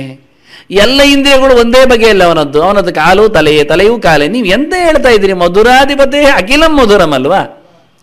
ಆ ಪ್ರಣಕ ಸರ್ವೇ ವಸ್ವರ್ಣಮಯ ಅಂತ ಹಿರಣ್ಯಸ್ಮಶ್ರು ಹಿರಣ್ಯನಕ ಸುಖ ಸ್ವರೂಪವಾಗಿರತಕ್ಕದ್ದವನು. ತಲೆ, ಕೂದಲು, ಗಡ್ಡ, ಉಗುರು ಎಲ್ಲ ಅನ್ನಿರುವಾಗ ನಿಮಗೆ ತಲೆ ಅಂದಾಗ ಕಾಲು ಯಾಕೆ ಅರ್ಥ ಆಗೋದಿಲ್ಲ? ಕಾಲು ಅಂದಾಗ ಸೊಂಟ ಯಾಕೆ ಅರ್ಥ ಆಗೋದಿಲ್ಲ? ಅನಂತ ಬಾಹೂದರ ವಕ್ರ ನೇತ್ರಂ, ಎಲ್ಲೆಂದರಲ್ಲಿ ಇರತಕ್ಕಂಥ ಅವಯವಗಳು ನಿನ್ನದ್ದು ಅಂತ ಹೇಳಿದಾಗ ಎಲ್ಲ ಕಡೆ ಅಂತಾನೆ ಅವನು. ಸುತ್ತಲೂ ಸುತ್ತೇನೆ, ಸರ್ವತ ಏವ ಸರ್ವ ಅಂತಾನೆ. ಎಲ್ಲಿ ನೋಡಿದರಲ್ಲಿ ನಿನ್ನದು ಕಾಲೇ ಕಾಣ್ತದಲ್ಲ ಅಂತಾನೆ. ಹೌದಾ? ಇನ್ನೊಮ್ಮೆ ನೋಡು, ತಲೆಯೇ ಕಾಣ್ತದೆ ಅಂತಾನೆ. ಮತ್ತೊಮ್ಮೆ ನೋಡು, ಏನು ನಿನಗೆ ಕಾಣಬೇಕು ಅದು ಕಾಣ್ತದೆ ಅಂತ. ಯಾಕೆ? ನಂದು ಎಲ್ಲವೂ ಒಂದೇ. ಅಮೀಮಾದಲ್ಲಿ ನೀ ಯಾವುದನ್ನು ಕಾಲು ಅಂತ ಹೇಳ್ತೀರಿ, ಯಾವುದನ್ನು ಕೈ ಅಂತ ಹೇಳ್ತೀರಿ? ಹಾಗೆ ಸರ್ವಾವಯವ, ಇದು ಜೀವನ ವ್ಯವಸ್ಥೆ. ಆತ್ಮ ಭಗವಂತನ ಪಡಿಯಚ್ಚು ಹಾಗೇ ಇರುವುದು. ಅದಕ್ಕೆ ಸ್ವರೂಪೇಂದ್ರಿಯ ಹೇಳೋದು ನಾವು. ಆತ್ಮೇಂದ್ರಿಯ ಮನೋಯುಕ್ತಂ ಭೋಕ್ತೇತ್ಯಾಹರ ಮನೆ.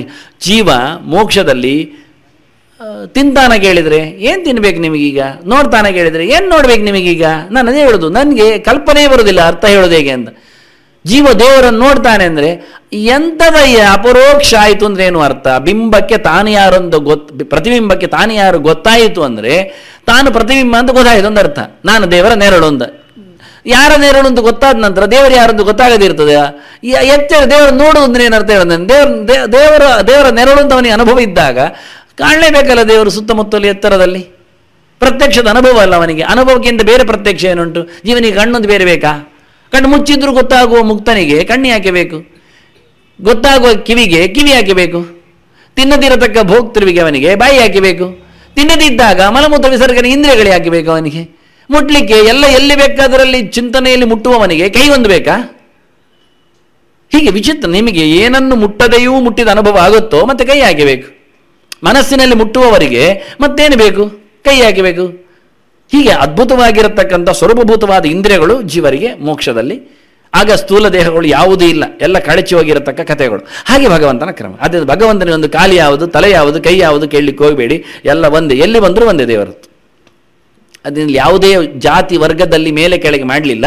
ಆದರೆ ಸೃಷ್ಟಿ ಮಾಡಲಿಕ್ಕೆ ಬಂದಿರತಕ್ಕ ದೇವತೆಗಳಿಗೋಸ್ಕರ ಹೀಗಾಯ್ತು. ಬ್ರಾಹ್ಮಣೋಸ್ಯ ಮುಖಮಾಸೀತ್, ಇವನ ಮೋರೆಯಲ್ಲಿ ಬ್ರಾಹ್ಮಣ ಸೃಷ್ಟಿಯಾಯಿತು. ಬ್ರಾಹ್ಮಣ ಅಭಿಮಾನಿಯಾಗಿ ನಿಂತ ಚತುರ್ಮುಖ ಬಂದ. ಚತುರ್ಮುಖನ ಜೊತೆಯಲ್ಲಿ ಅಗ್ನಿಯೂ ಸೃಷ್ಟಿ. ಅಗ್ನಿಯ ಬಗ್ಗೆ ಮತ್ತೆ ಮಾತಾಡ್ತಾರೆ, ಮುಖ ಅದಗ್ನಿಶ್ಚೇಂದ್ರಶ್ಚ ಅಂತ. ಹೀಗೆ ಬ್ರಾಹ್ಮಣ ಅಭಿಮಾನಿಯಾಗಿರತಕ್ಕ ದೇವತೆಗಳು ಬ್ರಹ್ಮ ಮತ್ತು ಅಗ್ನಿ. ಅಂದ ಕ್ಷತ್ರಿಯಾಭಿಮಾನಿ ದೇವತೆಗಳು ಬಾಹೂರಾಜನ್ಯಕೃತ, ತೋಳಿನಿಂದ ರಾಜನ್ಯರು, ರಂಜನೆಗಳು ಪಡಿಸುವವರು, ದೇಶದ ರಕ್ಷಣೆಯಲ್ಲಿ ನಿಂತವರು ಕ್ಷತ್ರಿಯ ದೇವತೆಗಳು ಬಂದರು. ವಾಯು, ಗರುಡ, ಶೇಷ, ರುದ್ರ, ಸೂರ್ಯ, ಚಂದ್ರ, ಯಮ ಇಂದ್ರ, ಕಾಮ, ಇಷ್ಟು ಜನರು ಬಂದರು. ಊರು ತದಸ್ಯ ದ್ವೈಷ್ಯ. ಈಗ ಅವರನ್ನು ಬೈತೇವೆ ನಾವು, ದೇವತೆಗಳು ನೀವು ಕ್ಷತ್ರಿಯರಿದ್ದೀರಿ, ನೀವು ಬ್ರಾಹ್ಮಣರಲ್ಲ ಅಂತ ಹೇಳೋದ? ವೈಶ್ಯರಿದ್ದಾರೆ, ಮತ್ತೆ ಗಣನಗಳೆಲ್ಲ ವೈಶ್ಯರೇ. ಅಗ್ನಿಯನ್ನು ಬಿಟ್ಟು ವಸುಗಳು 7 ಜನ, ದ್ರೋಣ, ಪ್ರಾಣ, ಧ್ರುವ, ಅರ್ಕ, ದೋಷ, ವಸ್ತು, ವಿಭಾವಸು, 7 ವಸುಗಳು. 10 ರುದ್ರರು, ರೈವತ, ಓಜ, ಭವ, ಭೀಮ, ವಾಮ, ಉಗ್ರ, ವೃಷಾಕವೇ, ಅಜೈಕವ, ಅಹಿರ್ವಜ್ಞ, ಬಹುರೂಪ. ಮಹಾದೇವ ಇಲ್ಲ, 11ನೇ ರುದ್ರ ಇಲ್ಲ, ಅವನಾಗ ಹೇಳಿ ಆಯಿತು, ಅವನು ಕ್ಷತ್ರಿಯರಲ್ಲಿ ಬಂದ. ಉಳಿದ ರುದ್ರ, ರವಾಂತ ರುದ್ರ 10 ಜನ, ಮತ್ತು 12 ಆದಿತ್ಯರಲ್ಲಿ 4 ಜನ ಇಲ್ಲ, ಆಗ ಹೇಳಿ ಆಯಿತು. ಅದು ಇಂದ್ರನನ್ನು ಹೇಳಿ ಆಯಿತು, ವರುಣನನ್ನು ಹೇಳಿ ಆಯಿತು, ಅದರ ಜೊತೆಯಲ್ಲಿ ವಿಷ್ಣುವನ್ನು ಹೇಳಿ ಆಯಿತು, ಸೂರ್ಯನನ್ನು ಹೇಳಿ ಆಯಿತು. 4 ಜನ ಬಿಟ್ಟು ಉಳಿದವರು ಅರ್ಯಮ, ಪೂಷ, ತ್ವಷ್ಟ, ಸವಿತ, ಭಗ, ದಾತ, ವಿಧಾತ, ಮಿತ್ರ, 8 ಜನ. ಆನಂತರ ಮರುತ್ತುಗಳು, ಅದರಲ್ಲಿ ಒಂದು ವಾಯು ಬಿಟ್ಟು 48 ಜನ, ಅಲ್ಲಿ ಆಯಿತು. ಆವಾಹ, ವಿವಾಹ, ಸಂವಾಹ, ಪ್ರವಾಹ ಹೇಳಿಕೊಂಡು ಇವರೆಲ್ಲ ಸೇರಿಕೊಂಡು ಒಟ್ಟು 48 ಮರುತ್ತುಗಳು, 10 ರುದ್ರರು, 8 ಆದಿತ್ಯರು, 7 ವಸುಗಳು, ಇವರೆಲ್ಲ ವೈಶ್ಯರು. ಮತ್ತು ಶೂದ್ರರು, ಬದ್ಭ್ಯಾಂ ಶೂದ್ರೋ ಅಜಾಯತ, ಪೃಥಿವಿ, ಮೃತ್ಯು, ಕಾಲ, ಅಶ್ವಿನಿ ದೇವತೆಗಳು, ಇವರೆಲ್ಲ ಪೃಥ್ವಿ ಶೂದ್ರಾಭಿಮಾನಿಗಳು, ಅವರು ಸೃಷ್ಟಿಯಾದ. ಹೀಗೆ ದೇವತೆಗಳ ರಾಶಿ ರಾಶಿ ಸೃಷ್ಟಿಯಾದ ಕ್ರಮ ಇದೆಲ್ಲ ಎಲ್ಲಿ ಕಾಣ್ತದೆ ಅರ್ಥದಲ್ಲಿ ನಮಗೆ? ಎಷ್ಟು ವೈಭವಗಳಿರ್ತವೆ. ಉಪನಿಷತ್ತುಗಳಲ್ಲಿ ಅಲ್ಲಲ್ಲಿ ಆಚಾರ ತೋರಿಸಿಕೊಡ್ತಾರೆ, ಯಾರ್ಯಾರು ಎಲ್ಲೆಲ್ಲಿ ಬಂದಿದ್ದಾರೆ ಅಂತ ಹೇಳಲಿಕ್ಕೆ. ಬೃಹದಾರಣ್ಯಕ ಉಪನಿಷತ್ತು, ಛಂದೋಗ, ಇವೆಲ್ಲ ಹುಡುಕಬೇಕು ಕೂತ್ಕೊಂಡು, ಬಹಳ ಸುಂದರವಾಗಿರುತ್ತೆ. ಅದನ್ನು ಪುರುಷ ಸೂಕ್ತ ಸುಲಭದ್ದಲ್ಲ, ಸರ್ವವೇದಗಳ ಸಾರಭೂತವಾದದ್ದು. ಬ್ರಾಹ್ಮಣೋಸ್ಯ ಮುಖವಾಸೀತ್ ಹೇಳುವಾಗ ಪದ್ಭ್ಯಾಂ ಶೂದ್ರೋ ಅಜಾಯತ ಅಂದರು, ಕಾಲಿನಿಂದ ಶೂದ್ರ ಹುಟ್ಟಿದ. ಆದ್ದರಿಂದ ಬ್ರಾಹ್ಮಣೋಸ್ಯ ಮುಖವಾಸೀತ್ ಅಂದರೆ ಬ್ರಾಹ್ಮಣ ಮುಖ ಅಂತ ಹೇಳಬೇಕು. ಬಾಹುಭ್ಯಾಂ ರಾಜನ್ಯ ಅನ್ನಬೇಕು, ಊರುಭ್ಯಾಂ ವೈಶ್ಯ ಹೇಳಬೇಕಲ್ಲಿ.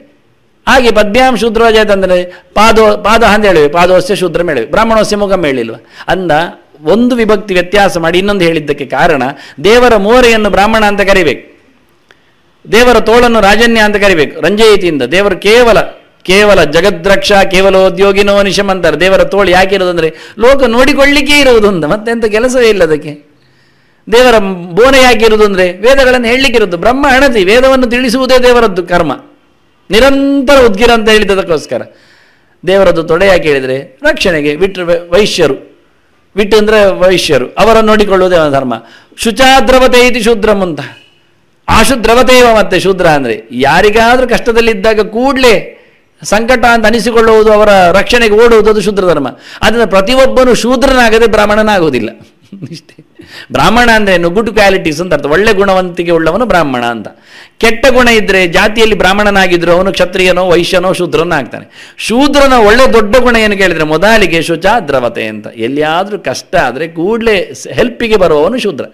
ಅಂಥ ಒಂದು ನೇಚರೇ ಇಲ್ಲದವ, ಸಾಮಾನ್ಯ ಗುಣಕ್ಕೆ, ಹ್ಯುಮ್ಯಾನಿಟಿಗೆ, ಶೂದ್ರ ಧರ್ಮಕ್ಕೆ ಒಗ್ಗದವ ನೀನು ಬ್ರಾಹ್ಮಣನಾಗುದು ಯಾವಾಗ? ಇವತ್ತೊಬ್ಬರು ಕಷ್ಟದಲ್ಲಿದ್ದರೆ ಮೊದಲು ತುಳಿಯುವವರೇ ಬ್ರಾಹ್ಮಣರು. ನಾನು ಹೇಳಿದ್ದೇನೆ ಬೈಬೇಡಿ, ಮತ್ತೆ ತುಳಿತ ತಿನ್ನದ್ದಕ್ಕೆ ಹೇಳಿದೆ, ಕೊನೆಗೆ ತಿಟ್ಟುಕೊಳ್ಳಿ ಬೇಕಾದರೆ ಇರಲಿ. ಕೆಲವರು ಅವರಿಗೆ ಹಾಗೆ ಆಗಿದೆ ಅದಕ್ಕೆ ಹೇಳ್ತಾರೆ, ನೀವು ಏನು ಬೇಕಾದರೆ ಕಮೆಂಟ್ ಮಾಡಿ. ಆದರೆ ವಾಸ್ತವ ಧರ್ಮ ಹೇಳ್ತೇನೆ, ಹೇಗೆ ಮರ ಕೂಗ್ತದೋ ಹಾಗೆ. ಮರ ಏನು ಕೂಗ್ತದೆ? ಚಿನ್ನವೂ ಕೂಗ್ತದೆ ಹಾಗೆ. ನನಗೇನು ಅಂತ ಮರ ಹೇಳ್ತದೆ, ಮಾರಾಯ ನನ್ನನ್ನು ಕಡಿಯುವವರು ನನ್ನವರೇ, ಗರಗಸಕ್ಕೂ ನನ್ನನ್ನು ಸಿಕ್ಕಿಸಿದ್ದಾರೆ, ಕತ್ತಿಗೂ ನನ್ನನ್ನು ಹಾಕಿದ್ದಾರೆ, ಕೊಡಗಿಲಿಗೂ ನನ್ನನ್ನು ತಂದಿದ್ದಾರೆ. ಅವ್ರು ಏನು ತಂದದ್ದು ನಾನಿದ್ದೇನೆ, ನನ್ನವರೇ ನನಗೆ ಹೊಡೆಯುವುದು. ಚಿನ್ನ ಹೇಳ್ತಾರೆ ಮತ್ತೆ ಹೊಡೆಯುವುದಿಲ್ಲ. ನಿನಗೆ ಹೊಡಿತಾರೆ, ನಿನ್ನವರಿಂದ ಅಲ್ಲ. ಚಿನ್ನದಿಂದ ಚಿನ್ನ ಹೊಡಿತಾರೆ ಇಲ್ಲ, ಕಬ್ಬಿಣದಿಂದ ಹೊಡಿತಾರೆ, ಮರದಿಂದ ಹೊಡಿತಾರೆ, ಸುತ್ತೆಯಿಂದ.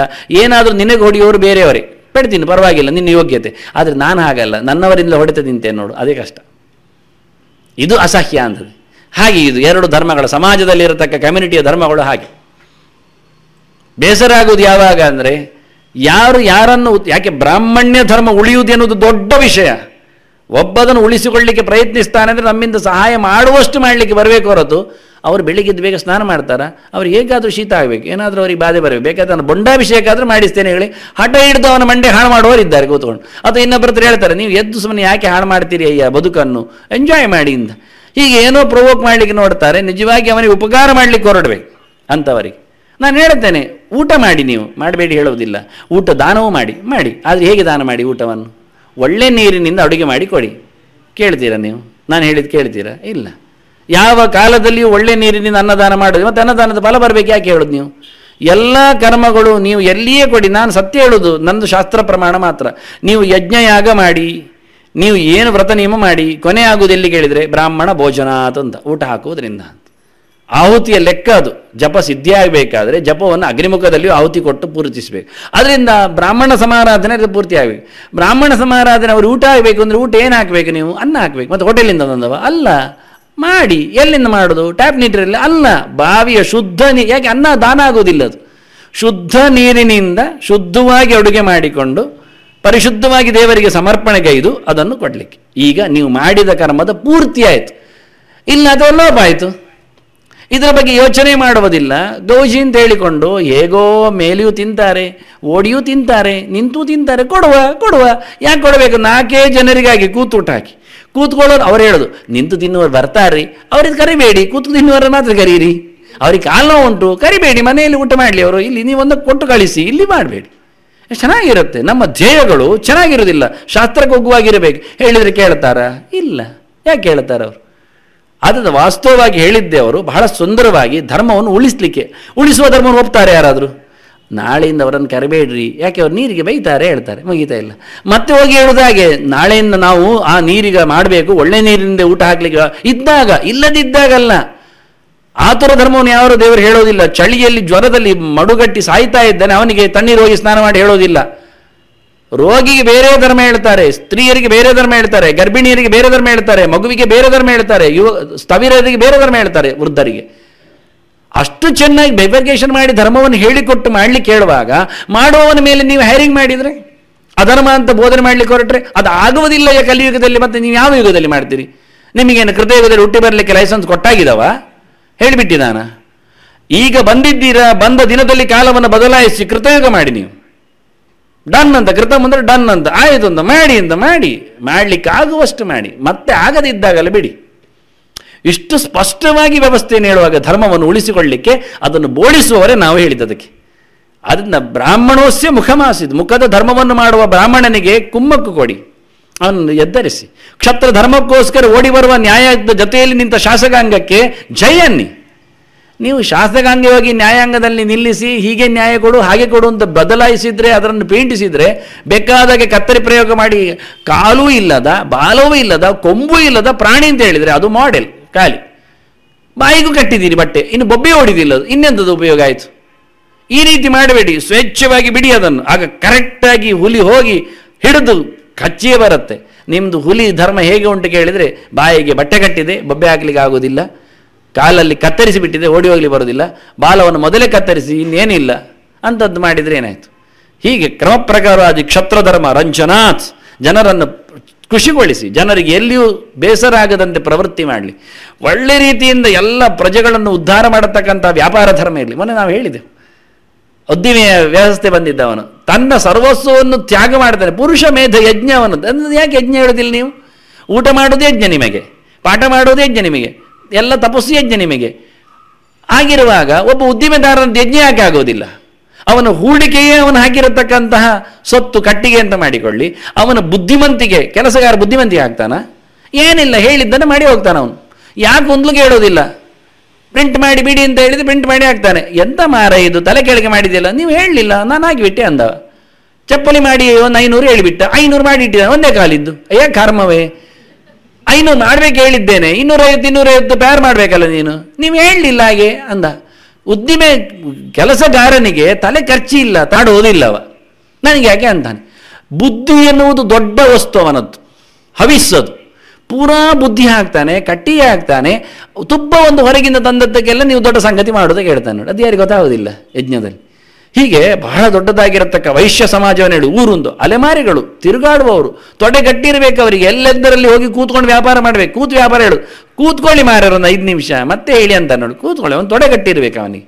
ಅದನ್ನ ಊರು ಕ್ಷತ್ರಿಯನಿಗೆ ತೋಳು ಗಟ್ಟಿರಬೇಕು, ಎಲ್ಲದಕ್ಕೂ ರಕ್ಷಣೆ ಓಡುದು. ಒಂದು ಎಲ್ಲಿಯೋ ಒಂದು ಬದಿಯಲ್ಲಿ ಸೊಳ್ಳೆ ಕಚ್ಚಿದು ಅಂದರೆ ಓಡುದು ಕೈ, ಕಾಲಲ್ಲ. ಕಾಲು ಓಡಿದ್ರೆ ನಾವು ಪ್ರಾಣಿಗಳಾಗ್ತೇವೆ, ಮತ್ತು ಬಾಯೆಲ್ಲ ಓಡುವುದಿಲ್ಲ, ಕೈ ಓಡುದು. ಅಂದರೆ ಕ್ಷತ್ರ ತಾಣಕ್ಕೆ ಬಾಹುವಿನಿಂದ ಬಂತು. ಮುಖಸ್ಥಾನದಲ್ಲಿ ಬ್ರಾಹ್ಮಣ ಬಂದ, ಬ್ರಾಹ್ಮಣನಾಗಿ ಹುಟ್ಟಿ ಜಾತಿಯಲ್ಲಿ ಬಂದು ಏನೇ ಇರಲಿ ಗುಣ ನಮಗೆ ಗೊತ್ತಿಲ್ಲ. ಜೀವನಿಗೆ ಜಾತಿ ಹೇಳಲಿಕ್ಕೆ ನಮಗಾಗುವುದಿಲ್ಲ. ಹುಟ್ಟಿದ್ದಿಂದ ಜಾತಿಯನ್ನು ಹೇಳಲಿಕ್ಕೆ ಜನ್ಮನ ಜಾಯತೆ ಅಂತ ಲೆಕ್ಕ.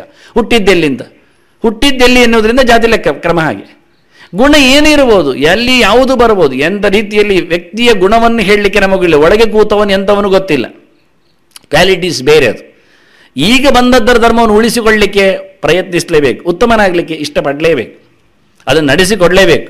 ಅದನ್ನು ಮುಖದ ಧರ್ಮ ದೇವರು ಬ್ರಾಹ್ಮಣ ಜಾತಿ ಹುಟ್ಟಿಸಿದ ನಂತರ ಮುಖದ ಧರ್ಮ ಮಾಡದೆ ಪಶು ಧರ್ಮ ಮಾಡೋದು, ಕೃಷಿ ಗೋರಕ್ಷ ವಾಣಿಜ್ಯಂ, ಅದು ವೈಶ್ಯ ಧರ್ಮ. ಅದನ್ನು ಗಾವೋ ಹಜಜ್ಜಿನ ಎನ್ನುವಲ್ಲಿ ಗೋವುಗಳನ್ನು ಉಪನಿಷತ್ತು ಹೇಳುವಾಗ ಅದು ವೈಶ್ಯರು ಅಂತ ಹೇಳಿತು. ಛಂದಸ್ಸಿನ ಬಗ್ಗೆಯೂ ಮಾತಾಡುತ್ತೆ, ಅಲ್ಲಿ ಬಹಳ ಗಮತ ಇರುತ್ತೆ. ಗಾಯತ್ರಿ, ತ್ರಿಷ್ಟುಬು, ಅನುಷ್ಟುಬು, ಜಗತಿ ಛಂದಸ್ಸುಗಳು ಹುಟ್ಟಿದ್ದು ಹೇಳ್ತದನ್ನು. ಕುದುರೆ ಅನುಷ್ಟುಬು ಛಂದಸ್, ಅದರ 4 ಕುರುಪಟಕ ಟಕ ಟಕ ಟಕ ಹಾಕೋದುಂಟಲ್ಲ, ಅದು ಅನುಷ್ಟುಬು ಛಂದ. ಇದೆಲ್ಲ ರಾಗಕ್ಕೆ ತಾಳಕ್ಕೆಲ್ಲ ಹೋಗಬೇಕಾಗುತ್ತೆ. ಮತ್ತೆ ನಾವು ಎಲ್ಲಿರ್ತದೆ ಅಂತ. ಅಶ್ವಗಳು ಯಾವ ಅನುಷ್ಟುಬು ಛಂದಸ್ಸುಗಳು ಅಶ್ವಗಳು ಅಂತಾರೆ. ಆದರೆ ನೀವು ಒಂದೊಮ್ಮೆ ಅಶ್ವದ ಬಗ್ಗೆ ಮಾತಾಡಿಕ್ಕಿದ್ರೆ ಅನುಷ್ಟುಬಿಗೆ ಹೋಗಬೇಕು. ಹೀಗೆ ಛಂದಸ್ಸುಗಳ ಬಗ್ಗೆ ಉಪನಿಷತ್ತು ಹೇಳುತ್ತಾ ಹೋಗಿದೆ. ಅದರಂತೆ ಬ್ರಾಹ್ಮಣನ ಮುಖ, ಕ್ಷತ್ರಿಯರ ತೋಳು, ವೈಶ್ಯರ ತೊಡೆ, ಪಾದ ಸೇವೆಗೆ ಬರುವವ ಕಾಲು ತಿಕ್ಕುವುದು ಅಂತ. ಪಾದ ಸೇವೆ ಅಂದರೆ ಶಬ್ದ ಶೂದ್ರನಿಗೆ. ಕಾಲು ಮಾತ್ರ ತಿಕ್ತಾನೆ ಅಂತಲ್ಲ, ಎಲ್ಲ ರೋಗ ಅವನಿಗೆ. ನನಗೆ ಕೈಗೆ ಗಾಯ ಆಗಿದೆ ಮಾರೆ, ಕಾಲು ತಿಕ್ಕಿ ಏನು ಬರೋದು, ಕೈಗೆ ತಿಕ್ತಾನೆ. ನೀವು ಅವನು ಕೈಗೆ ಗಾಯ ಆಗಿದೆ, ಕಾಲು ತಿಕ್ತಾ ಕೂತ್ರೆ ಆಯ್ತು. ಅವನು ಕಾಲು ತಿಕ್ಕಿದ್ರೆ ಕೈಗೆ ರೋಗ ಹೋಗುವುದಿಲ್ಲ. ಹಾಗೆ ನಿಜವಾಗಿ ದೇಹದ ಮೇಲೆ ಬಂದಿರತಕ್ಕ ಅಸೌಖ್ಯಗಳನ್ನು ನಿವಾರಿಸುವಲ್ಲಿ ಬೇಗನೆ ಓಡಿ ಬಂದು ಏನು ಕೆಲಸ ಮಾಡ್ತಾನೆ. ಸ್ಥವಿರನ್ನಾಗಿದ್ದರೆ ಮಲಮೂತ್ರ ಎಕ್ಕಲಿಕ್ಕೆ ನೋಡಿ, ಒಂದು ಕಡೆ ಅನಾಥಾಶ್ರಮ ಇದೆ ಇಲ್ಲೇ ಪಕ್ಕದಲ್ಲಿ 4-5 ಕಿಲೋಮೀಟರ್. ಯಾರ್ಯಾರೋ ಎಲ್ಲ ಜಾತಿಯವರು ಇದ್ದಾರಲ್ಲಿ ಬರುವಾಗ. ಬ್ರಾಹ್ಮಣನೇ ಇರ್ತಾನೆ, ಪ್ರತಿಯೊಬ್ಬನೇ ಇರ್ತಾನೆ. ಆದರೆ ಸೇವೆಗೆ ಯಾರು ಇರುವುದಲ್ಲಿ ಶೂದ್ರರೇ. ಮತ್ತೆ ಯಾರು ಮಾಡ್ತಾರೆ? ಮಲಮೂತ್ರ ಯಾರು ತೆಗಿತಾರೆ ಹೇಳ್ತಾರೆ, ಬಟ್ಟೆ ಯಾರು ಹೋಗಿದ್ದು ಕೊಡ್ತಾರೆ? ಬ್ರಾಹ್ಮಣನಿಗೆ ಅವ್ರು ಬರಬಾರ್ದು ಅಂದರೆ ಅಡಿಗೆ ಮಾಡಿ ಹಾಕ್ತಾರೆ ಶೂದ್ರರೇ. ತಿನ್ನಬೇಕು ಅವನು, ಅನಾಥಾಲಯ ಬೇಡ, ನಾನು ಬ್ರಾಹ್ಮಣನೇ ತಿನ್ನುವುದಿಲ್ಲ ಅಂದರೆ ಮತ್ತೆ ಎಲ್ಲಿ ವಿತ್ಸಾಯ್ತೀಯಾ? ಯಾರು ಬರ್ತಾರೆ? ಒಬ್ಬ ಬ್ರಾಹ್ಮಣ ಯಾಕೆ ಎಲ್ಲರಿಗೂ ಊಟ ಆಗಲಿಕ್ಕೆ ಅವನು ಬರಬಹುದು, ಬರಲಿಕ್ಕೆ ಎಲ್ಲಿದ್ದಾನೆ? ಯಜ್ಞದಲ್ಲಿ ಎಲ್ಲರೂ ಸೇರ್ತಾರೆ. ಬ್ರಾಹ್ಮಣ ಮುಖದ ಸ್ಥಾನದಲ್ಲಿ ನಿಂತು ಮಂತ್ರಪಠನ ಮಾಡ್ತಾ ಮಂತ್ರಸಿದ್ಧಿಯಲ್ಲಿ ನಿಂತು ಕರ್ಮಾಂಗ ನಡೆಸಿಕೊಡ್ತಾನೆ. ಕ್ಷತ್ರಿಯ ರಕ್ಷಣೆ ಮಾಡಿಕೊಂಡು ಬೇಕಾದಂತಹ ದ್ರವ್ಯಗಳನ್ನು ಕೊಡ್ತಾನೆ, ಬೊಕ್ಕಸದಿಂದ ದುಡ್ಡು ಸಹಾಯ ಮಾಡ್ತಾನೆ, ತೊಂದರೆ ಬಾರದಂತೆ ನೋಡಿಕೊಳ್ತಾನೆ. ಹೊರಗಿನಿಂದ ಯಜ್ಞಗಳು ಯಾಂಗಗಳು ಸಾಂಗವಾಗಿ ನಡೆಯುವಂತೆ ನೋಡಿಕೊಳ್ಳುತ್ತಾನೆ. ಮಾಡಿದ ಧರ್ಮದಿಂದ 6ನೇ 1 ಅಂಶ ಕ್ಷತ್ರಿಯನಿಗೆ ಕ್ರೆಡಿಟ್ ಹೋಗ್ತದೆ, ಪುಣ್ಯ ಹೋಗ್ತದೆ. ಧರ್ಮಕ್ಕೆ ಏನು ಸಿಗ್ತದೆ ನೀವು ಯಜ್ಞ ಮಾಡಿದ್ರಿಂದ ಕೇಳಿದರೆ? ಏನು ಪುಣ್ಯ ಸಂಪಾದನೆ ಆಗುತ್ತೋ ಅದರಲ್ಲಿ 1/6 ಅವನಿಗೆ ಡೈರೆಕ್ಟ್. ಅದಕ್ಕೋಸ್ಕರ ಕ್ಷತ್ರಿಯ ಒಳ್ಳೆಯದನ್ನು ಮಾಡಲಿಕ್ಕೆ ಬಿಡಬೇಕು. ತಪಸ್ಸು ಮಾಡಲಿಕ್ಕೆ, ಯಜ್ಞ ಮಾಡಲಿಕ್ಕೆ, ಧರ್ಮಕರ್ಮ ಮಾಡಲಿಕ್ಕೆ. ಹೋಗಿ ಮುಜರಾಯಿ ಇಲ್ಲ ಕೇಳಿ ಕಾಣಿಕೆ ಡಬ್ಬಿ ಹೊತ್ಕೊಂಡು ಹೋದರೆ ಯಾರು ಹೇಳಬೇಕು ಪಾಠ ಇವರಿಗೆ? ಧರ್ಮ ಮಾಡಿದಾಗ ಇವತ್ತು ಅರಸೊತ್ತಿಗೆ ಇಲ್ಲದ್ರಿಂದ ಅಶ್ವಮೇಧೆಯಾಗಿಲ್ಲ. ರಾಜರ ಕಥೆಯೇ ಗೊತ್ತಿಲ್ಲ ನಮಗೆ. ರಾಜಕೀಯ ಹೇಗೆ ಧರ್ಮ ಅಂತ ನೆನಪಾಗುವುದಿಲ್ಲ. ಅವರ ಬಾಂಡೇಜ್ ಏನು ಗತ್ತೇನು. ಮನುಷ್ಯ ನನ್ನನ್ನು ಕುಳ್ಳಿರಿಸಿದ್ದಾರಲ್ಲ, ನಾನೇ ಸ್ವಾಮಿ ಅಂದ್ಬಿಡ್ತಾನವ. ಅವನಿಗೆ ಗೊತ್ತೇ ಇಲ್ಲ ನೀನು ಬೆಕ್ಕರ ಅಂತ. ನೀನು ಕೂತದ್ದು ಯಾಕೆ, ನಾವು ದುಡಿಸಿಕೊಳ್ಳಿಕ್ಕೆ ಅಂತ ಗೊತ್ತೇ ಇಲ್ಲ ಅವನಿಗೆ. ಹೀಗೆ ಬಹಳ ಚೆನ್ನಾಗಿ ರಾಜಧರ್ಮ, ವೈಶ್ಯಧರ್ಮ, ಶೂದ್ರ ಧರ್ಮಗಳನ್ನು ಹೇಳುತ್ತಾ, ಶೂದ್ರನು ಪರಿಚಾರಕನಾಗಿ ಕಟ್ಟಿಗೆ ತಂದು ಹಾಕಲಿಕ್ಕೆ, ಕಾಡಿ ಹೋಗಿ ಕಟ್ಟಿಗೆ ತರಲಿಕ್ಕೆ, ವೈಶ್ಯರು ವ್ಯಾಪಾರ ಧರ್ಮದಿಂದ ಸೊತ್ತು ತರಲಿಕ್ಕೆ, ಪ್ರಧಾನವಾಗಿ ದವಸ ಧಾನ್ಯಗಳು, ಅದರ ಜೊತೆಯಲ್ಲಿ ಆಜ್ಯಗಳು ಇವನ್ನೆಲ್ಲ ಸಪ್ಲೈ ಮಾಡೋದು ವೈಶ್ಯರು. ಕೃಷಿ ಗೋರಕ್ಷ ವಾಣಿಜ್ಯ ಅವರಲ್ಲಿ ಇರುವುದು. ಬ್ರಾಹ್ಮಣರು ದನ ಸಾಕಿಕೊಂಡು ದನದ ತುಪ್ಪವನ್ನು ತಯಾರು ಮಾಡಿಕೊಂಡು ಯಜ್ಞಕ್ಕೆ ಹೀಗಾಗಿ ನೋಡಿಕೊಳ್ಳುವುದಿಲ್ಲ, ಎಲ್ಲ ವೈಶ್ಯರಿಂದ. ಅವರಿಂದ ಸೊತ್ತುಗಳು ಬರ್ತವೆ, ಬೇಕಾದಷ್ಟು ಆಜ್ಯ ಮುಂತಾದ ಅಲ್ಲಿಂದ ಬರ್ತದೆ. ಶೂದ್ರರಿಂದ ಕಟ್ಟಿಗೆ, ಸಾಮಾನು ಇತ್ಯಾದಿಗಳು ಸರ್ವೀಸ್ ಬರ್ತವೆ, ಮಂಟಪ ಕಟ್ಟಲಿಕ್ಕೆ ಹಾಗೆ ಹೀಗೆ ಅಂತ. ಕ್ಷತ್ರಿಯರು ಒಳ್ಳೆ ರೀತಿಯಿಂದ ಸಂಪತ್ತು ಕೊಟ್ಟುಕೊಂಡು ನೋಡಿಕೊಳ್ತಾರೆ, ಬ್ರಾಹ್ಮಣರು ಅದನ್ನು ನಡೆಸಿಕೊಡ್ತಾರೆ. ಎಲ್ಲರಲ್ಲಿ ಎಲ್ಲರೂ ಬೇಕು. ಒಂದು ಮನೆಯಲ್ಲಿ ಎಲ್ಲ ಇದ್ದರೆ ಮಾತ್ರ ಆಗುತ್ತೆ. ಒಳ್ಳೆ ರೀತಿಯಿಂದ ಟೀಚಿಂಗ್ ಮಾಡಿ ಹೇಳಿಕೊಟ್ಟು ಬೋಧನೆ ಕೊಟ್ಟು ನಡೆಸಿಕೊಳ್ಳುವ ಒಬ್ಬ ಬ್ರಾಹ್ಮಣ ಬೇಕು. ಯಾರ ಮನೆಯಲ್ಲಿ, ಶೂದ್ರ ಮನೆಯಲ್ಲಿ ಒಬ್ಬ ಬ್ರಾಹ್ಮಣ ಬೇಕು, ಹೇಳುವವ ಬೇಕು. ಧರ್ಮದೇವರ ಬಗ್ಗೆ ಎಚ್ಚರವನ್ನು ಕೊಡುವವನು ಬೇಕು. ಇಡೀ ಮನೆಯನ್ನು ನೋಡಿಕೊಳ್ಳುವ ಕ್ಷತ್ರಿಯ ಬೇಕಲ್ಲಿ. ಶೂದ್ರರ ಮನೆ ಇರೋದು ಕ್ಷತ್ರಿಯ ಇರಬೇಕು. ವ್ಯಾಪಾರ ಮಾಡಿಕೊಂಡು ತೋಟಗಾರಿಕೆ ಮಾಡಿಕೊಂಡು ಒಳ್ಳೆ ರೀತಿಯಿಂದ ಸಾಮಾನು ತಂದಾಗಲಿಕ್ಕೆ ಒಬ್ಬ ಬೇಕು. ಹೇಳಿದ್ದನ್ನು ಕೇಳಿ ಕೆಲಸ ಮಾಡತಕ್ಕ ಇನ್ನೊಬ್ಬ ಬೇಕು. ತಟ್ಟೆ ತೊಳಿಲಿಕ್ಕೆ, ಪಾತ್ರೆ ಇಡಲಿಕ್ಕೆ, ಇಲ್ಲ ಮಾಡಲಿಕ್ಕೆ ಇನ್ನೊಬ್ಬ, ಕ್ಲೀನ್ ಮಾಡಲಿಕ್ಕೆಲ್ಲ. ಯಾರ ಮನೆಯಲ್ಲಿ? ಬ್ರಾಹ್ಮಣ ಮನೆಯಲ್ಲಿ ಶೂದ್ರ ಬೇಕು. ಯಾರಾದರೂ ಒಬ್ಬ ಮಾಡಬೇಕು. ಎಲ್ಲ ನಾವು ಬ್ರಾಹ್ಮಣರು ಮೋರೆ ಕೆಲಸ ಮಾತ್ರ ಮಾಡೋದಂದ್ರೆ ಮತ್ತೆ ತಿಕ್ಕೆ ಯಾರು ಕೊಡಿಯುವುದು? ಮೋರೆ ಕೆಲಸ ಮಾಡ್ತೇನೆ ಹೇಳಿದರೆ ಮುಖ ಮಾತ್ರ ಅಂದರೆ ಅಯ್ಯ ದೇವರೇ ಆಗುವುದೇ ಇಲ್ಲ. ಪ್ರತಿಯೊಂದು ಮನೆಯಲ್ಲಿ ಪ್ರತಿಯೊಬ್ಬರು ಪ್ರತಿಯೂ ಆಗಬೇಕು. ಕೆಲವೊಮ್ಮೆ ಹೇಳಲಿಕ್ಕೆ ಬಂದಾಗ ಹೇಳಲಿಕ್ಕೆ ನಿಲ್ಲಬೇಕು, ನೋಡಲಿಕ್ಕೆ ಬಂದಾಗ ನೋಡಲಿಕ್ಕೆ ನಿಲ್ಲಬೇಕು, ತರಲಿಕ್ಕೆ ಹೋದಾಗ ತರಲಿಕ್ಕೆ ಹೋಗಬೇಕು, ಕೆಲಸ ಮಾಡಬೇಕು. ಹೀಗೆ ಪ್ರತಿಯೊಬ್ಬನಲ್ಲಿ ಧರ್ಮಗಳ ಸಮಾವೇಶಕ್ಕೋಸ್ಕರ ಭಗವಂತನಲ್ಲಿಯೇ ಸೃಷ್ಟಿಯಾಯಿತು ಹೇಳ್ತಾರೆ. ಆ ದೇವತೆಗಳೆಲ್ಲ ಬಂದರು ಅಂತ. ಎಷ್ಟು ಅದ್ಭುತವಾದದ್ದು ಮಂತ್ರಗಳು. ಬೈಲಿಕ್ಕೆ ಇಲ್ಲ ಇಲ್ಲಿ ನೋಡಿಕ್ಲಿಕ್ಕೆ ಹೋದರೆ. ಆದ್ದರಿಂದ ದೇವರ ಮೋರೆಯನ್ನು ಕರೆಯುವ ನಮೂನೆ, ದೇವರ ಕಾಲು ಇಂದ್ರಿಯಗಳನ್ನು ಕರೆಯುವ ನಮೂನೆ, ಆ ದೇವತೆಗಳೆಲ್ಲ ಅಂಗಗಳಲ್ಲಿ ಆಶ್ರಯವನ್ನು ಪಡೆದಿದ್ದಾರೆ. ಮೋರೆಯಲ್ಲಿ ಹುಟ್ಟಿ ಬಂದ ದೇವತೆಗಳು ಆಶ್ರಯವನ್ನು ಪಡಿತಾರೆ, ಕೊನೆಗೆ ಅಲ್ಲಿಯೇ ಲಯವನ್ನು ಪಡಿತಾರೆ. ತೋಳಿನಲ್ಲಿ ಹುಟ್ಟಿದ ದೇವತೆಗಳು ತೋಳಲ್ಲೇ ಆಶ್ರಯ ಪಡೆದಿದ್ದಾರೆ, ಕೊನೆಗೆ ತೋಳಿನಲ್ಲೇ ಲಯವನ್ನು ಪಡಿತಾರೆ. ಇದು ಚಿಂತನೆಗಳು. ತದಂಗಸ್ಯ ಹೇತುತಃ ಅಂತ ಹೇಳಿಕೊಂಡು ಆಯಾ ಅಂಗಗಳಲ್ಲಿ ಹುಟ್ಟಿದವರು ಆಯಾ ಅಂಗದಲ್ಲಿ ಲಯಗೊಳ್ತಾರೆ ಎನ್ನುವ ಚಿಂತನೆ ಈ ಪುರುಷ ಮೇಧದ ಯಜ್ಞ. ನಮ್ಮಲ್ಲಿಯೂ ತೋಳು ಬಂತು, ಅಂಗಾಂಗಗಳು ಹುಟ್ಟಿದವು, ಅದು ದೇವರಲ್ಲಿ ವಿಭಕ್ತವಾಗಿ ನಿಂತಿದೆ ಎನ್ನುವ ಚಿಂತನೆಯ ಜೊತೆಯಲ್ಲಿ 4 ಮಂತ್ರಗಳನ್ನು ಇವತ್ತು ಮುಗಿಸಿದ್ದೇನೆ. ಮತ್ತು ನಾಳೆ ಶ್ರೀಕೃಷ್ಣಾರ್ಪಣಮಸ್ತು.